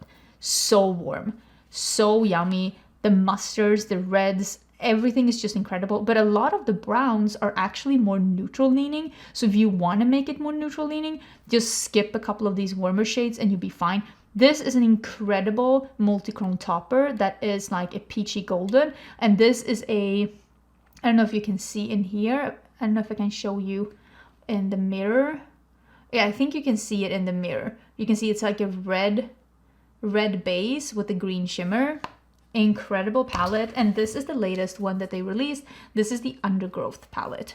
Yummy greens, murkies, absolutely stunning. I love these shades. I love that there is a pop of cool tones up here. This is an incredible palette as well. Overall, this brand is just amazing. 10 out of 10 recommend, not getting rid of anything. Another big pile of eyeshadows, and we are again, these are all indie brands. I'm pretty sure these are all indie brands. There might be some other that I have like slunk through, but we are gonna go through these, and I don't know if we're again actually declutter that much here, because indie brands is the backbone of my channel. I love reviewing indie brands. So if I end up like decluttering less, oh my god, this is actually dusty. Don't be too mad at me, but this is like what I do on my channel, is reviewing indie brands. So if you're interested in these kind of like eyeshadow palettes, if you're interested in hearing what's going to come out in 2025, this channel will definitely be the place for that. Let's start with Nomad Cosmetics. This is the All Done Up palette. I think this is, even though this is neutral, this might be my favorite color story from Nomad, because this is like a color story. I love the twists and turns of this one. There's undertones, it is warm, it is cool, the shimmers are incredible, and it's a little bit more curated, and this is the smallest palette they've ever done. So I do think that this might be my favorite, and I hope we get to see more palettes in this format, like a little bit smaller. What is this, like 20? Yeah, I think this is a 20 pan. This is great. Please. Maggie, let's get more 20 pans from Nomad Cosmetics. I also think this palette, like the color of it, the lip, it's just a really cool palette. This is like covering the entire screen.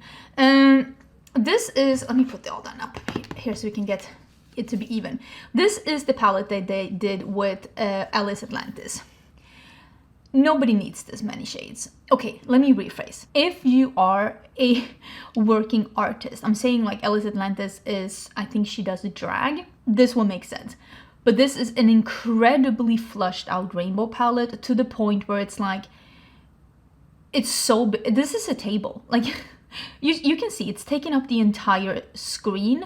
I don't love big palettes like this. With that being said, some of the shades in here, especially this top, like, and these like orangey reds here, some really interesting undertones going on, and especially these two first rows here.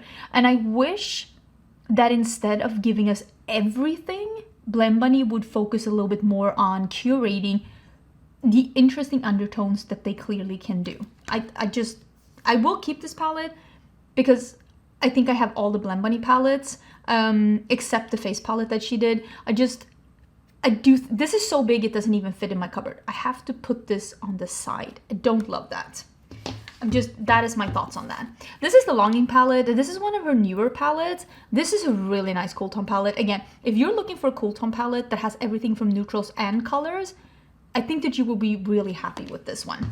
Then we have the Little Miss She Never Misses. This is a collab that she did. This palette, I have a full review on this one. This palette has a couple of very similar shades, which I feel took down a little bit of the excitement of this palette. A bunch of these shades on me look very similar. And also these two shimmers here, I can barely see the difference between them. Even when I swatch them and look at them close up, they're very, very similar. Quality is beautiful though. Quality is absolutely beautiful. Lure is a beautiful palette and the packaging is really cute too. Again, this is something. This is a curation. Really loving this. And this row is incredible because this is a cool tone brown row that actually looks brown on me. It looks cool tone brown, it doesn't look gray. So if you're looking for taupes for a warm skin tone, this row here will definitely give you that. Oh, and this one, Sugar and Grunge. Oh, also so pretty. This is what I'm saying. These interesting undertones that are going on over here, almost like a pastel pea. Very interesting. And I do wish we could play around more with like that kind of thingamabob. This is the Machina palette. I think that this palette would have benefited because the more I look at this, and I actually really like, again, the undertones of this palette is beautiful. I don't like these two rows next to each other. They don't look appealing next to each other, in my humble opinion. I think the color story in this is incredibly interesting, but I think this would have benefited from a different background in black. I think black is making this look harsher than it needs to be. This middle row here is probably one of the most favorite rows that she's ever done. This like green, murky, yellow, it's beautiful. This Cyborg here is incredible. I think this palette has so many good shades. I just think that the background being so stark, it did take away from a little bit. This is the Surge palette. I think this one is discontinued. This is the rainbow palette that had a neon row. True neons, the ones that actually like glow on a black light, are really hard and expensive to manufacture nowadays. So it's like a grungy rainbow palette with neons. I think this one is discontinued, but I'm gonna save mine. And then we have the Primal palette. I think this one might also be discontinued. This was more a brighter, true rainbow palette. And this one was very much for the Instagram artist, which I also think that like, maybe that is the bread and butter of Blend Money, the Instagram artist, but I don't need this big of a white and I don't need this big of a black. I love a white and a black in a palette, but I don't need them to be the size of a setting powder. Again, in my humble opinion, that's just how I feel. I'm still gonna keep it though. This is when she was playing a little bit around with the layout, and I don't mind because she was saying that this was supposed to look like a box or like a bag of mixed candy or like sprinkles inside. So it's it's a jumbled up pastel palettes with some grounding darker shades so you can do a full look. I really love the quality of this palette. I think it's actually really incredible. If you're looking for a pastel palette, this would be one of the ones that I would recommend to you. I'm also going to show you another one that I really, really, really enjoy. With that being said, I think I prefer something that is a mix between jumbled and the rows. I like them to be organized in clusters, and I don't think that this is giving like clusters. Still a really good palette though. This is the original. This is the blends. It's a rainbow palette that has a couple of interesting undertones, and I do think that this is a really beautiful palette though. Again, if you're looking for a rainbow palette with mattes, I would steer you in this direction. I would say maybe that one is the one that you should get. And then we have the Dollhouse. This is a really beautiful, if you are into mauve neutrals, but you want to get some different shades as well, you want to have some options. You have so many mauve neutrals, but still a little bit of like peachy ones, purpley mauve ones, and then a row of olive greens here. Again, so many good shades in here. I think this is a really good like neutral leaning palette. Now, while we are here, let's do a little bit of Bella Beauté bar as well. I think I have most, if not all, of my Bella Beauté bar here. Again, this palette, this is the Best Mattes palette. This is a collaboration with Ellie Starr and Brittany Huffman. This is too big. You can tell it's too, I can't store this in my cupboards. I have to store it outside of my cupboards. And for me, when it's too big to even be stored, it's too big. With that being said though, the mattes in this one are really good quality. These are extremely good quality mattes. These are magnetic as well, so you can move them around. Again, if you're looking for a rainbow palette, this one has a lot. This one though is a little bit different from the blends palette because it has different undertones. And maybe if you were getting a second rainbow palette, like you love the idea of a rainbow palette, you have one, you use it, you would like to get a second one, this one has a lot of like different undertones and fun, exciting colors in there. I will say though, it's too big. It's too big. It's that's not what she said, but I'm definitely saying it. This is the Basic Witch. Don't love the packaging, but the inside is one of my favorite palettes from them. It's honestly an incredible color story. I do have looks with this one, both on Instagram and on YouTube. It is really, really incredible. Bella Beauté bar also has one of my absolute favorite formulas. And this is the recently de-influenced. Again, not my favorite cover, but oh, this inside is just beautiful. These kind of shades here just make me so happy. This is an incredible corner. Really, really beautiful palette. This is the Sun and the Sea. This is a reproduce of an older color story. This one has incredible formula, but I wish that they would have been a little better at curating this one. These two blues are too similar. These four browns are too similar. They should have curated this one a little bit better instead of just reproducing an old palette in new. They should have worked a little harder on getting it even more perfect. I might get rid of this one because I think the quality is great, but if I'm gonna reach for a Bella Beauté bar palette, it just will not be that one. Then we have the Melted Mattes. Okay, look at this one. Melted Mattes and Molten Chromes. I have redone mine a little bit, and you can see it here. So the shimmers that you see here are actually supposed to be in the Molten Chromes, and in the Molten Chromes, these mattes were supposed to be in this bigger palette, but I just moved these around a little bit because I didn't want an all matte palette with a shimmer palette on the side. I kind of wanted a mix, and I also thought that it was there was a couple of shades that were great, but like just a little bit redundant. So I made a mixed palette instead, and I think this is great. This is a neutral palette with some bright juicy shades and then a row of neons. It's beautiful. I am gonna keep it, but just letting you know that I did change mine a little bit. The Secret Garden. This is one of those palettes that truly is one of the most beautiful color story. I mean, you saw my Hello palette before. You know I love a pink and a green color story. This has some really interesting shades. The one thing I will say about Bella Beauté bar is that their palettes are usually very expensive because they're usually very big and they have a lot of special formulas in there. So they're a little bit of an investment. Part of me is like, I kind of wish that this palette was a little bit more curated, that we have gotten rid of maybe like one row or something to make it a little bit smaller. But at the same time, each and every one of these shades are absolutely incredible. But maybe we could have gotten rid of one or two of these greens. Maybe we could have gotten rid of one of the two darker green metallics, maybe one of the pinks. There are things we might have been able to do to just get this down a little bit. It is very large and in charge. This is a strange and unusual. They did reformulate this one and make it the mattes even better. I do not have that one. I will say the color story is really cute. The shimmers are incredible. I was one of the ones that did say that the mattes needed a little bit of work, and I'm excited if they have worked on that and made them even better because this palette has a really fun color story. This is the collaboration that they did with Deandra Nicole. This is the Ultraviolet palette. It is a purple palette through and through. It has a lot of variation. It has pastels, it has dark shades, warmer, cool tones, a lot of shimmers. Personally, I love when palettes have more than one color, but if you love purple, this is a really good palette. Then we have the Dead Roses.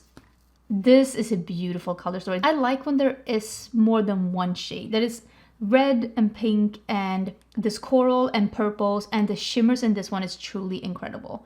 It's a really, really incredible palette as well. Then we have the Bejeweled palette. This is more, to me, this is more of a companion palette because this one is lacking for me, someone who has a light skin tone. This is lacking for me some lighter shades, something to blend out with, some inner corner shades. Quality of this palette is really good. If you love jewel tones, you will literally have everything you need here. And then we have again two really, really big palettes. This one is very reflective. It's the Smoky Glam. This one needed some editing. The quality of this one, incredible. The size of this one, astronomous. Like, there are a lot of shades here that you could have cut. With that being said, the quality is incredible. If you look at this and you're like, wait, these are the only shades I need, these are the only shades I use, this has everything I want, you will love this palette. The quality is amazing. This needed some editing. The Pastel Garden is also incredibly big, and I think the same here. These are so many pastels, and I love pastels, but there are some editing that could have been made with some of these shades to make it a little bit smaller. With that being said, I mean, I love this palette. I think it's a great palette, but this definitely could have been edited down a little bit. So I love Bella Beauté Bar. I think they make amazing, amazing things. But yes, some of the things, oh my God, I'm trying to put these back. Some of the things are a little bit too big. And also like I said, with that super big palette, this one I can't even fit in my cupboard. So it's clearly and so heavy. I just, yeah, it's a little bit large, and there's a hair here. Go away. Oopsie. Let's see if I can reorganize a little bit here so we can slot this one in.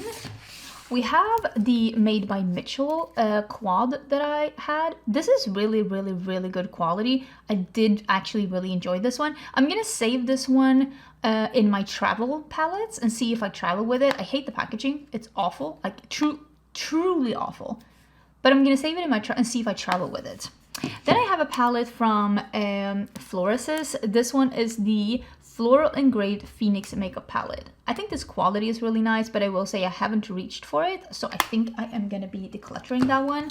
This is the Sigma and Angela Bright. Really good color story, really good quality. I do really love Sigma, and I really like Angela, so I will be saving this one. This is the palette they came out with this spring, the Cool Neutrals.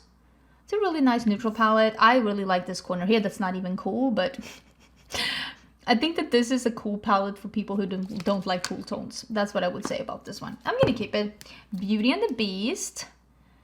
These are nice like collector's palettes though. Maybe I should save it. Also with the Alice in Wonderland. This one I like even more because it's got some more color in it. I also really like these. Yeah, I actually told the owner of Sigma that Sigma is the only brand where I actually save the inserts because they're usually super cute. And we have the Cinderella one. So I think I'm gonna save these Disney ones. I somewhere here have the one they came out with this year as well. I just haven't had time to play with that one because I was so busy at that time. But I do really like Sigma, so let me save those as well. And then we have another one of the Gourmande Girls palette. This is the Gourmandises. I actually did not love this quality. The color story is perfectly fine. There's a couple of shades so you can deepen up with. This is a pastel palette with some very interesting shimmers. The shimmers creased on me immediately, and I think the mattes are too thin. Not my favorite from them, but you saw me save a lot of palettes from the brand. I do love this brand. I just think that this palette wasn't as good as I'm used to from the brands. This is the Simply Posh Coastal palette. This is their newest palette. Definitely saving this one. This one came out this year. It's more a muted, I don't know how to explain it, but it's really pretty. Really, I mean, you can see what it looks like. It's a super pretty palette. We're keeping that one. I also do have their other, the one that I talked about. I have that here somewhere as well. I'll show you. It's in this pile. This is the Unearthly Cosmetics Gargoyle palette. It's one of their newer palettes. It quite recently came out. It's really pretty, like blue, mute. It's had almost like a gray cast over it. It's really pretty. And then we have the DD Signature. This is the Chromebook Volume 1. This is an all shimmer palette. I don't use palettes like this, so I'm gonna give this away to someone who's gonna absolutely love it. No point in me hoarding stuff that I don't reach for. This is the Charmer palette. Is this still available? I think I'm gonna get rid of this one. That was what in a mystery box. I think the colors are really fun in this one, but this is one of the least cohesive color stories that the brand has had. I love the front though, and I love the shades individually. There's something about having these two next to each other. The more maybe this one in here, this row. It's giving chaos. This looks more cohesive. This is giving chaos. So I am actually going to declutter that one. Again, short on space. This is the Sweet Aesthetics from DD Signature. This is a matte, all matte palette. There's nothing wrong with this palette, but I'm going to get rid of it because I have other matte palettes I reach for over it. This is one of my favorite palettes from Gourmande Girls. This is the Peach Perfect. I think this palette is absolutely incredible. Definitely keeping it. Oh, here is a palette. This is the first palette from Simply Posh. This was before I had tried the brand, and they actually sent this one to me because they were like, oh, we know you're missing this one. So I have never tried this one, but it looks incredible. I think this was the first one that they released. It's called Fairy Tale Fairies. I think the color story is beautiful. This is, we all know that I would love this corner over here. Beautiful. I've never tried it, but it looks incredible. And this is their new and updated formula. Then we have the Nomad palette that came out earlier this year. This is the Iceland Wild Atlantic Way. This is the like more green Ireland palette. Really nice palette, came out this year. Really enjoy it. Definitely keeping it. We have some, oh, this is the Blend Bunny. This is a multi-chrome quad. Amazing quality, but I use my multi-chromes from Cleonad. I forgot this quad existed. I am gonna give this one away because someone's gonna enjoy that a lot, and I clearly did not even remember it existed. This is some Kaleidos quads. I'm gonna put these two with my travel quads, and hopefully they can go traveling with me next year. That's gonna be my hope. And this is the Kaleidos Flower Punk. This is great quality, great color story, great quality. I still think of this palette fondly. I love the mix of the grungy greens and the pastels. Definitely keeping this one. And then we have the Escape Pod. This one is still available on their website. It is like a very bright, fun color story. I don't know where Kaleidos is. People ask me, do I know anything about them? I don't know. I don't know anything what they're doing, what's going on. This is a fun, colorful color story. Love this quality. And then this has recently become the unicorn of the beauty community. This is the first palette that Kaleidos ever came out with. This palette came out before they became really popular. This is the Deep Sea Luster palette.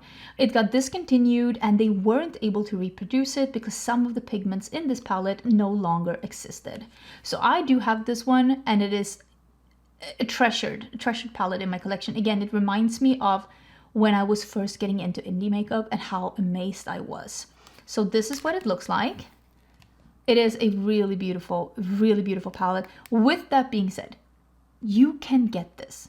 You can get this quality from other indie brands now.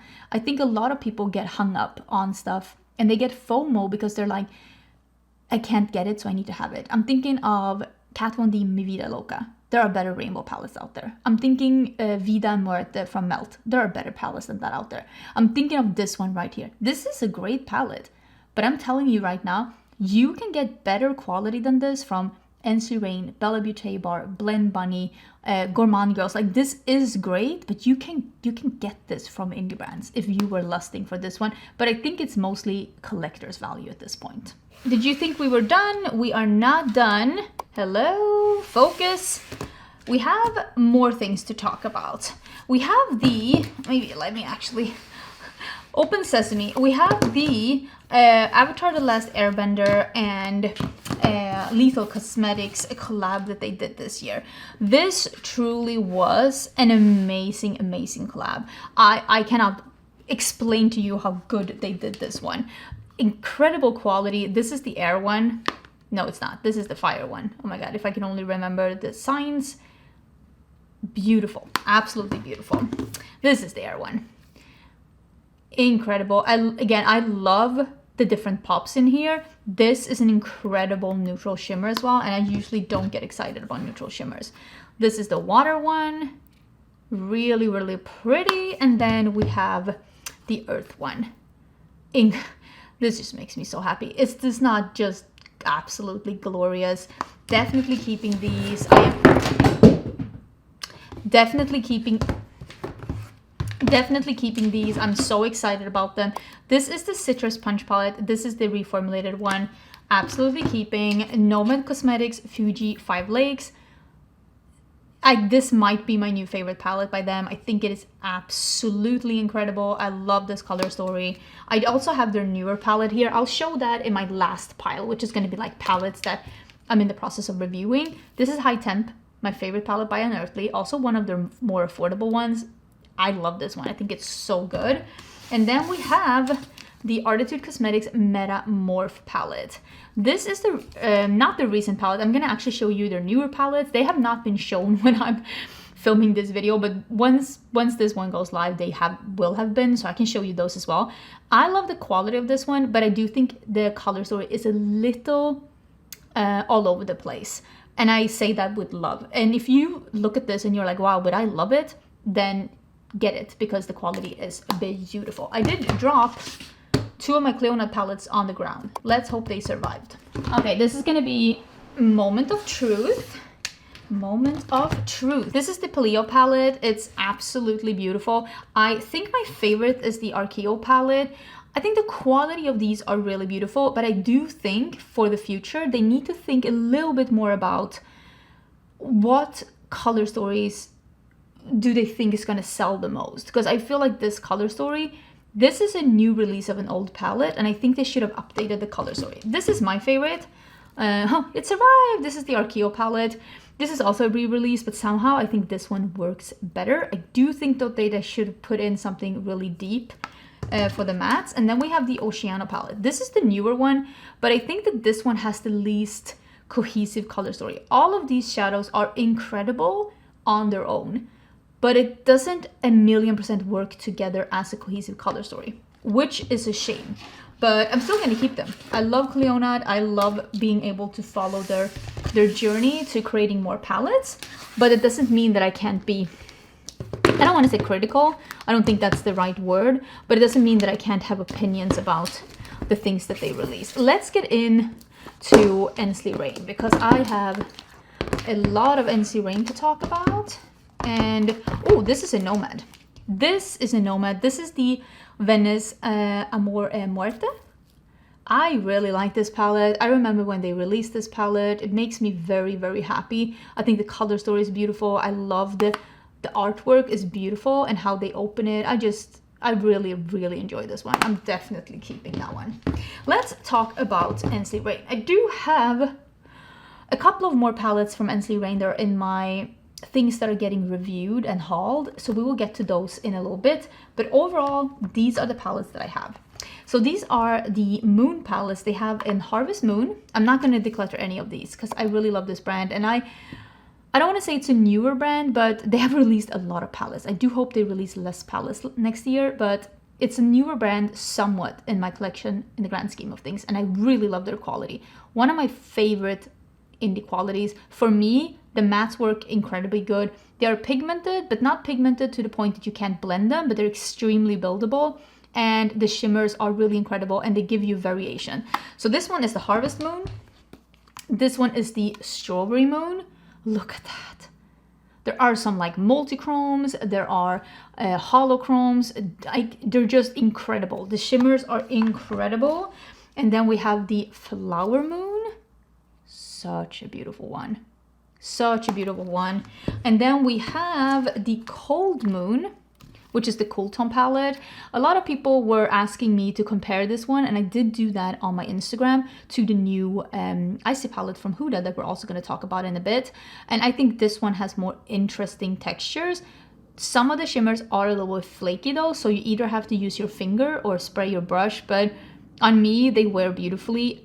This isn't, of course, my favorite color story because it's a cool tone, but it might be my favorite cool tone palette because of how interesting it is. This one isn't part of like the Moon per se because it's called Groovy Garden, but I still think the color story is beautiful. And this also is where they did 2 rows of mattes and 1 of shimmers, which makes this one a little bit more versatile for me because I usually wear more mattes than shimmers when I do a look. And then we have, okay, this one is the Cosmic Dreamer. They did re-release an old color story. This one, for me, is the color story that has a little bit too much of everything. There's nothing wrong with it. Everything is beautiful. The formulas are beautiful. I just think this could have been edited down a little bit because it seems like they wanted to do everything, which, again, is the way that I feel some indie brands do with color stories. They want to do everything. This is my favorite palette from Ensley Rain, and it's simply because again, it's the same as that Winter Wonderland that I talked about from Cosmic Beauty. They were able to really perfect this color story. It's not easy to make pinks and blues and purples and like mint shades. It's not easy to make those perfected, but this one is perfected. And these like toppers are incredible. Different types of shimmers. There are like holographic ones. It's just cannot say enough good things about this palette. It is truly perfection. If you look at this color story and you're like, wow, I love this, you will love this palette. It is such a good palette. Then we have the Twisted Tea Party. I think this is the re-release of the Twisted Tea Party. It's a really, really pretty color story. This one is what I think is a little bit more of a curated version of this one. You see what I mean? I feel like these are saying the same thing, but this one is more curated. I don't know if you agree, but they have a similar take to them. This one might be a little bit more brighter, but they're kind of saying the same thing, but this one is just saying it a little bit more curated and cohesive. Then we have the Underland palette, which, I mean, it's the same kind of theming. This is also like Alice in Wonderland. And this is, I think, their newer, bigger palette. I literally have one of my hairs in here. That's very sexy. Incredible quality. Yeah, I have a full video on this one. Incredible quality. I cannot say more than that. It's just, this is great. And two of my favorite palettes from the brand is the Flourish and the Flutter. These are smaller palettes, a little bit more curated. This one is so fun. It just makes me so happy. Honestly, absolutely incredible. I love this one. The lighter mattes in this one, they're not BAM pigment straight out of the gate, but it's because they have a little bit of white pigment in them to make them this bright. But I think they work absolutely incredible. I love this palette. I've had so much fun with this palette. I've traveled with this palette. I've also traveled with the Flutter palette. It's a more grungy big sister. Incredible. Yeah, I can't say enough good things about these two palettes. I just think that I want to see more palettes in this format from the brand, because I think they did that, like, they just did that so well. I did not get rid of a single one of those. Hashtag sorry, not sorry. More piles. We have some palettes that were in my little trolley that was next to stuff that I've been reviewing somewhat this year or been traveling with. And then I have all of my Colourpop palettes on the side. So we'll save those for a little bit. And this is the Too Faced Aptly in Love. I think that's what it's called. This is the palette that they released this fall. Honestly, I think it's beautiful. I think they did a great job. Is this indie quality? No. Is this good for being an Ulta or Sephora? Absolutely. If you don't like shopping indie brands, I do recommend this one. I'm gonna keep it. I think it's a really nice one. This is the Garden Busters palette. This is from the By Us brand. This is a new brand. I don't like that it's chunky. I wish it wasn't. I love the color. I mean, listen, I do makeup to make me happy. You can tell by my nails. I do makeup to make me happy, and this cover makes me happy. There are different sized pans in here. I don't love it, but I also don't hate it as much as if they were also jumbled up. And it is the mattes that have the square pans and the shimmers that have the... My husband is going to edit this and he's going to be like, how do you not know what this shape is called? I don't know. He's probably going to pop it up and he's going to be like, babe, what are you doing?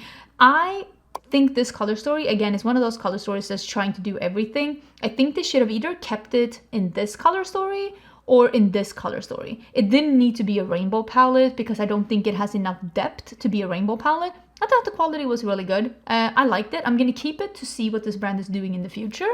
I don't wanna like declutter it before I see where they're going, basically. I only have one palette from Clarity Cosmetics, and it's this one that's called Forbidden Love. And how do you open it? Oh, you open it like this. It's the same on the back and the front. It's a little bit confusing. I thought this palette was really nice. I had a lot of fun with this palette. I know that they have, I think this year they have like reformulated or upped their formula or something. I thought it was really good. I enjoyed this palette. I really like the look that I did. I'm going to keep it around for a little bit longer. I have been getting some other things from them as well that I just have not had the time to dive into. And I do feel really bad about that. But I also... I can't just try everything for the sake of trying. I only want to try it if I'm able to actually have time to review it. And I did use this one. I did review this one, and I think it's a really nice one. I'm going to keep it around to see what happens. This is the first palette that I have from Wicked Widow Beauty. This is the Crow palette. I thought that this palette was really nice. I like the quality of this, but I will say some of these shades did crease on me. This shade here is called Vengeance. It is like a metallic black with rainbow shimmer in it. It's actually quite incredible.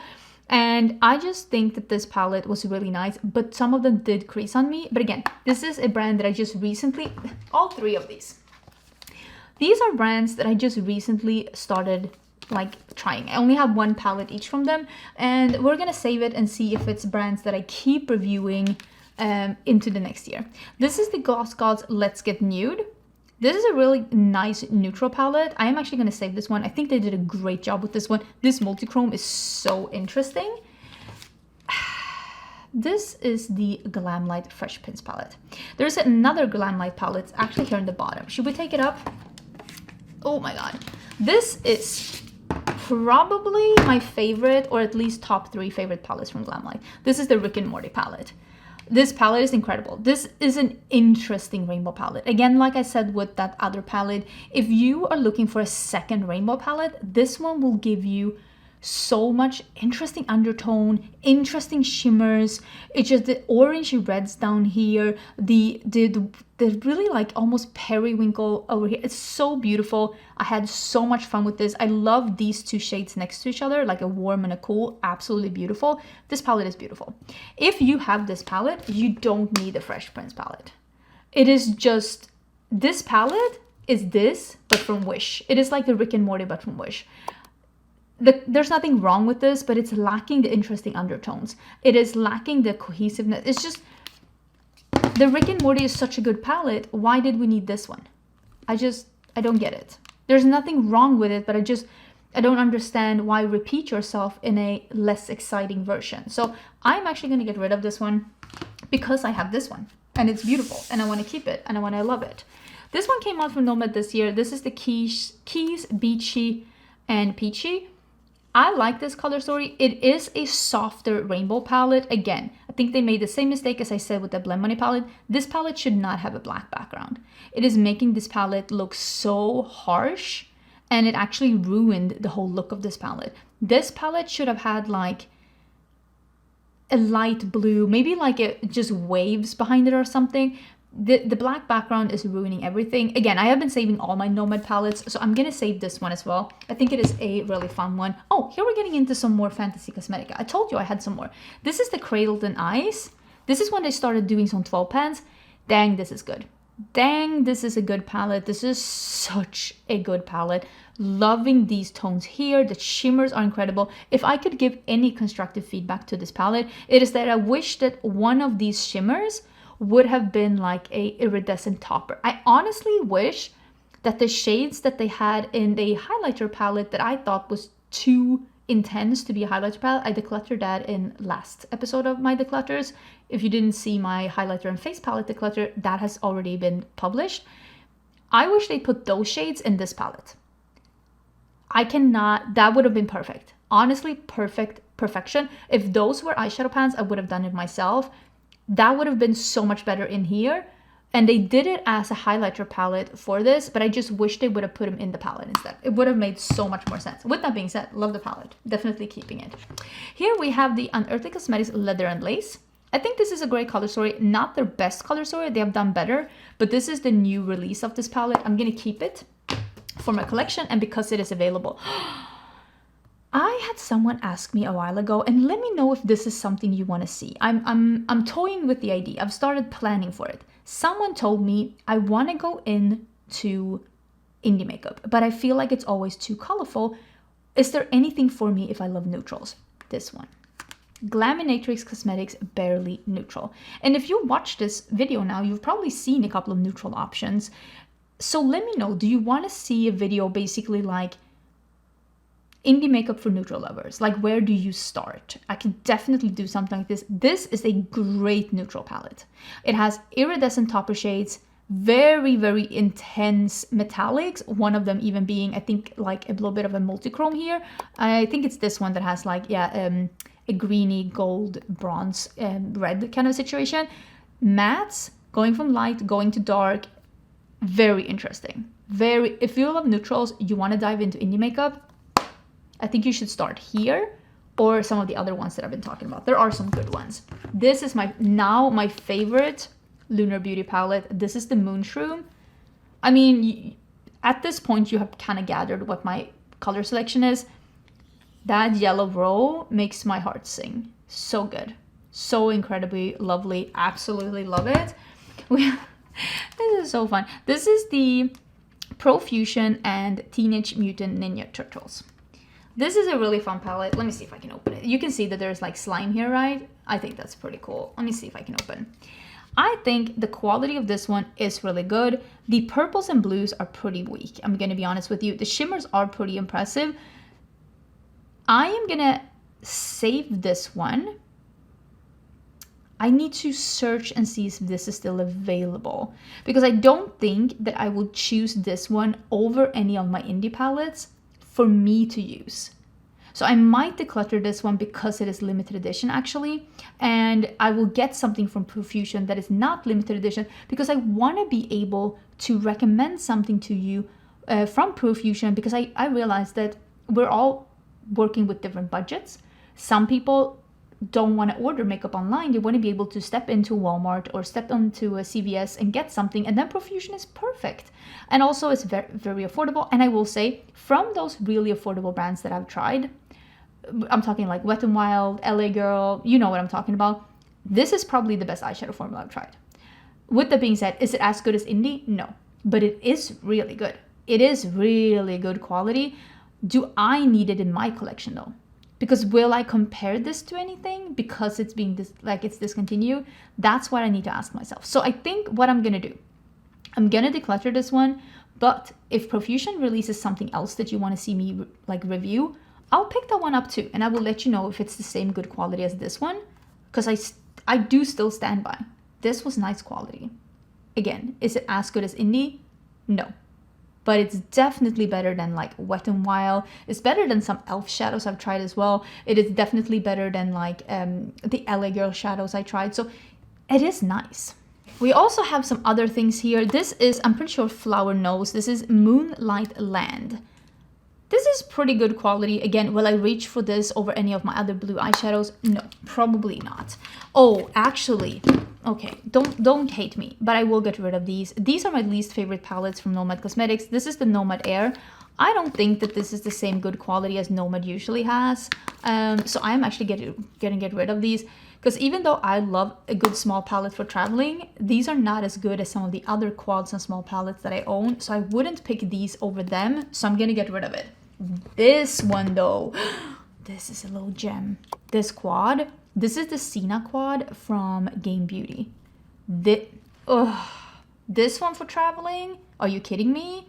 Beautiful, beautiful, beautiful, beautiful. Yes, yes, yes, I'm putting this in my travel. Absolutely love. Did travel with this one.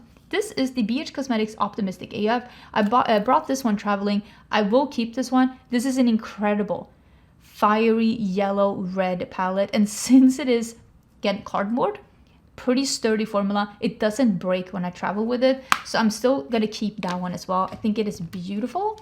Oh, here we have the newest mystery box, as I'm filming this is the newest mystery box palette from Unearthly Cosmetics. This is the Night Terror 9-pan palette.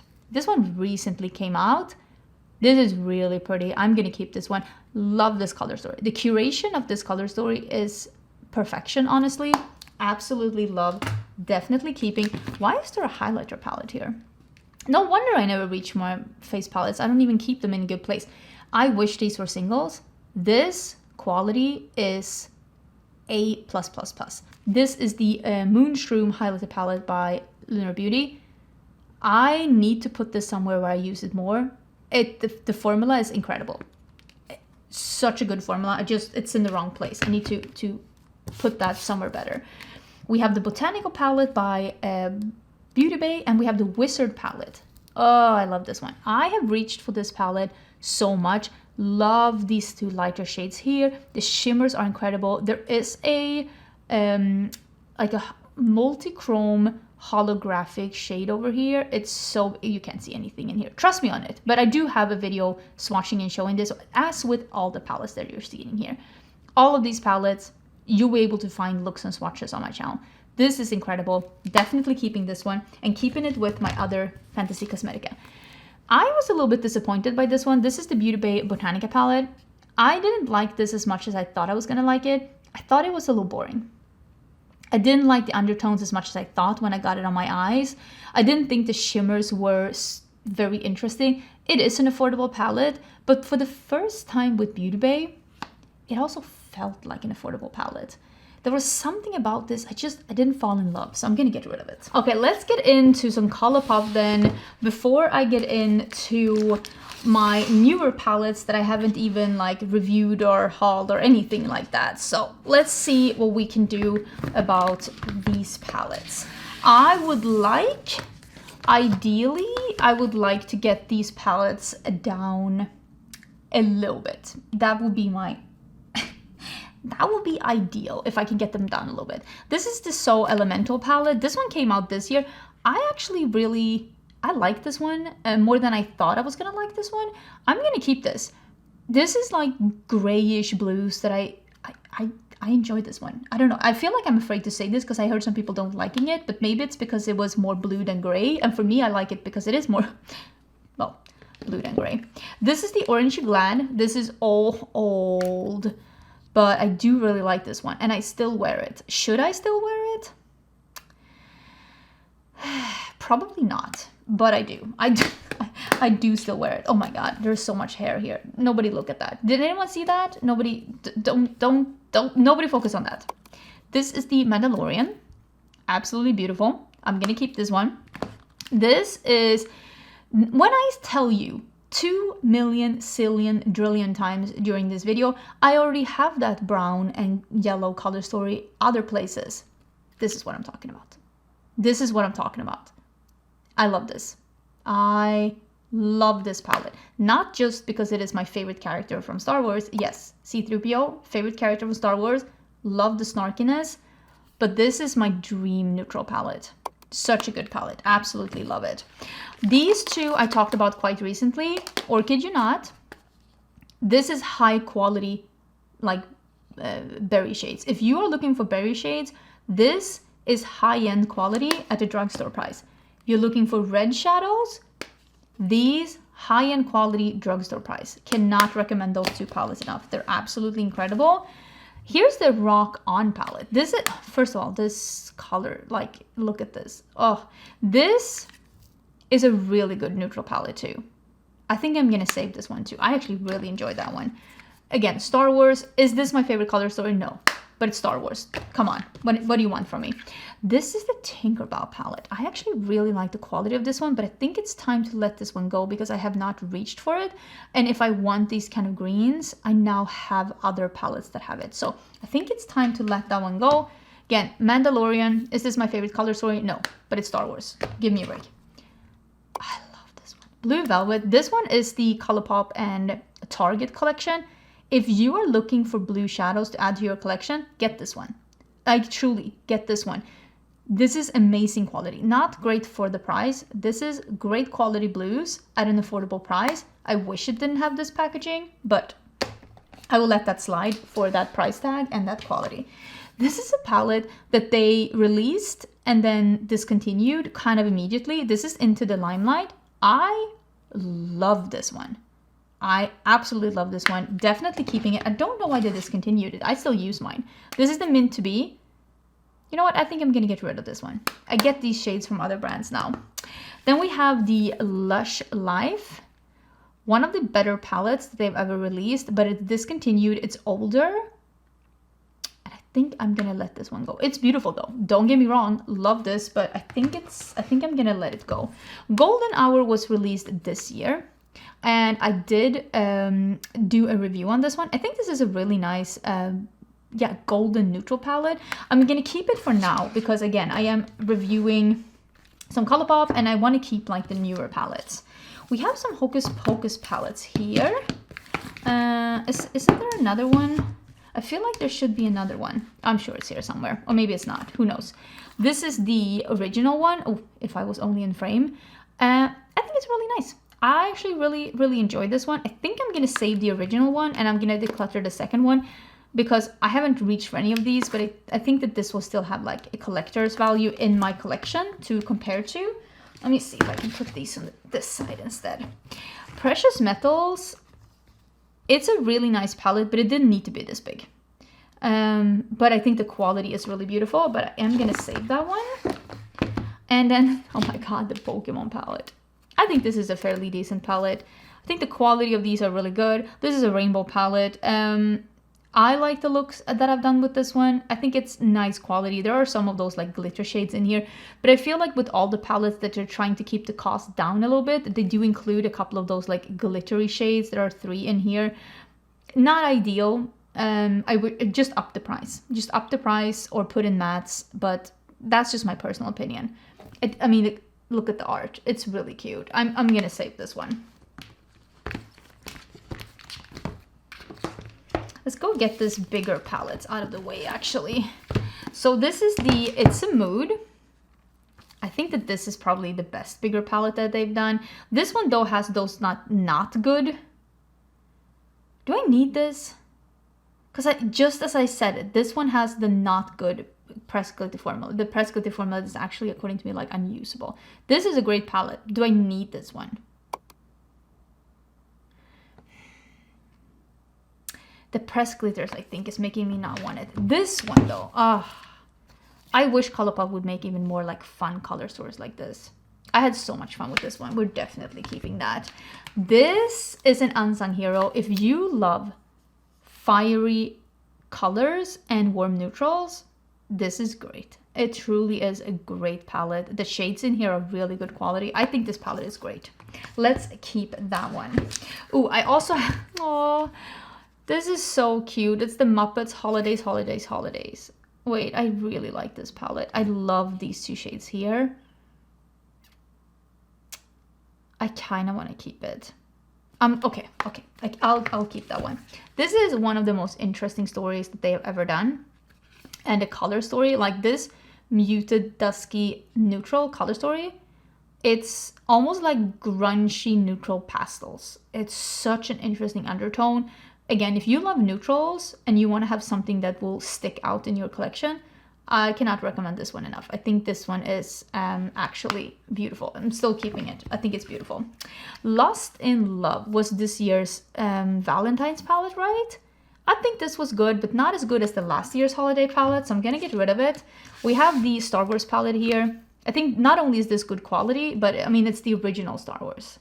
Clearly we were keeping this one. Also, funny story, Colourpop actually sent this one to me earlier than the rest of their PR list because they know I love Star Wars so much. And I will forever be grateful for that because I think that made me really happy. I love Star Wars. This is Troublemaker. This is a really great cool tone palette. If you love cool tones, this one is a great cool tone palette and it has an incredible silver in here. I'm going to save this one for recommendations because it is such a good cool tone palette. This one is a palette that I really enjoy, but I think it came and went. It was a collab with Mariale, and it was a nice color story, and I think it just came and went. I'm going to declutter that one. I don't know if this one is still available, but this is one of my favorite color stories that Colourpop has ever done. Into the Springs. I'm going to save this one. I love this one. Oh, here's the other Hocus Pocus. I'm going to get rid of this one too and keep the original one. I think this one is really nice, but the original one is, I think, the one that's like the best like collector value. This is so sweet. It's the Beauty and the Beast. And I don't mind this color story at all. I actually think it's a really nice color story. So we're going to save that one too. I used to be the biggest Raw Beauty Christie fan. I really did. But from what has come into the light as of late, I simply cannot support that. This is the Welcome Foolish Mortals. This is the collaboration with the Haunted Mansion. I actually got this palette just before I went on the Haunted Mansion in Disney for the first time. I think this color story is really nice. I think it's really cute. I'm gonna save this for one more year and see if I can get some more use out of it. Again, it's a nice cool tone palette to recommend as well. I love this series, and I think, I know unpopular opinion, I save the sleeves because they're so beautiful. I think these are amazing quality.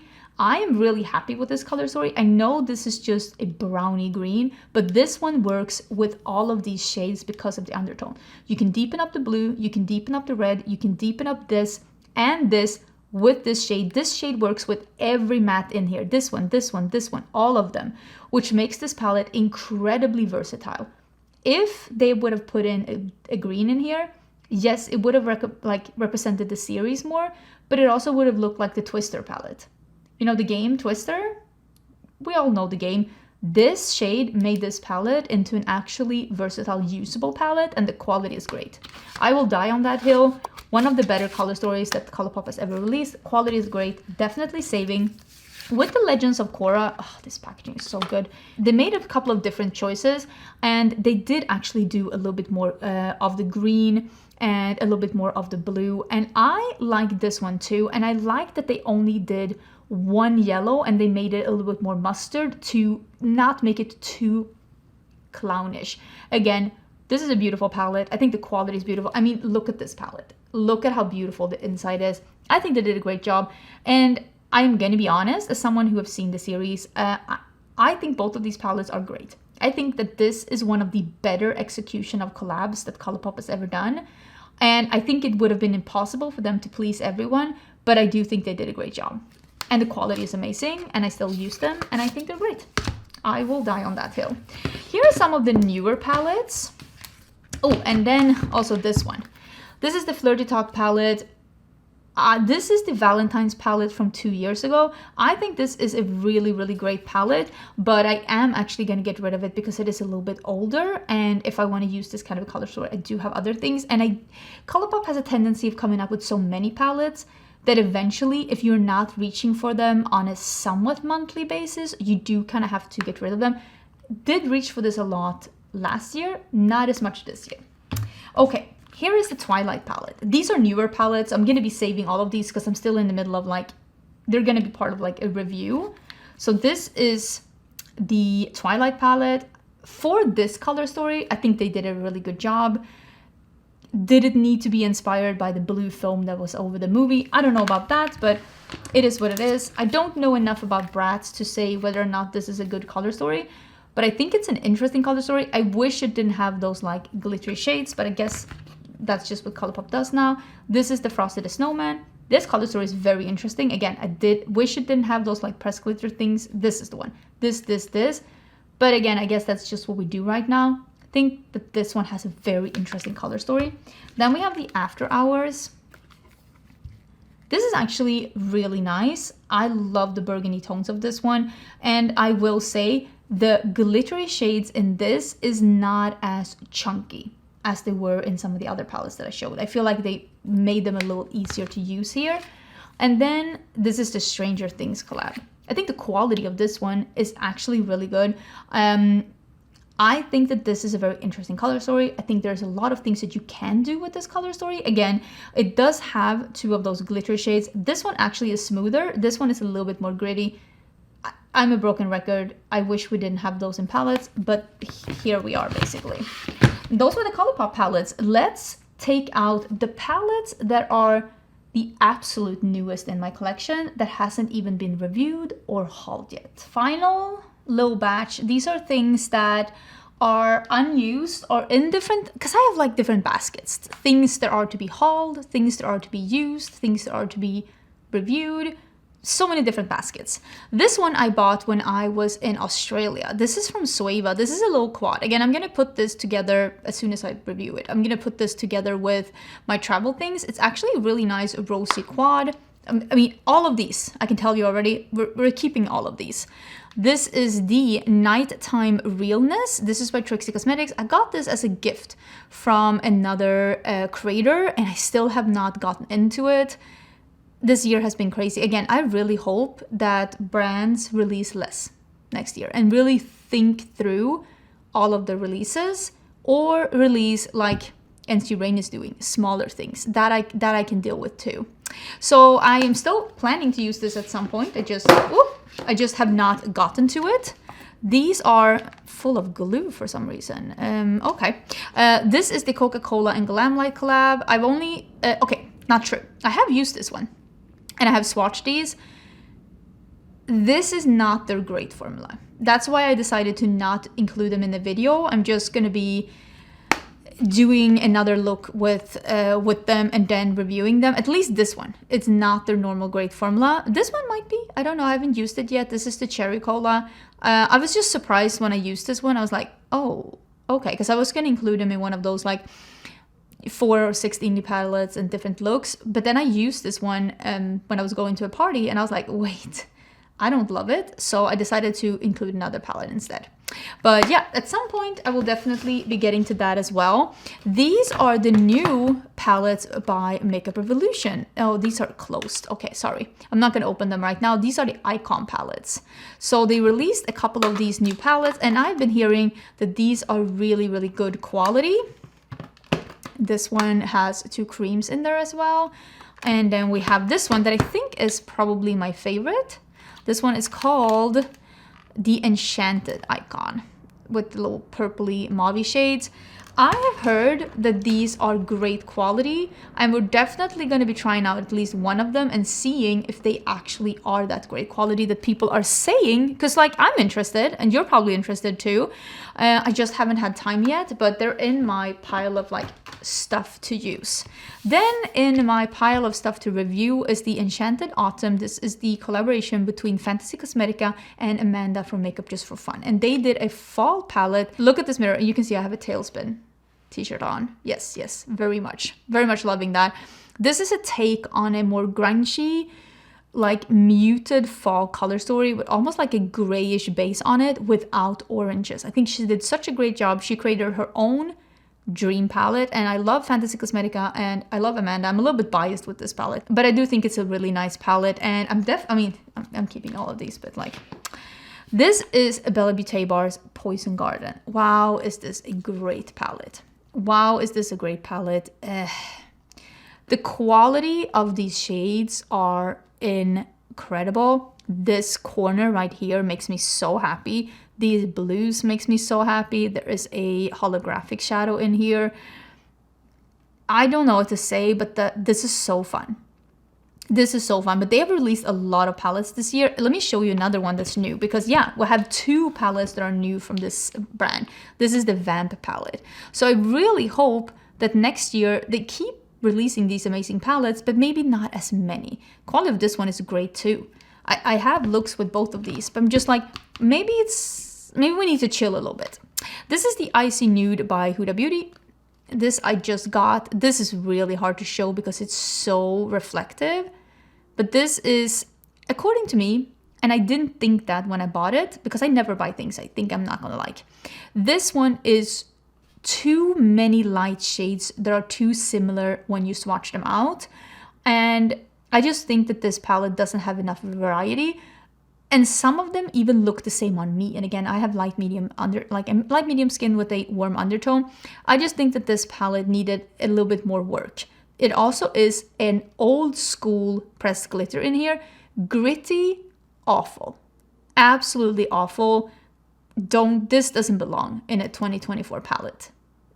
Almost to the point where I'm like, is there a mistake? This shadow? No. Then we have the Roxa palette. Look at the green sheen of this one. Oh, this is by Natasha Denona.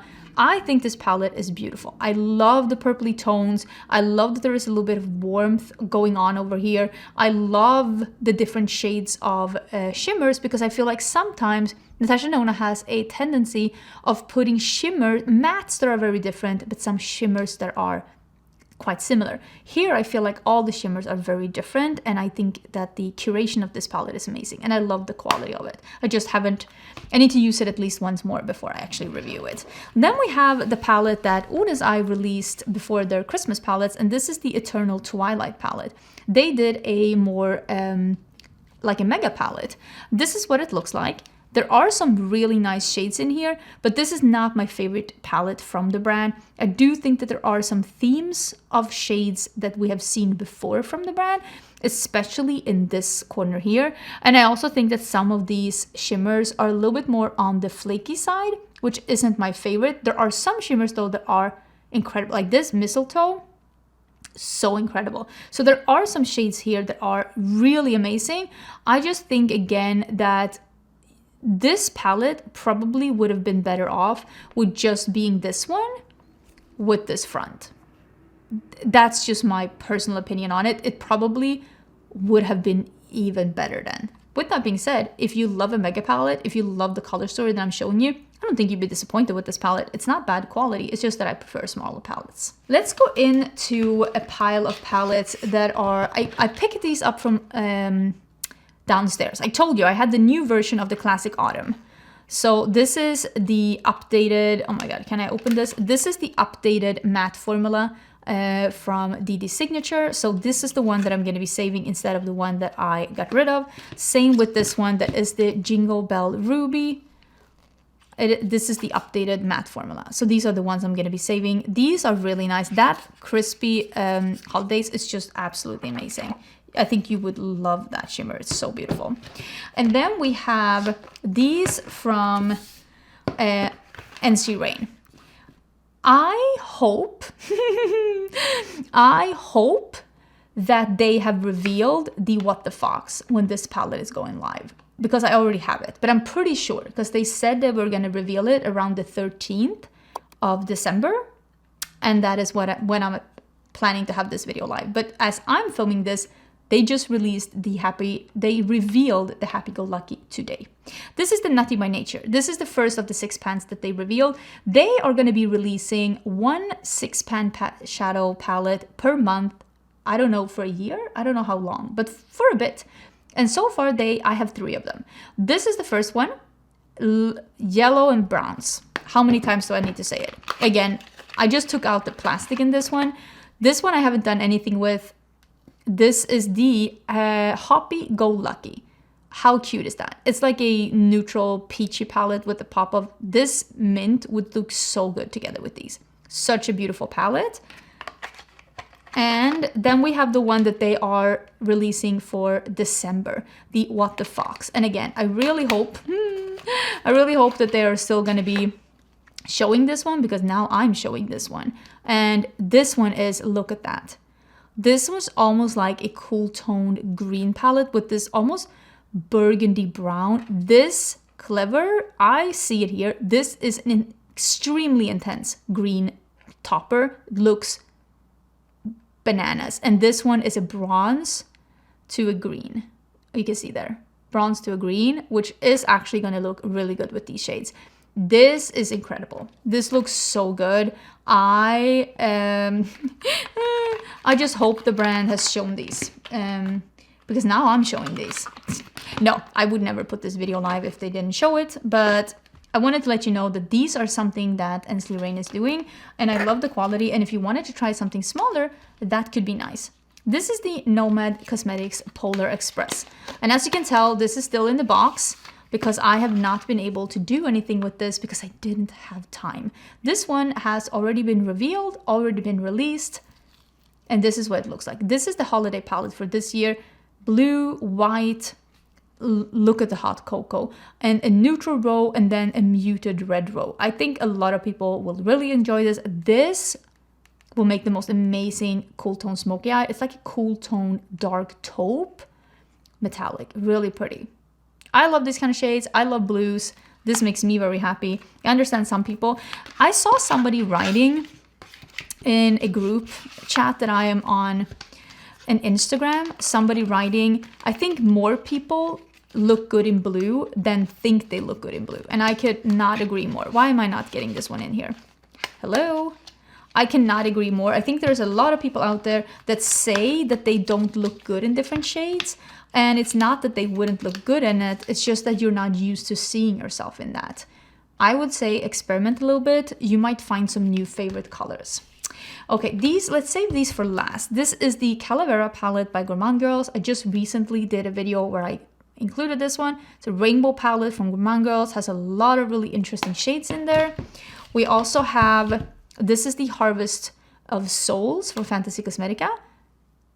So this color story. This color story has my heart. It's such a good color story. Love the mix of cool tones, warm tones, berries. Love this one. Then another Nomad Cosmetics. This is the Chicago Speakeasy. Looks like this. I also have a video using this one.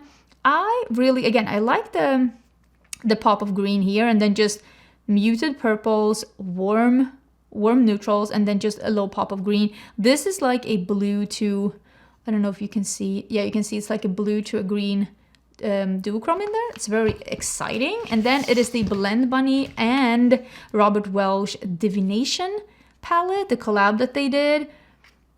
I think the colors in here are really exciting. And I think even more people that review makeup would have been even more excited had Blend Bunny not done so many palettes already that has the rose and, again, giving us everything. With that being said, I love this row here, the peachy rosy browns, very nice row. These two rows up here, super, super interesting. Absolutely love those.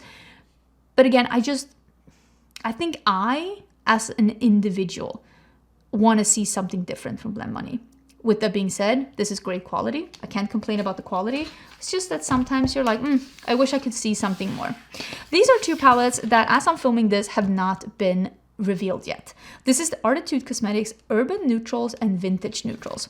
I have some thoughts about calling these palettes neutrals because I don't think that either of these palettes are a neutral palette. And that's just going to be my opinion. I think a lot of people are going to look at this and they're going to be like, this isn't a neutral palette.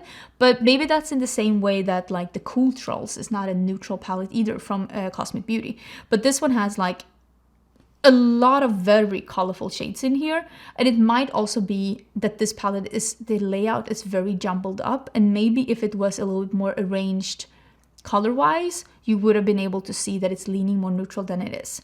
But I think with that being said, it sounds like I'm being very harsh. I'm just questioning the word neutrals. Or maybe I'm questioning the layout of the palette. Either or. I do think there are some really interesting shades in here though, and I'm very excited to be trying it out. And then we have the one that's called Vintage Neutrals. I think these are available now, and this is together with a bunch of these brands that you've seen. Always try the code Angelica at checkout if you're buying some indie makeup, because it might very well give you a discount. So this is the Vintage Neutrals. Again, neutrals, I don't know. I don't know if I would call this neutrals. It could be that it's jumbled up. It could be just me. I would love to hear your thoughts about it. With that being said, there's a lot of fun shades in here. This one, the red green duochrome, love shades like that. This is a pink iridescent topper, I can tell already. Mustards, you know I love a mustard. Maybe I'm questioning how it's laid out. Maybe that's me. But that's just also like how everybody has their way of how they want an eyeshadow palette to be arranged. And I am not asking any brand to arrange their eyeshadows or to create palettes that's perfect for me. They should create palettes that's perfect for them and for the majority of their customers. Let me put these away. And let me take out all of the palettes that I decluttered so that we can count how many there are. Okay, I'm gonna do this part standing up because as you can see, there's quite a bunch of palettes here. I'm gonna bring out a basket and I'm gonna start putting the small ones in the basket and then just count as I go. And then I'll come back and I'll let you know how many there are.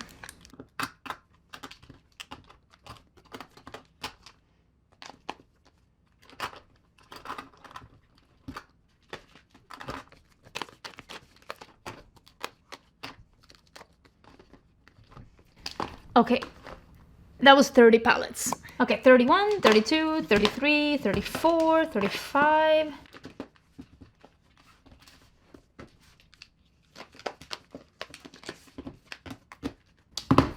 Okay, 50 palettes.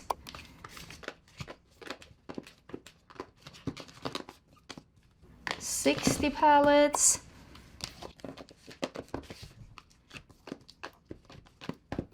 $70 palettes. 80. Sorry, I said that in Swedish. 80. 90, 91, 94, 95, 96, 97, 98, 100, 101, 102, 103 palettes. That's how many palettes I am decluttering. Honestly, I wish it was more. That's gonna be the total honesty because I have so many palettes, but also right now I am doing a lot of, palettes is my favorite thing in makeup as well. Let's not lie. But also right now I am doing a lot of comparisons on my channel and I try to keep a lot of palettes because I want to help people make the right decisions, which ones are the right palette for you. But there's also a lot of favorites here for me that I reach for every now and then, and I don't want to declutter something that I actually enjoy. That makes no sense. But let me know which ones are your favorites. Did I declutter any of your favorites? If I did, no harsh feelings, okay? We all have different tastes. I hope you liked the video. If you liked the video, please give it a thumbs up. It really, really does help out. Share it with your friends. Leave a comment. It really does help out. And I will see you very soon again in a new video. Bye. Well, hello and welcome to hell. There are like lip products that are not even like in frame right now. There are so many. This needs to get sorted. This is bananas. Of all of the things, because this is my final declutter. I have posted 4 declutters before. I have done foundations, concealers, powders, bronzers, blushes, highlighters, and face palettes and eyeshadow palettes. That's usually a really long one. This is the 5th and final one. This is going to be lip products. Lipsticks, like these little balms. There's going to be lip oils, lip glosses, the whole shebang. And when it comes to makeup, this is usually the area that gets the most cluttered quickest, because I love trying out new lip products. I really do. I love trying out new lip products. I love just trying them out. And I also like, you know, you have your favorite shades and then you keep getting those shades in every formula. I try to be extra ruthless when it comes to lip products because I only have 1 pair of lips. I only have 1 pair of lips, and we need to be honest with ourselves. What are we actually going to be wearing? What are we actually going to be reaching for? And then I do get some things in PR, and I end up getting every shade, and I try to get rid of the shades that are like that. Not my favorite, basically. So let's start. I do have a big bucket here next to me that I am going to be putting the stuff that I decide not to keep. When it comes to my declutters, I usually give away all of the things that, like, I let all my neighbors and friends and my husband's coworkers go through all of the things that I declutter. But when it comes to lip products, if they have been used, I'm almost always just throwing them away because nobody needs that unless I can sanitize them in a good way. But let's go through some things that I love that I know I will be keeping, like these ones. The Anastasia Beverly Hills lip velvets. These are 4 different shades. My husband is editing this right now. He's probably looking at this and he's like, babe, those are not 4 different shades. These are 4 different shades, and this is a 5th shade. Honestly, can we talk about this though? These are 5 different shades according to ABH. Is that not actually crazy? I'm dumbfounded. Okay, this you can clearly see is a different shade at least. That is actually bananas. Here's another one that's also a different shade. This is the most bananas thing I've seen in my life. These are all different shades. I'm crying laughing. These are all different shades. I'm gonna do something that's gonna probably get my husband to put pause on this, call me and be like, babe, I'm saving all of these. You don't get to tell me what to do. You're not my real dad. I also really love this one, this formula. This is on Benefit. I do have something. If you're like, wait, where is that one? There might be some things in my purses. If they're in my purse, they clearly get to stay because they've been used. There also are some things that I haven't hauled yet, that I'm in the process of reviewing, and I couldn't have the effort. Like, this is the part that needs to get decluttered, not the brand new stuff. I'm keeping it anyways. I did buy a 2nd shade of this. This is in French Toast, and I did buy a 2nd shade. This is the matte lip tint from Benefit. It's a beautiful formula. Should definitely swatch that one next time you see it in store. I'm saving that one too. This is one of my most used lipsticks. This is in Umil from We Makeup. Beautiful. Almost like muted peachy red on the lips. It's absolutely beautiful. Love this formula. Definitely keeping it. Then we have the new lipsticks. These are the Dolly Parton lipsticks, the lipstick line that she came out with. She has now come out with lip glosses too, but these are the lipsticks. I do have a swatch video. Let me see if I can open these. I do have a swatch video. I think it's this way. Yeah. Where I am swatching all of these. They're a little bit balmy. This one is in Honey Plum. They're kind of balmy, Like yeah, you can see they're not like super opaque, except the red one, the one that's called Julienne Red. That one is like a fully opaque one. The other ones are a little bit more balmy. They're a very nice formula. They do smell like flowers, like roses. So if you hate that, these aren't for you. But I'm gonna save these. I think it's really fun that she's doing her own makeup line, and I just bought them myself, so I want to keep those. Then we have, this is from H&M Beauty. I actually did not like this color on me. It's a nice packaging though, but I am gonna get rid of that one. This is an older one. This is a liquid lipstick from Color Drain. They're not even around anymore. This brand has gone under, so I'm gonna get rid of that one. Ooh, this one is really nice. I haven't used this in a bit though. This is like a lip stain thing from Kasha. These are really nice, but I haven't worn this in so long. I forgot I had it, so maybe I can get rid of it. I need to be a little bit more harsh with myself. Oh, I love these. I have more. I have more than this one. This one is in Maple Matte. These are the Comfort Matte by House Labs. This is an amazing lip formula at Sephora. Absolutely recommend that one. Definitely keeping it. Oh my. Can we wait with that one? Can we wait with that one for a bit and maybe empty out one of these smaller ones? I'm gonna do this just so I have something to put the ones I want to keep in. So we're putting the lip velvets. They're all different colors. Trust me on this one. I'm just putting stuff that I'm keeping in here, and we'll organize a little bit better in a bit. The color, oh, there seems to be lip creams and glosses in this one. I'm gonna get rid of this one, not because it's bad, because it's old. This is the original Gloss Bomb by Fenty. This is old. Let's get rid of that one. This one I love. This is the Natasha Denona My Dream Lip Gloss. It is like a cool toned, almost gray taupe pink gloss. It's got a little bit of shimmer to it. Not too much. I don't like a glittery lip, but this is honestly amazing. We are definitely keeping that one. Then the So Glassy one. I think I'm going to keep this one that is in Solana, and I'm going to get rid of the Hocus Pocus one.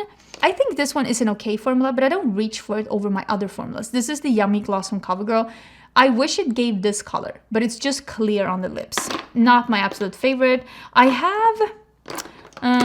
do I have more of these? I don't know, but this is the Rain or Shine Lip Gloss by NC Rain. I think this is fairly fine, but I don't think NC Rain's packaging is the kind of packaging that I want. I'm a packaging snob. I really am. And when I have this many lip formulas, I can be picky and choosy. This formula is nice. I really wish they would up their packaging. This is a nice clear red lip gloss from Juvia's Place. It is in Ruby Rose, but I have not been using this one. I have been using this one. Can you tell how much I've used this one? The Clarins one. So I'm gonna get rid of this one because I've been reaching for the Clarins one. It's such a good one. This is a Juvia's Place gloss in Honey Honey. I have not used this one since last Declutter. We're getting rid of that one. This is so cool. I want to use this more. This is the MAC and Stranger Things. Well, I'm keeping this one. Why am I holding it? This is a yellow gloss. It's such a cool gloss. Like, it's so cool. I just bought this one myself when they had that collab. Was that this summer, right? It looks weird here, but it's so cool on the lips. Definitely keeping. The ColourPop and Beauty and the Beast lipstick. It's nice, but nothing special. I'm gonna get rid of it. I really like these, the glosses from NYX. This is Milky, but I am only gonna save the green and the orange because I haven't reached for this nude one, but I have been wearing these two. Ooh, what else do we have here? Ooh, this one is so nice, but I haven't worn it. Again, because I don't wear a lot of like sparkly formulas. So I think maybe it's time to get rid of this one from Half Magic because I haven't reached for it. And it's the same with this. It's like one of those pH adjusting lip gloss thingamabobs from Flower Beauty. I think we can get rid of that one, right? This one I have reached for though. This is a matte lipstick from Revlon in like a fiery like orangey red. It's so cool. Definitely keeping that one. The Lunar Beauty glosses. These are a beautiful formula. Definitely keeping. This one we can get rid of. This is the one from Natasha Denona. This was the Plumping Golden Gloss. Again, I don't wear sparkly glosses. I just bought the entire collection to review, and then I realized it's one of those burning lip glosses. It's not unbearably burning, I will say, but still to the point where I don't reach for it over any of my other formulas. I also have 2 of these So Juicy. These are more cooling, slightly tingling, and I really like, this is PSL. I don't love this color, so I'm gonna get rid of this one. But this one, the Delulu, it's such a nice, like juicy, like watermelon color. And when I've been wanting something pink that is not like Barbie pink, I actually have worn this quite a few times, so we are gonna be keeping that one. I also have a lip cream from Sigma. This is a nice formula if you like an opaque glossy lip. That's not what I go for. I want something that's a little bit more transparent, but it is a nice formula. And then we have the Forget the Filler from Lawless. And I think this one is in watermelon. Yeah, this one is one of the ones I've been wearing the most. Again, beautiful, warm Barbie pink. Not like, it doesn't have like white pigment in it. And then it is in nude. And I think I'm gonna get rid of this one because I've been wearing another gloss from them more that is here somewhere. I think I have even more like indie ones here. Oh yeah, there's a couple of, I don't even know where to begin really because it's so overwhelming. Maybe we can put these here as well. This one is from Pat McGrath. I am not very impressed with this one. I think the packaging is a little flimsy, if I'm gonna be honest. I'm gonna save this and I'm gonna see if I can get more use out of this one because I did pay a lot of money for this one and I wanna get good use out of it. So I'm gonna save it and see if I can. I also have this is too funny. This is the biggest scam. This is literally a sticker that's put on an already existing gloss. It's sticker, I can feel the sticker. It's so bananas. But this one is in Carnal Desire. This is a really pretty gloss. It is sparkly, it's Pat McGrath. I'm saving it because I'm bitter that I paid money for a gloss with a sticker on it. This one I wore actually not too long ago. This is the Natasha Denona liquid lipstick in Eva. It's a beautiful, bright, warm red. Absolutely amazingly beautiful. These are Lisa Eldridge. I do know that I have one more of these shades here somewhere. I don't even know where it is, but this is the liquid lipstick. I do have one more. This is a nice formula. I will say this does dry down completely. I kind of thought Lisa Eldridge was going to make a more sophisticated liquid lipstick formula. With that being said, I am keeping it, but I'm a little bit surprised that that is the kind of formula that she made. I do have a Giorgio Armani orangey red lipstick. I have not worn this a lot, but I'm gonna keep it. It's expensive and I want to keep it. Same with this one. This is Dries van Noten, and honestly, this is a really pretty color. I should wear this more, and the packaging is stunning. And I should wear this more because that one is really, really beautiful. Same with my Prada ones. I'm saving these. This one is stunning. This is number 1, right? This is B01. It is like a cool toned neutral lip shade. It's a matte one. Bananas how beautiful that one is. This is the sheer matte lipstick. It is in a matte orange. I don't love that formula as much, but some of these things are just expensive and get to stay. Then we have some more Lisa Eldridge. I think I have 3 of her lipsticks. I actually, and that is downstairs. I just unpacked it. I bought one of her newest lipsticks. You know, that really expensive formula. The component is so heavy, I could kill someone with that component. If I threw that one towards the wall, it would get inserted into the wall. It is so incredibly heavy. But this is Velvet Decade, which I think she discontinued, which is a shame. It's like a dark brown. And then we have Meet Me in Berlin. This is her sheer formula. This is, according to me, her best formula. This is a sheer, almost like a balmy, shiny formula. It's absolutely amazing. And then we have Velvet,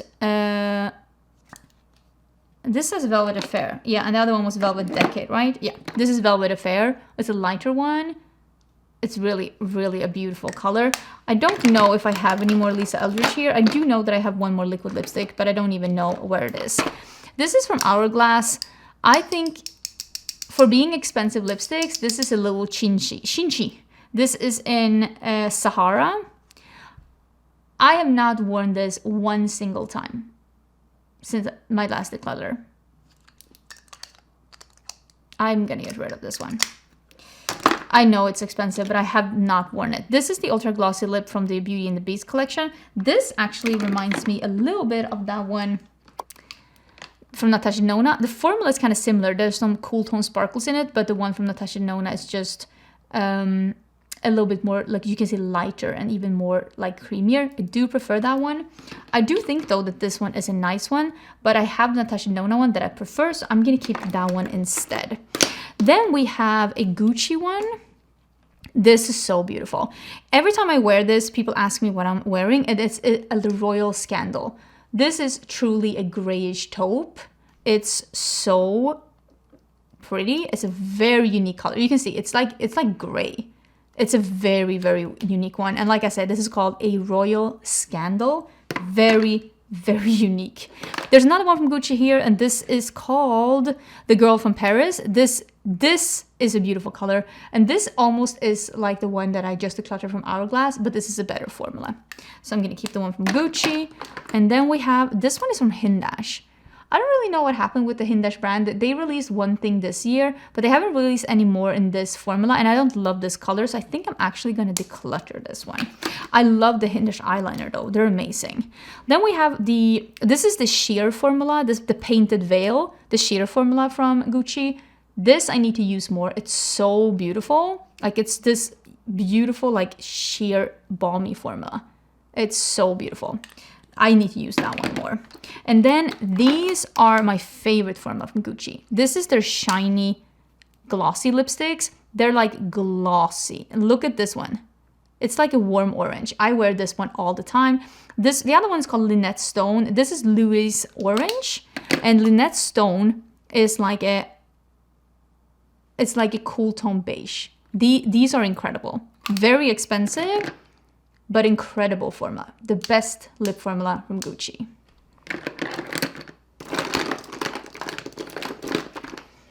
Then we have orange exclamation point. I made a wearable orange leaning beige. This I made myself at the Bite Beauty Lab. So I'm definitely keeping that one.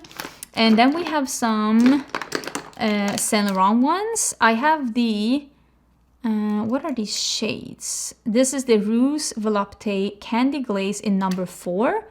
I did not love this formula the way that other people did, so I'm gonna declutter it. I think it's goopy. And then I have the Love Shine in 204.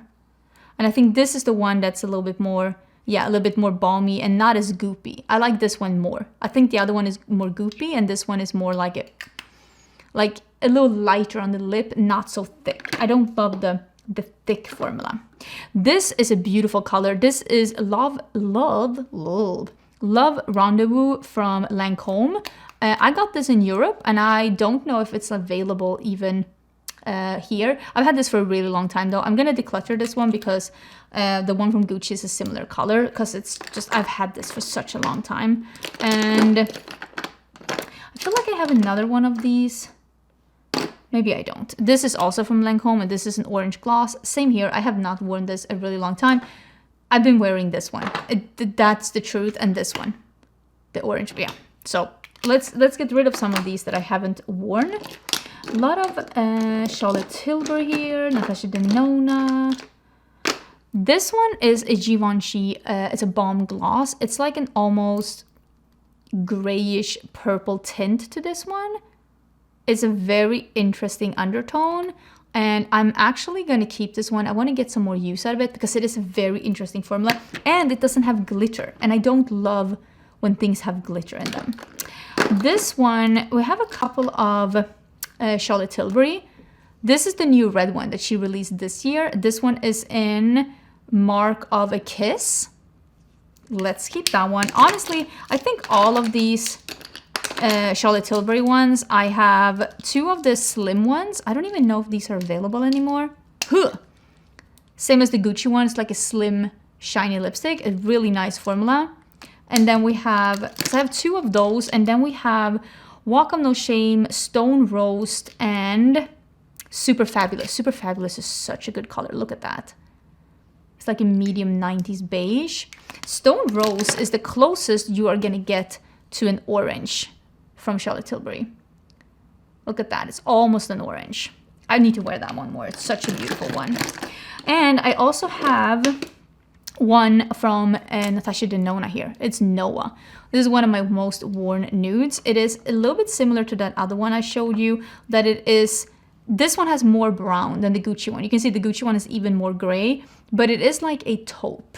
It's like a taupe nude. It's really beautiful. If you're looking for something that's a nude that's not too light and just a little bit more cool tone, it's really beautiful.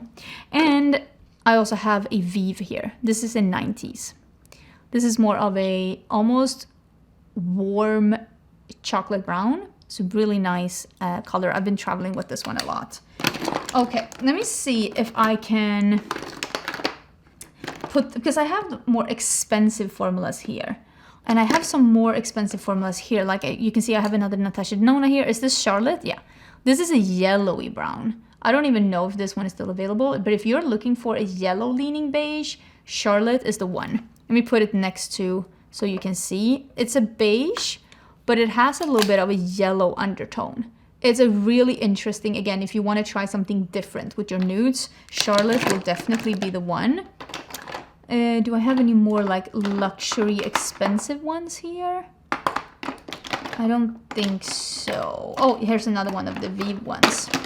This one is coming in. Sir? Okay, let's get rid of that one because I can't deal with that. This was coming in hot, but I guess it came loose. And look at how weird that one is looking. Something has happened with that one. Okay, let me clean this one up. I'm getting rid of that one. It's a beautiful color, but it's very close to 90s, but what a mess. Okay, let's dig into a couple of these glosses that are here because I think we have a lot of indie here. This one is the Blend Bunny and Lil Miss something. You can see mine has some color from the lip liner. This is a nice gloss, but it's not unique enough in my collection to be able to stay. I have these glosses. These are, is this very similar as well? Let me look. This is very similar to the Natasha Denona one. This is the collaboration between Khaki and Finding Ferdinand. These are really nice glosses. I'm gonna keep both of them. I don't even know if they're available. And this is the collaboration. I'm just doing a little stir between Nomad Cosmetics and Heather Austin. This is in Pollen? No, this is not the one because hers was called something else, but this looks very similar. So maybe this is the one I'm not keeping and I want to keep her gloss. So let me declutter this one and keep her gloss once I find it because I'm pretty sure hers was not called Pollen. But we also have some Lunar Beauty things here, some liquid lipsticks and some glosses. And I'm gonna be honest with you, I think I saved some of the other ones here. I am gonna save, okay, first of all, these liquid lipsticks that came out with the Siren collection, it is Abyss, Sailor, they're so good. Where am I putting liquid lipsticks right now? I'm gonna put them to the side. And I also, the red one, it's Aphrodite. And then this one, it's called, it was also with that collection, it's called Pink Pearl. Their colors are so unique in my collection. I do reach for them. Then we have this orangey one. It is called Hallows Eve. It is a nice orange, but not my favorite orange, and I need to stop hoarding oranges. So I'm gonna get rid of that one. Then we have some glosses here. And when it comes to glosses, I tend to not reach for sparkly glosses that much. I think I'm gonna save this one that's called Soul. It seems like more my shade. What is this one called? Dreamy.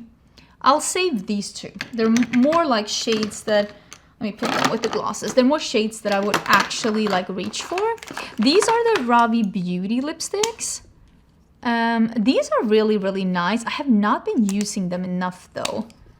They're a really nice formula. I do need to wear these a little bit more, but they're pretty new to my collection. I've not even had them in my collection for 1 year. So I'm gonna save them and I am gonna use them a little bit more because I definitely do need to use them a little bit more. And then we have, oh, this gloss is so good. This is from Kaleidos. This is such a nice like cool tone. Now I'm swatching on myself again. Such a nice cool tone shade. This one is in Last Smoke. So beautiful. Yeah, I need to wear that one more as well. This one I think I can get rid of. It's the Tower 28 gloss. It's like a sparkly gloss. Again, I don't use colors like that. And here's another one of these Kaleidos one. This formula is so nice because it has color, but it's not fully opaque and it just looks beautiful on the lips. This one in the shade Skinny Dip. This formula, so absolutely amazing. And then we have some lipsticks from Lunar Beauty. I think oh no, you're supposed to do this, Press the Moon. I have a couple of shades here. I think I'm gonna save the shades that I have because I feel like I saved these for a reason. And now that I have, I need to use my old formulas a little bit more. Oh, I love this shade. This is the Tia's. Oh, it's so good. It's like an orange red, so beautiful. And then, oh, look at that, Milk Tea. So let's save those as well. And let's put in the liquid lipsticks from Lunar Beauty too. And we'll see if I can put some more liquid lipsticks from indie brands here, or lipstick formulas, or if I just want to have Lunar Beauty. I haven't really decided on that quite yet. Here's another one of the Lawless Forget the Filler, and this one is in Maple Sugar. And this is the one I mean that I like this one more, because it's like a warmer, more darker brown. So we are gonna keep that one instead of the one that I got rid of.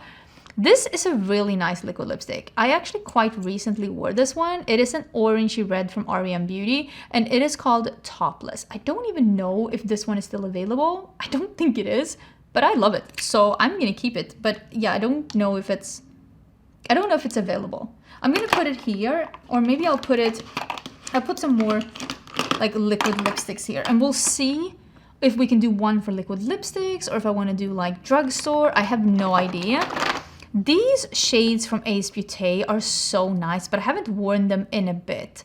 But I'm gonna keep it because it's a nice formula. They're doing a reformulation, but like I love these, so I do want to keep it. This one I'm getting rid of. These glitter bombs, they were just a little bit gimmicky. The ones from the Colourpop and Pokemon collection. I also, again, don't come for me, but the Fenty Beauty, they're too opaque for my liking. I wish that they were not as thick. I wish that they were not as opaque, but they're more like a full-on opaque lipstick. They weren't my favorite, so I'm gonna get rid of it. I know some people love it, and if you do, I'm so happy for you. I hope you get good use out of it. Just wasn't my personal favorite. I also have these glosses from City Lips. Here's another one of those that has like a little bit milkiness and some I really like these too. I'm gonna save this one, at least this color, because it's a really nice one. Ooh, this one. I got this one from Iconic London, and again, I think it's too thick. This formula, it's just not my preferred. If it's gonna be that thick, I don't want it to be that glossy. Here's another City Lips. I really like this formula, but this is a bit more sparkly, so let's get rid of that one. Should I be a little quicker? You know, I love this formula, so let's keep it. Where did I put the other one? I said I was going to be quicker, and now I'm like confused. I'll put it here. Oh wait, I found the other one. Found it, because I have more of those, and we are definitely keeping those. I feel like I'm going through this e.l.f. formula, the clicky stick. Again, I thought it was too thick. We're getting rid of it. I did like the NYX one though. I did not think that these fat oil click pens were as thick, so we are keeping that instead.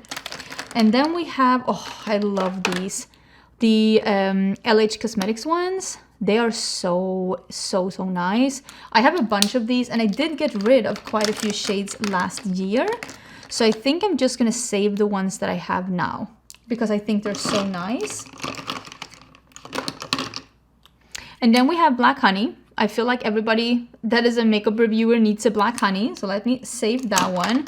This one is not available anymore, which is a shame because I kind of actually just used it. It is a crayon that is a sheer red. It's in Cello from Colourpop. It's from the High School Musical collection. It's so weird. That collection had some real bangers. Not available anymore though, but I love it, so I'm gonna keep it. I still use it. This one is so good too, the M Cosmetics Faded Clementine. Again, not super thick, beautiful. Absolutely beautiful. These are really nice too. They just came out with new colors. I can't seem to find the other one. It is the tinted lip balm from We Makeup. They just came out with new colors. I'm gonna save this one because I want to see what the new colors look like compared to this one. Here's another one of the LH Cosmetics. Look at this orange one. Ugh, so beautiful. These ones from Colourpop are really nice too.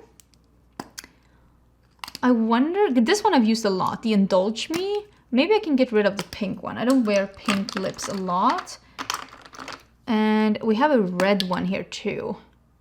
Oh, that one is like, is that broken? Okay, let's goodbye. Let's goodbye that one. And we have two more.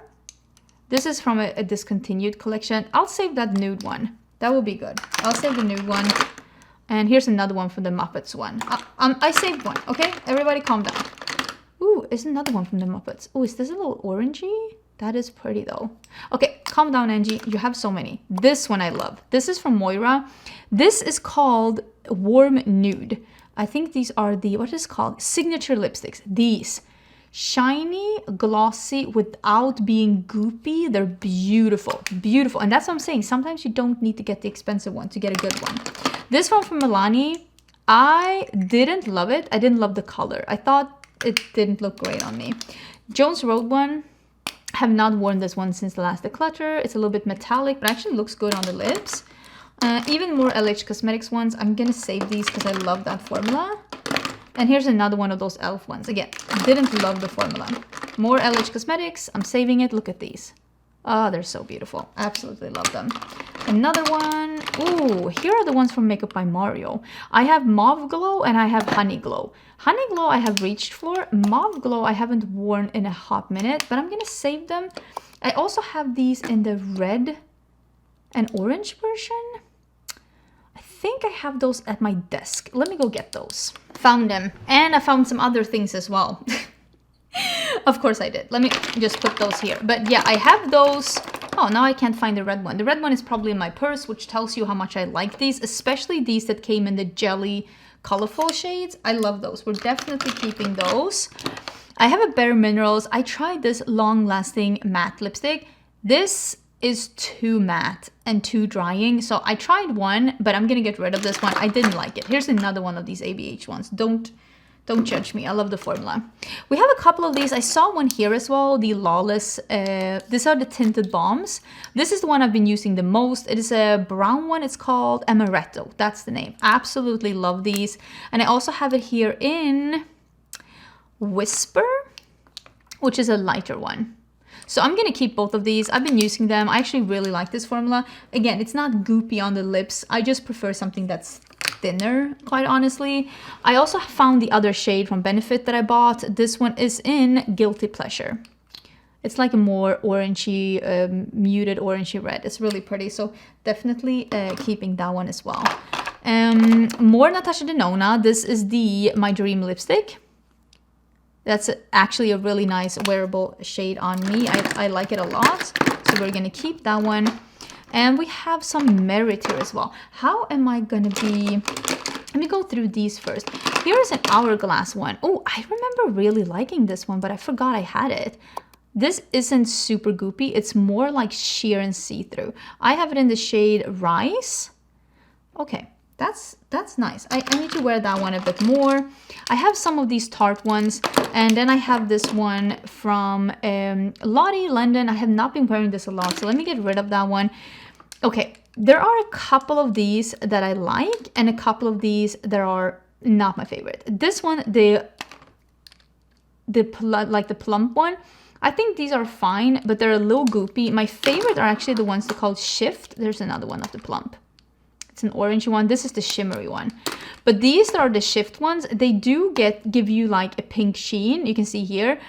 But they're actually a little bit more jelly on the lips. They feel a little bit more like a balm. They have a minty sensation to them. I like these a lot. I'm going to keep both of them, both the orange and the green. I have been liking those quite a lot. Let me see if I can reorganize this one so it's not so chaotic. Okay, it's a little bit better at least. It's those more like sheer balmy kind of a situation. This is also absolute madness, but we'll fix that too. I do have a lot of like unearthly over here, so maybe we can move this one. over here so that I can maybe even put it over here so that we can go through some Unearthly Cosmetics because, oh, here's a small one. What is this? Oh, this is Pillow Talk, the original. I don't like this shade at all. I had it for comparisons, but I don't like this. It doesn't look good on me at all, so we're gonna get rid of that one. Unearthly Cosmetics has a couple of liquid lipsticks, and this is the new packaging, the one that looks like this, and this is the older packaging. With that being said, there are a couple of these older ones that I still wear and love, and I am definitely gonna keep them. Oh, here's the Heather Austin gloss, the one that has the beetles on it. This is the one we're keeping and putting it with the glosses. So there are a couple of these that I am definitely gonna keep. Some of them are discontinued, but I don't care. I wear them anyways. So we have Bliss. I love this green one. There are just a bunch of these shades that I actually, like, I love. They're so unusual. There is a orange gloss as well. Maybe I should put the gloss with the glosses though. I don't know. And this is a lip oil. I should put that with the lip oils actually. And this is a liquid lipstick though. Yeah, this one is so pretty. It's an almost black. So I want to have the liquid lipsticks and I want to have the, oh, this is another gloss. Let's put that here. I feel like, do I need all of these liquid lipsticks from Unearthly? Maybe not, but I do actually wear this formula quite a lot, and I think their undertones are just so exciting. So I am actually going to be keeping those. I think that's a good idea. Let me reorganize this one. It's a mess. Okay, so I reorganized a little bit to get this box here up front because there's a couple things I'm gonna get rid of. I'm gonna get rid of the So Juicy one. I had the Delulu shade. I do like that one. The Kiss lipstick, I'm gonna get rid of that one. I have this one from Flower Nose. It's like a matte lipstick. I think I'm gonna get rid of this one too. NC Rain, this is a super sparkly lip gloss. There is never a time when I want my lips to be this sparkly. Same here. There is never a time where I want my lips to be this sparkly. There is never a time where I want my lips to be this sparkly. Oh, here's the second shade. Here's the second shade of the lip balms by We Makeup. I'm gonna put that in the pile with them. Then we have, oh, we have some Kaleidos liquid lipsticks here. Let me put the Nabla to the side. Oh, here is a gloss from Flower Nose. This is kind of beautiful. Let me save this one. I kind of want to get some more use out of that one. Let me put actually the glosses. Glosses to the side. There are some Kaleidos liquid lipsticks here. These are the lip clays. I did already declutter some of the shades last year. This is an amazing formula. People keep asking me, let me see. People keep asking me, how close are these in formula to the ABH ones? On the lips, they look very similar. The big difference is that this formula dries down and is transfer proof, which can give you that harsh line. This formula does not dry down. It does not give you the harsh line. You can like smudge your lips together. It does not go patchy, and it's not transfer proof. So it's like, what do you prefer? This is less drying on the lips, but this is transfer proof. It's just a give and take. So they're definitely not the same formula, but they look similar on the lips, because I have seen a lot of people asking me about that. So I am keeping these.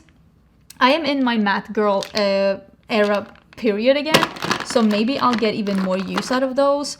I do have this orange one from We Makeup. It's old. I'm actually gonna get rid of it. I have one from Blend Bunny. I'm gonna keep that one. This one though from We Makeup, this is a green one. I'm gonna keep it. I love it. I have one from Laura Lee Los Angeles. I have not reached for this for forever. We are gonna get rid of that one. Let me see if we can put some more indie liquid lipsticks maybe in this little pile, and just because I have one over here, just put the indie liquid lipsticks here. I'm just trying to be a little bit organized. More Nabla here. Have not used the Half Magic one since last declutter. These I do want to use. These are like satin liquid lipsticks from Lethal Cosmetics. These are a beautiful formula. This is in Paradox. Absolutely love them. They're like well, is these the glosses? These are the glosses. don't even remember having these. That's crazy. Are all of these the glosses? No, this is the liquid lipstick. Okay, if this Paradox, that is going. I'm not saving a gloss that I don't even remember that I have. This is also a gloss. Okay, goodbye. But this one, this like liquid lipstick formula, it's like a, it reminds me a little bit of the ABH one. I don't think that this dries down completely. It's not fully opaque though, but this is beautiful. This one is in Leeward. We keep keeping that one. I can't believe I found the formula I forgot about. That's a little bit awkward. It's a little bit awkward. Okay, should I put some Nabla here then? Because I feel like I have been going through quite a lot. And let's go to Nabla. These are the Beyond Jelly lipsticks. This one is in Luss. These are incredible, and I did go through the colors last year. I'm just gonna quickly see if there's a color. This is Solstice that I don't want to keep, but I do actually wear these a lot. This is Ardor. This is a darker one. Maybe I'll get rid of this one. I haven't worn that. Sublime. Maybe I don't need to keep that one too.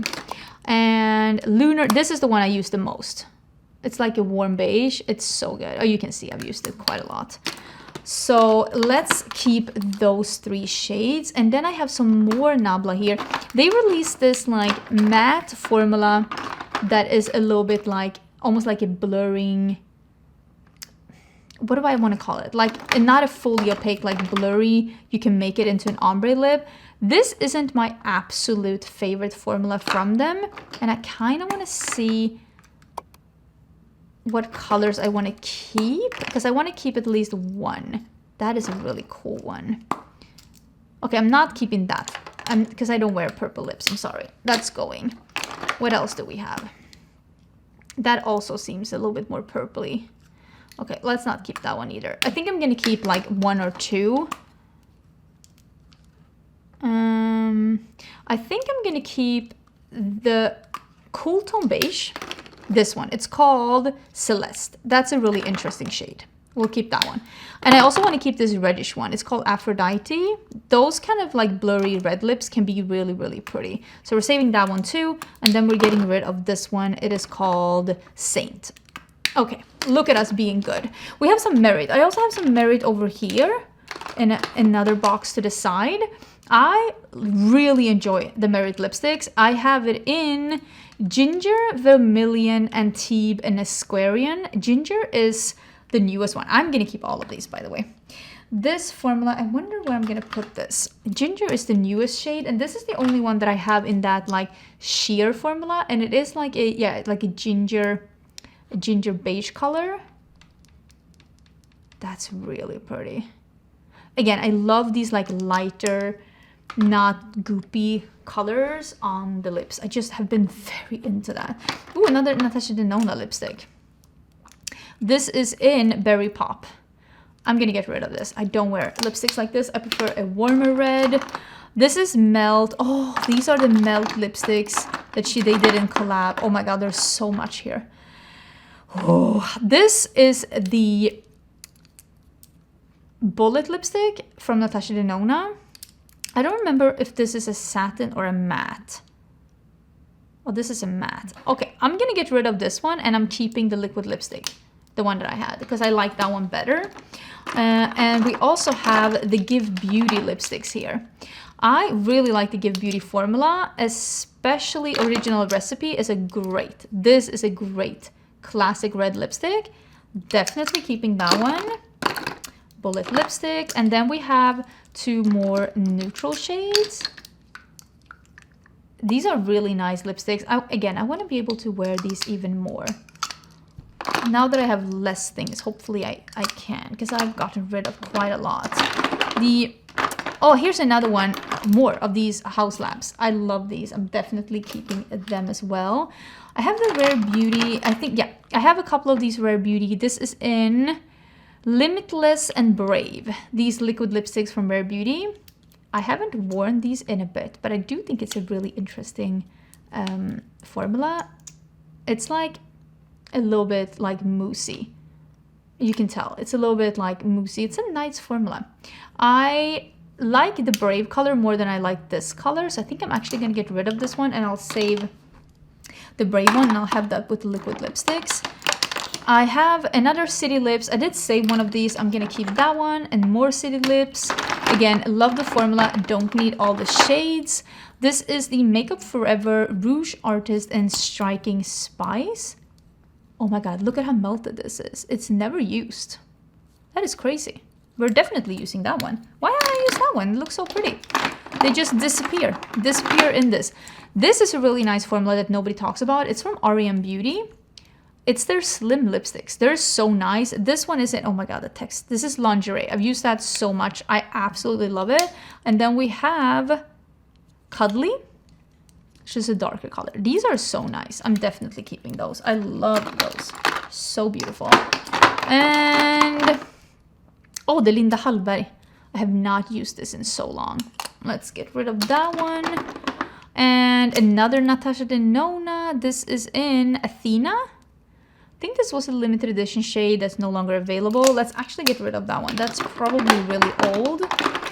Oh, here is, oh, this is the kind of color I wish more brands would dare to do. This is from Colourpop. This is an old one, but this is Check Please.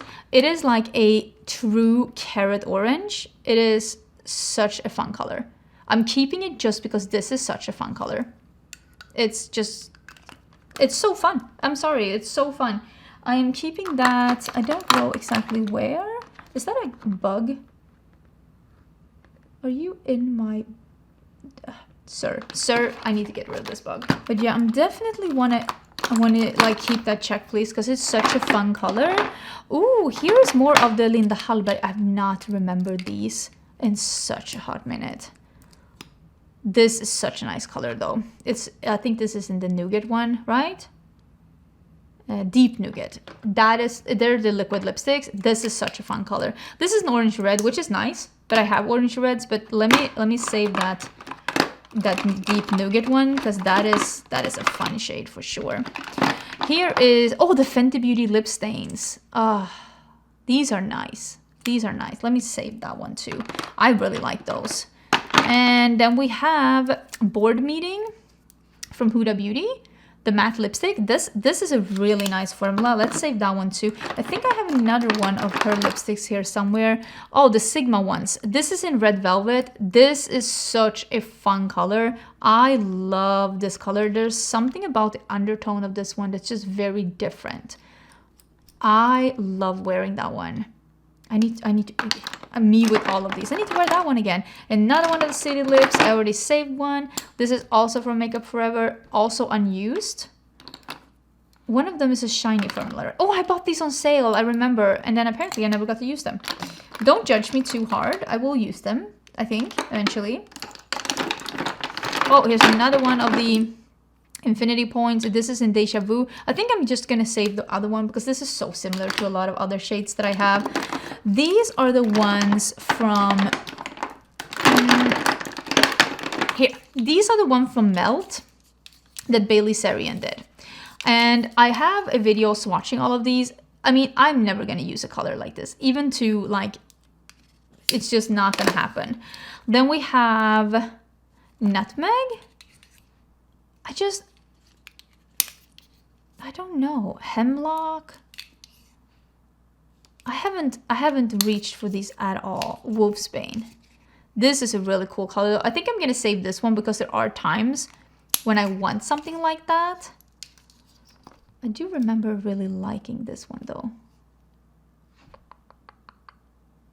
But do I have something similar? I think I'm gonna save Wolfsbane because it's so different. The dark one. It is very different. And here's the other Huda Beauty one. This is the creamy formula. I love this creamy formula. It's so beautiful. So we're definitely saving that one as well.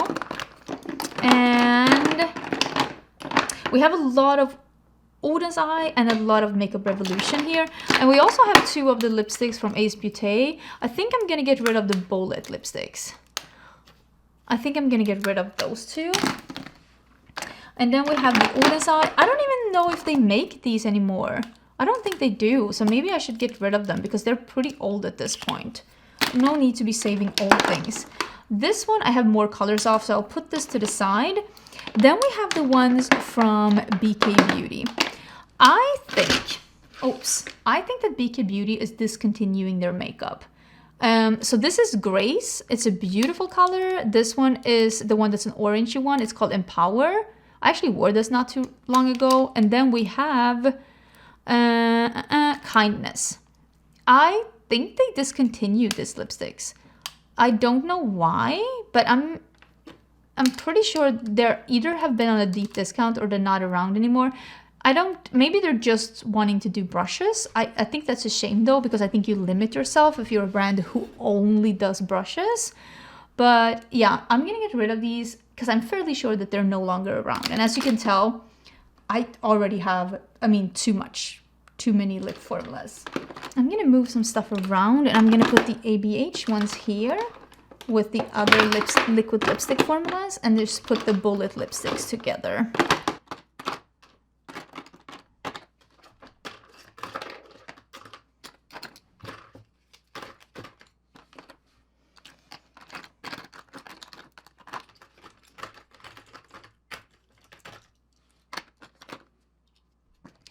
Okay, I really need to tackle these Makeup Revolution ones. Here's the thing. Hear me out.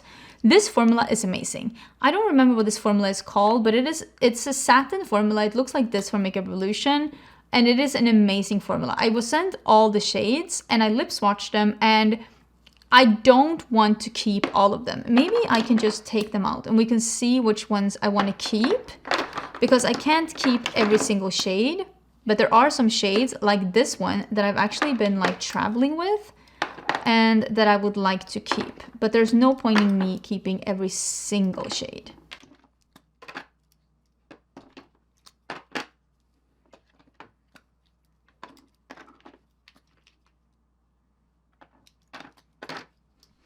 Already, I think a lot of people can see the kind of shades that are not like my favorite shades. I love this shade, the dark brown that's called Stiletto. We will be keeping that one. I also really like this one that's called Berry Bliss. It's very different. I don't have a lot of shades like that and actually looks really nice on me. So I will be keeping that one as well. This like really corally shade is called Red Vibe. I'm actually gonna get rid of that because I don't need a shade like that. There's a bright pink and there is a orange here. The orange of course is very beautiful, but I have shades like this. So I'm actually gonna get rid of these two too. But I am saving that like more berry shade. But then we have the neutral shades. And I can tell you right now, this shade that is called Divine Brown, I have been using that one so much. This one is called Pink Queen. It's not the shade that I wear a lot, so maybe we can get rid of that one. Oh my God, if I can get one that fits on here, thank you very much. And then we have, you can see here, I think I'm gonna save this one as well. It's called Chauffeur Nude, and then let's get rid of Brunch Pink and Lover Nude, because there are occasions when I'm actually looking for a like more nude pink shade and I don't have one. Which one was this? Lover Nude, and this one was Chauffeur. Oh, is there another shade here? What was this one? Oh, CEO Brick Red. Again, I have red lipsticks. It's beautiful, but I don't need to keep that one. Okay, so I have 4 lipsticks that I'm keeping. If you are looking for a nice opaque satin lipstick from the drugstore that feels very lightweight on the lips and looks beautiful, this from Makeup Revolution, you can see I'm saving 4 shades. It's a really, really nice one. Highly recommend.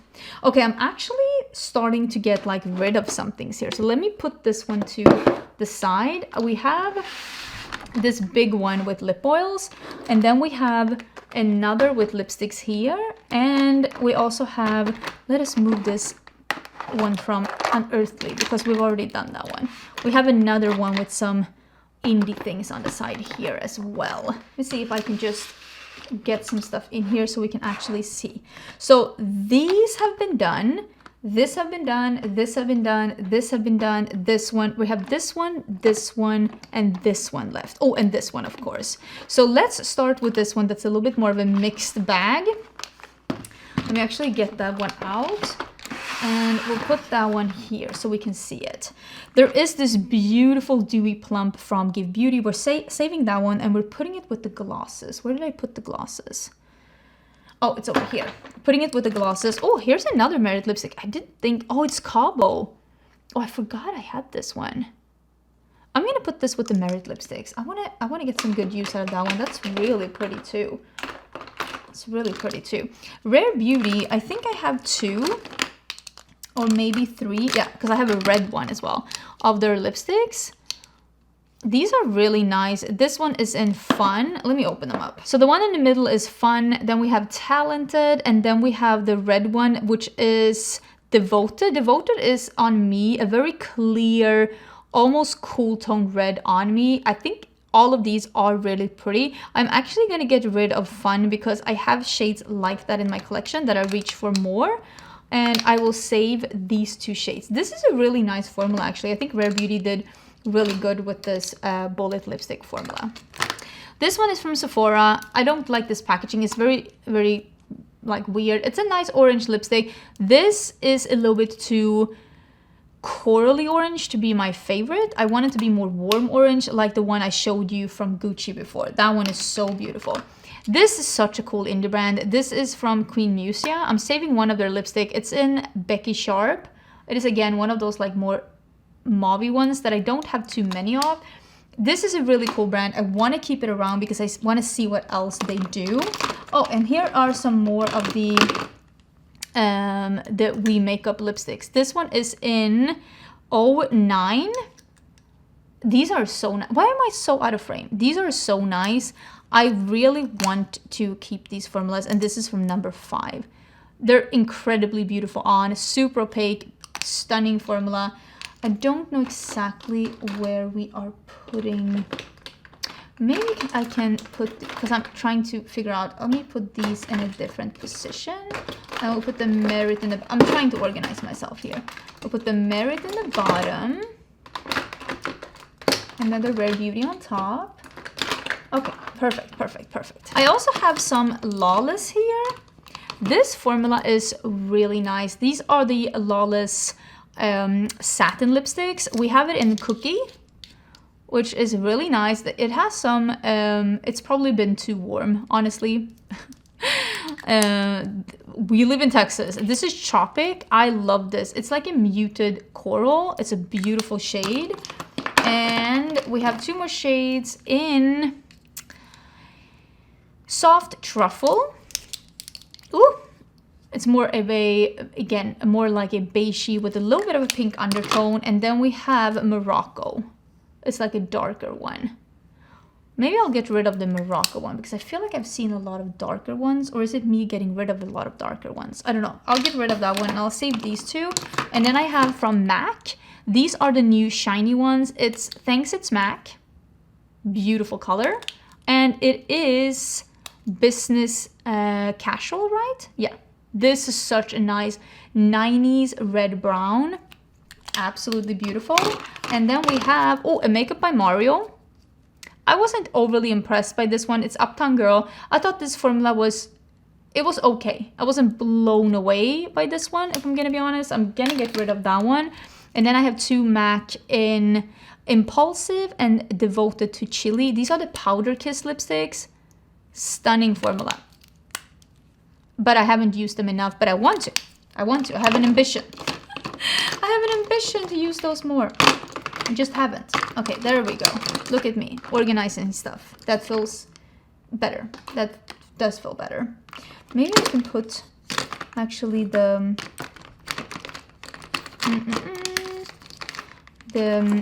Lunar Beauty here. So they're even more visible. I love that for me. Okay. There we go. Okay, let's go into the indie pile over here. So we have a couple of Glamlight stuff here, I see. And the thing with Glamlight is that you have to buy it as a lip kit, which isn't always the best. I don't love a lot of their packaging for lipsticks either. This one is great though. The Strawberry Shortcake has great packaging.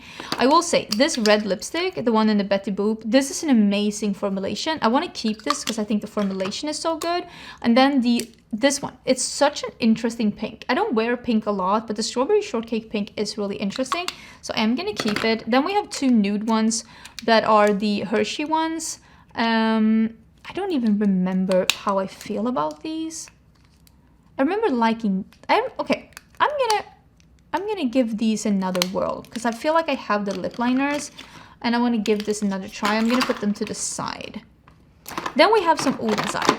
I have a bunch of Oden's Eye. Oh, even more Glam Light. Should we do those first? Oh, here are the glosses from the Hershey. Okay, I don't need these. I don't need the glosses from the Hershey. They're even separated. So let's put those to the side. And then we have... Oh my god. This is the gloss. The Strawberry Shortcake gloss is amazing. It's really good. Let's put those with... That's not the glosses. Here's the glosses. This is the Friday the 13th. It's a nude lipstick. Let's get rid of that one. There is one that's the Scooby-Doo. This is the closest to orange that Glamlight has done that I have tried, but it's not enough. And here is the Ghost Face lipstick. It's more of a like cool tone brown, but I do have shades like this, so I'm gonna use those instead. And oh, is this also the Scooby-Doo? I think this might also be the Scooby-Doo. Again, Glamlight makes some really fun stuff, but I don't always love all of the things that they do lip-wise, let's say. Let's start with the ones that I did, because I feel like that's going to be the easiest. Some of these shades are made by me. I did these. There's Radioactive, Swamp Fog, Shadow Creature, Spectral, and Quicksand. I did those shades. Some of them are still available at the Oden's Eye website. It's Oden's Eye and me. Of course, I love these. I made them. Like, I think that this is the most amazing warm gloss. I think it's amazing. Of course, I think that Shadow Creature is the most amazing wearable red if you want to wear some red lipstick, but you're afraid that it's going to look a little bit too heavy. Of course, I love these, but again, I mean, I made them, so I'm a little bit biased, I'm going to be honest. Let me see if I can just put the other ones to the side, because these are the shades that Annette, Judy, and Tina made with Oden's Eye. And I don't think I'm gonna save all of them. This one is a clear, like on me, it's a clear gloss. This is really pretty. Annette had like a reddish gloss.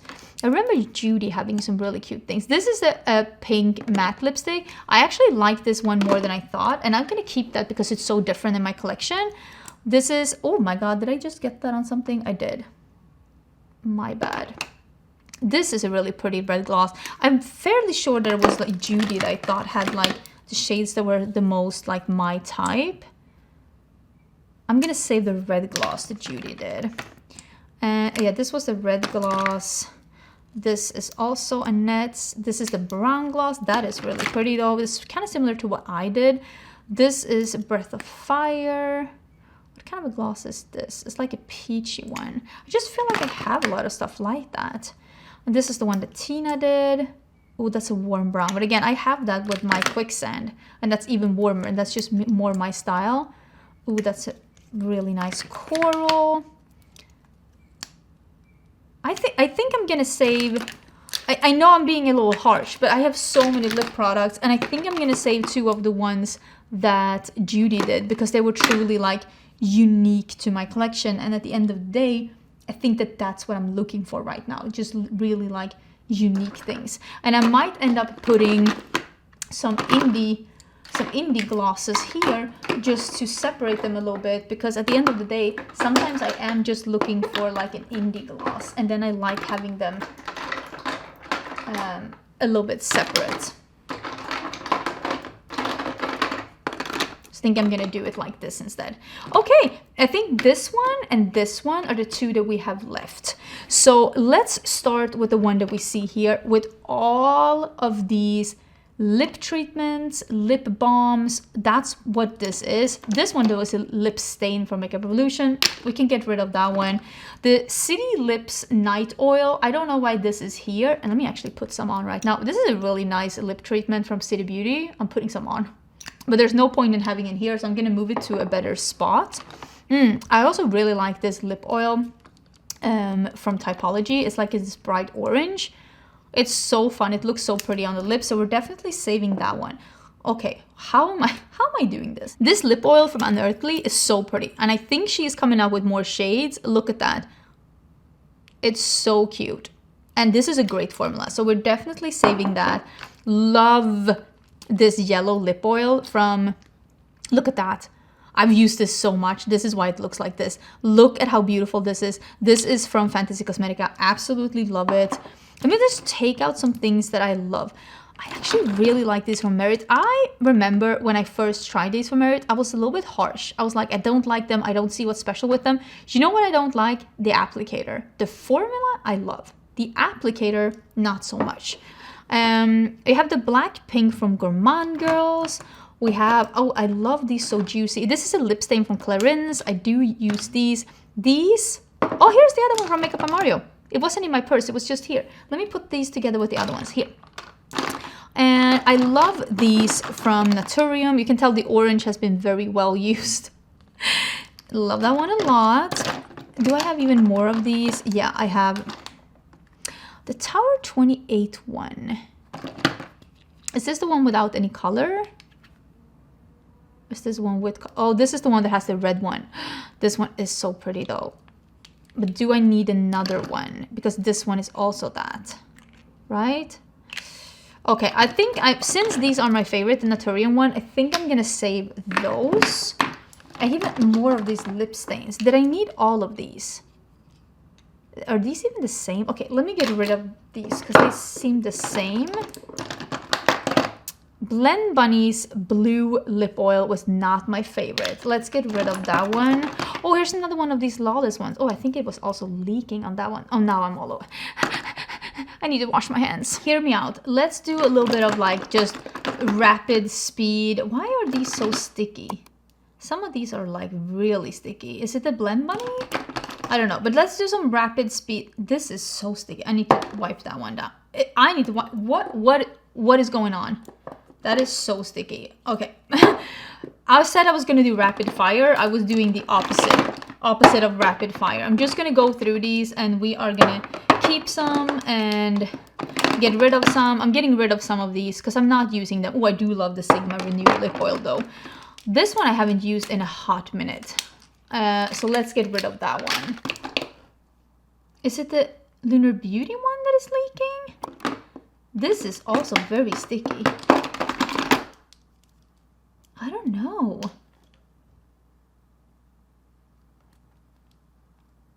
Also, do you see that there is something in the bottom of this one? Should I be worried? Let's get rid of this one. That one looked a little weird. But I do love the Lunar Beauty lip oils. Just don't understand what was going on with that one. There should be a red one here as well. Oh, here it is. Oh my god, I'm blind. These are really nice. Let's keep those. I really like the e.l.f. one actually. This one from Clarin, I have not been using that one a lot. Let's get rid of that one. This one from e.l.f. I have not been reaching for that one in a hot minute. The LH Cosmetics one, I have not been reaching for that one. This is the one that's called Kaisa, right? Yeah, the same as my dog. So we're definitely keeping, oh, it's so cute. I love my little Kaisa. Here's even more of those LH Cosmetics ones. Where is the, hello? Oh, over here. Even more of these Lawless ones. This one is, oh, the Cherry Vanilla one. We're saving that one. I love that color. This one is Georgie. This one is nice, but I don't use it as much as we use the other ones. The House Labs oil, I don't reach for this one. This one from Twilight. Oh my god, the Twilight collab, the Colourpop did, the red one. It is so good. I absolutely love it. You can tell I love this one. It's almost out. I'm gonna keep this one as well. This one needs to be wiped on. Oh, I love this one. I still use it. It's the Hangover Pillow Lip Balm by Too Faced. It's so good. Let's get rid of the Lady Gaga one. We don't need to... Oh, this is Star Wars though. Okay, I'm keeping this one. It's Star Wars. Don't come for me. Maybe I'll put that in the pile of like... Ooh, here's another one of these Naturium ones. Do I need to keep this one too though? No. I get rid of this one. Here's another one of the Luxe Lip Oils from Colourpop. I've not been reaching for those as much this year, so let me get rid of one of those. Ooh, this new from House Labs. I did not use that one enough. Even more Hangover Pillow Balms and the Fantasy Cosmetica. I'll get rid of these two and I'll keep these two. Ooh, I love this one from Rare Beauty. This is their Liquid Balm. This one is so good. We're definitely keeping. I'm gonna get rid of the clear one from them. Even more from Twilight.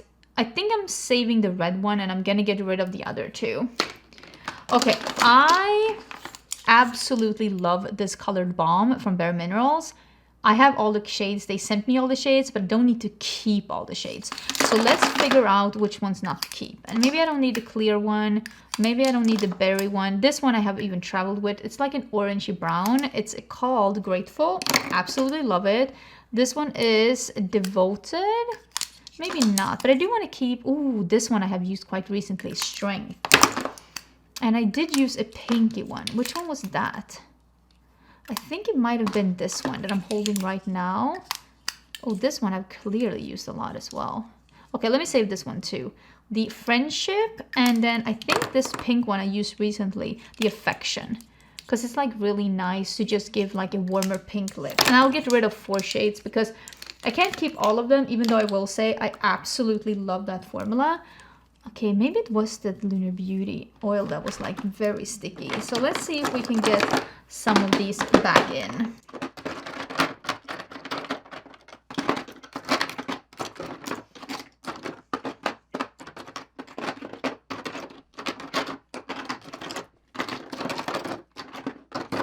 I mean, this one is a little chaos, but I do reach into this one quite a lot to change out some favorites. Oh wait, I'm gonna get rid of this one. To change out some favorites in my purses, stuff to like grab on the go. I do reach into this box a lot, so I don't mind this one being a little bit chaos, honestly.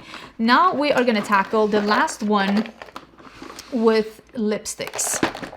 Let's put it here. And these are some favorite lip formulas. This one should not be here. Oh, even more stains. Oh my god.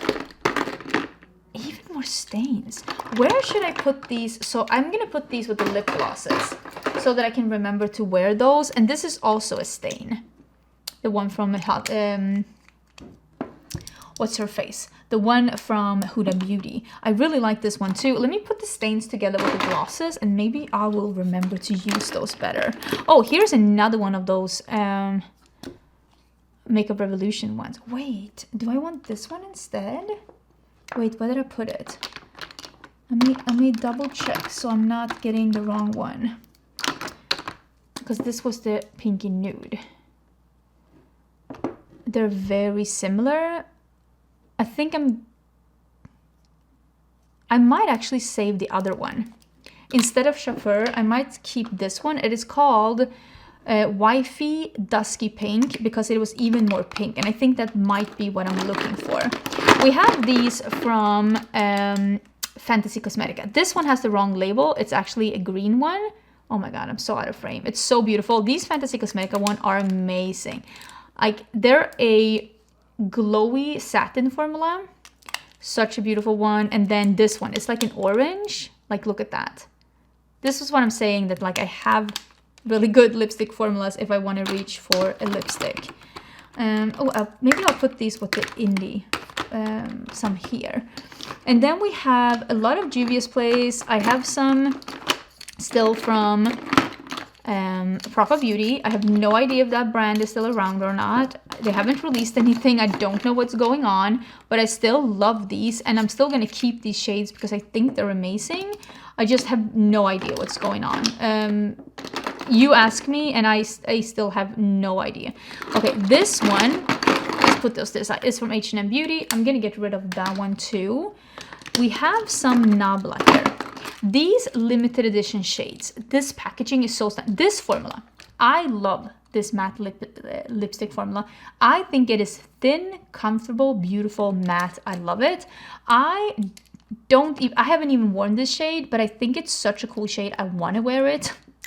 I'm keeping it because I have an ambition. This was also a limited edition shade.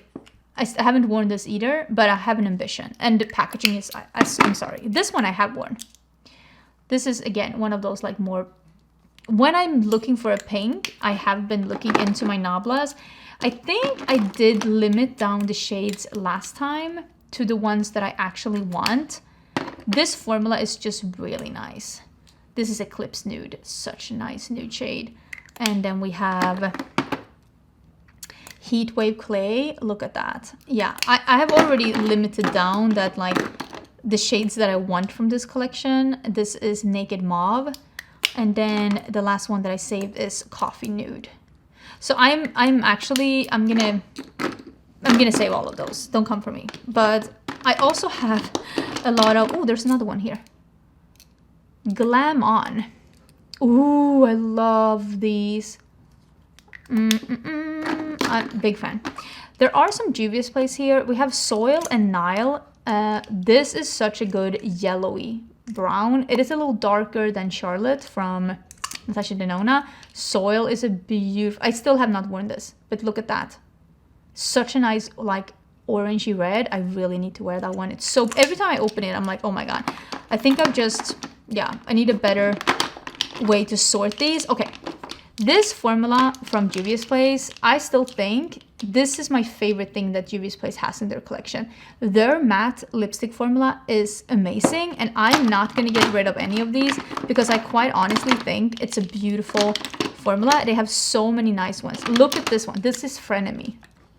This is a matte lipstick available at the drugstore. There are fun things at the drugstore. So yeah, there are some there's some really good ones here. Toffee is one of my most worn ones. It's just such a beautiful shade. So yeah, there definitely are some really nice ones in here. Lady, look at this one. There's also like a little bit of a yellowy nude. It's so light and beautiful. Yeah, these are just good. I've already narrowed these down to my favorite shades. I'm not gonna narrow them down even more. Just these are already, oh my god, these are already my favorites. So I'm gonna keep them as is. I think they're great. Maybe I will put my Navla ones here because I have more of them. And I will put my Makeup Revolutions over here. I will say these are formulas that I do reach for quite a lot, that I do really enjoy. So I'm having those over here. And I think that is everything. Did I really go through all of it? I didn't. There's one more here. I'm lying. There's one more here. This is more drugstore things. This is some CoverGirl. This is that bright orange that I love. We're definitely saving that one. I also have, this is from, look at that. This is from Sephora brand. This is like an actual yellow. Like, look at that mustard color. So interesting. There also is this beautiful, like, muted orange. So I'm saving these as well. Every now and then I want a color like that. These are more of the melt ones. This is the Juvia's Place liquid lipstick. Oh my god, I'm so out of frame. This is the old school liquid lipstick formula. I don't love it, so we're getting rid of it. These melt liquid lipsticks, again, old school liquid lipstick formula. We are getting rid of them. This is overflowing. ColourPop, listen, it's Star Wars. Let me live. We're keeping that. Then we have, I still think that like Floris makes amazing makeup. I really do think that. And this is, look at that. It's such a beautiful one. It's really, really stunning. So I'm actually gonna keep that. I might keep it in, oh, here's the other one from Lisa Eldridge. This is in Dragon. It's like an orange one. I'm gonna keep those with the liquid lipsticks if I can find where those are. Oh, it's over here, right? Yeah, I'm pretty sure that's the liquid lipsticks. Now I'm unsure. Is that the liquid lipsticks? That's where they are now anyways. Here's another one, Unearthly. Is this another lip oil? Yes, this is another lip oil. I'm gonna keep those with the lip oils. They are really nice. Oh, this is the Kiko. It's one of those that I use lip stains. I use other things for lip stain now, so I'm gonna get rid of that one. The Game Beauty. This is, oh, this is from e.l.f. It's one of those like lip stains. I have not used that in a hot minute. Maybe I should get rid of that one. Oh, here's another one of those Moira ones. I love these. Where did I put the other ones? I think I put it here. And oh, here's another one of these. This is a really nice color, but I have not used that in a hot minute. I'm gonna get rid of that from the Sephora brand. And what is this one? Oh, this is from e.l.f. Oh, this is their satin lipsticks. I thought those were okay. Nothing more. I'm gonna get rid of that one. It's not bad, but like it was not as good as people were making them out to be. Not by a long shot. And then we have Melt. This is a liquid lipstick that I'm gonna save simply because it is a color. Let me get rid of these. It's a color that I can't find anywhere else. This is Golden. It is a mustard beige. Oh my god, now I got it everywhere. It is a mustard beige and it is so interesting. And I'm sorry, but that's just an amazing color. We are saving that. It's gonna live with the liquid lipsticks. And then we have the glosses from Gourmande Beauty and their collaboration with Clash on Titan. And I think this is the one that I've been using, the one that's called Erin. And I think I'm gonna save that one and I'm gonna get rid of the other ones. Yeah, I'm gonna save Erin, which is more of like almost like a reddish clay beige. It's really, really pretty. We're putting that with the glosses over here. And let's count how much we got rid of. Whew. Okay, I have a big, don't look at my stained basket, but I have a big basket and look at all the lip products. Oh, but yeah, this was needed. So let me see how many we have. 1, 2, 3.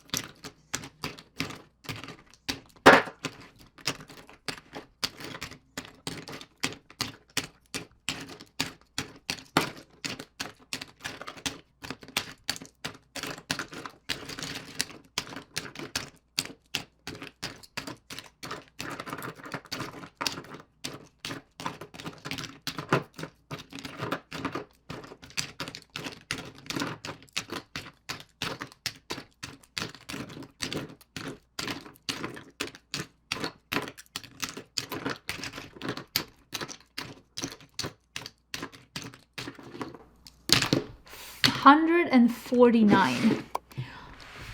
I told you it was overflowing, and I still, if I'm gonna be totally honest, think that my lip organization is not perfect. So I think around Christmas, I'm gonna take the time and go through my lips and organize it a little bit better, because I think that they need to spread out a little bit more, if I'm gonna be honest. They have too little space in my cupboards. But yeah, that's how many I got rid of. And quite honestly, that feels great. Let me know if you found any new favorite formulas this year. I would love to hear about it in the comments. If you like this video, please give it a thumbs up, share it with your friends. It really does help out. And also remember that this was the 5th declutter of this year. And if you want to see the other ones, they are already live on my channel. And yeah, if you want to see more videos from me, I do review makeup all year round. Don't forget to subscribe, and I'll see you in my next video. Bye! If you're here at the end, you are the real MVP. Thank you so much for watching this video. I hope you really enjoyed it. And as an added bonus, if you're here at the very end, I'm here to let you know that I am wearing several upcoming 2025 releases on my eyes, on my face. So let me know how you feel about those as well. You will be seeing those coming up later in the year. And if you did like this video, please give it a thumbs up. Maybe leave a comment. I would love to see that. And I hope you enjoyed it. I will see you in the next video. Bye!